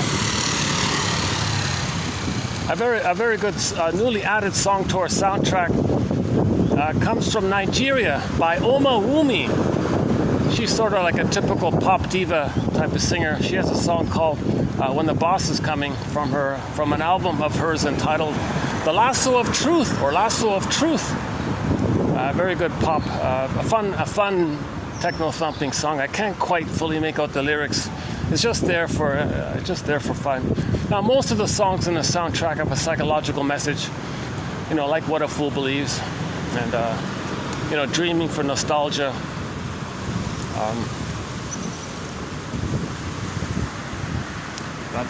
But that one there is just sort of fun one.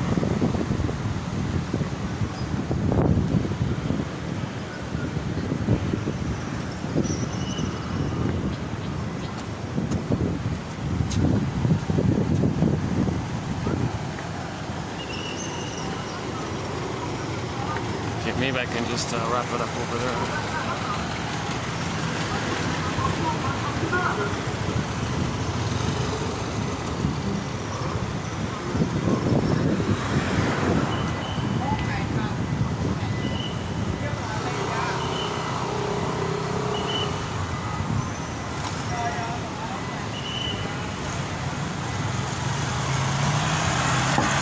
Okay, let's just maybe close it up here. For the love of narrative medicine, thanks very much. I'll see you in the next video. For the love of narrative medicine.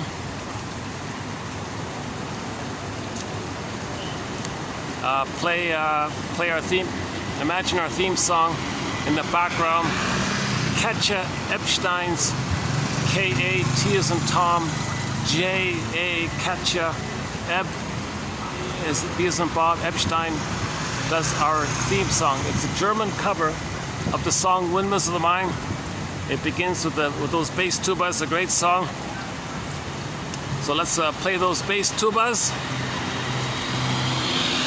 My favorite English cover of the song is the one done by Barbara Lewis. A great rendition, Barbara Lewis.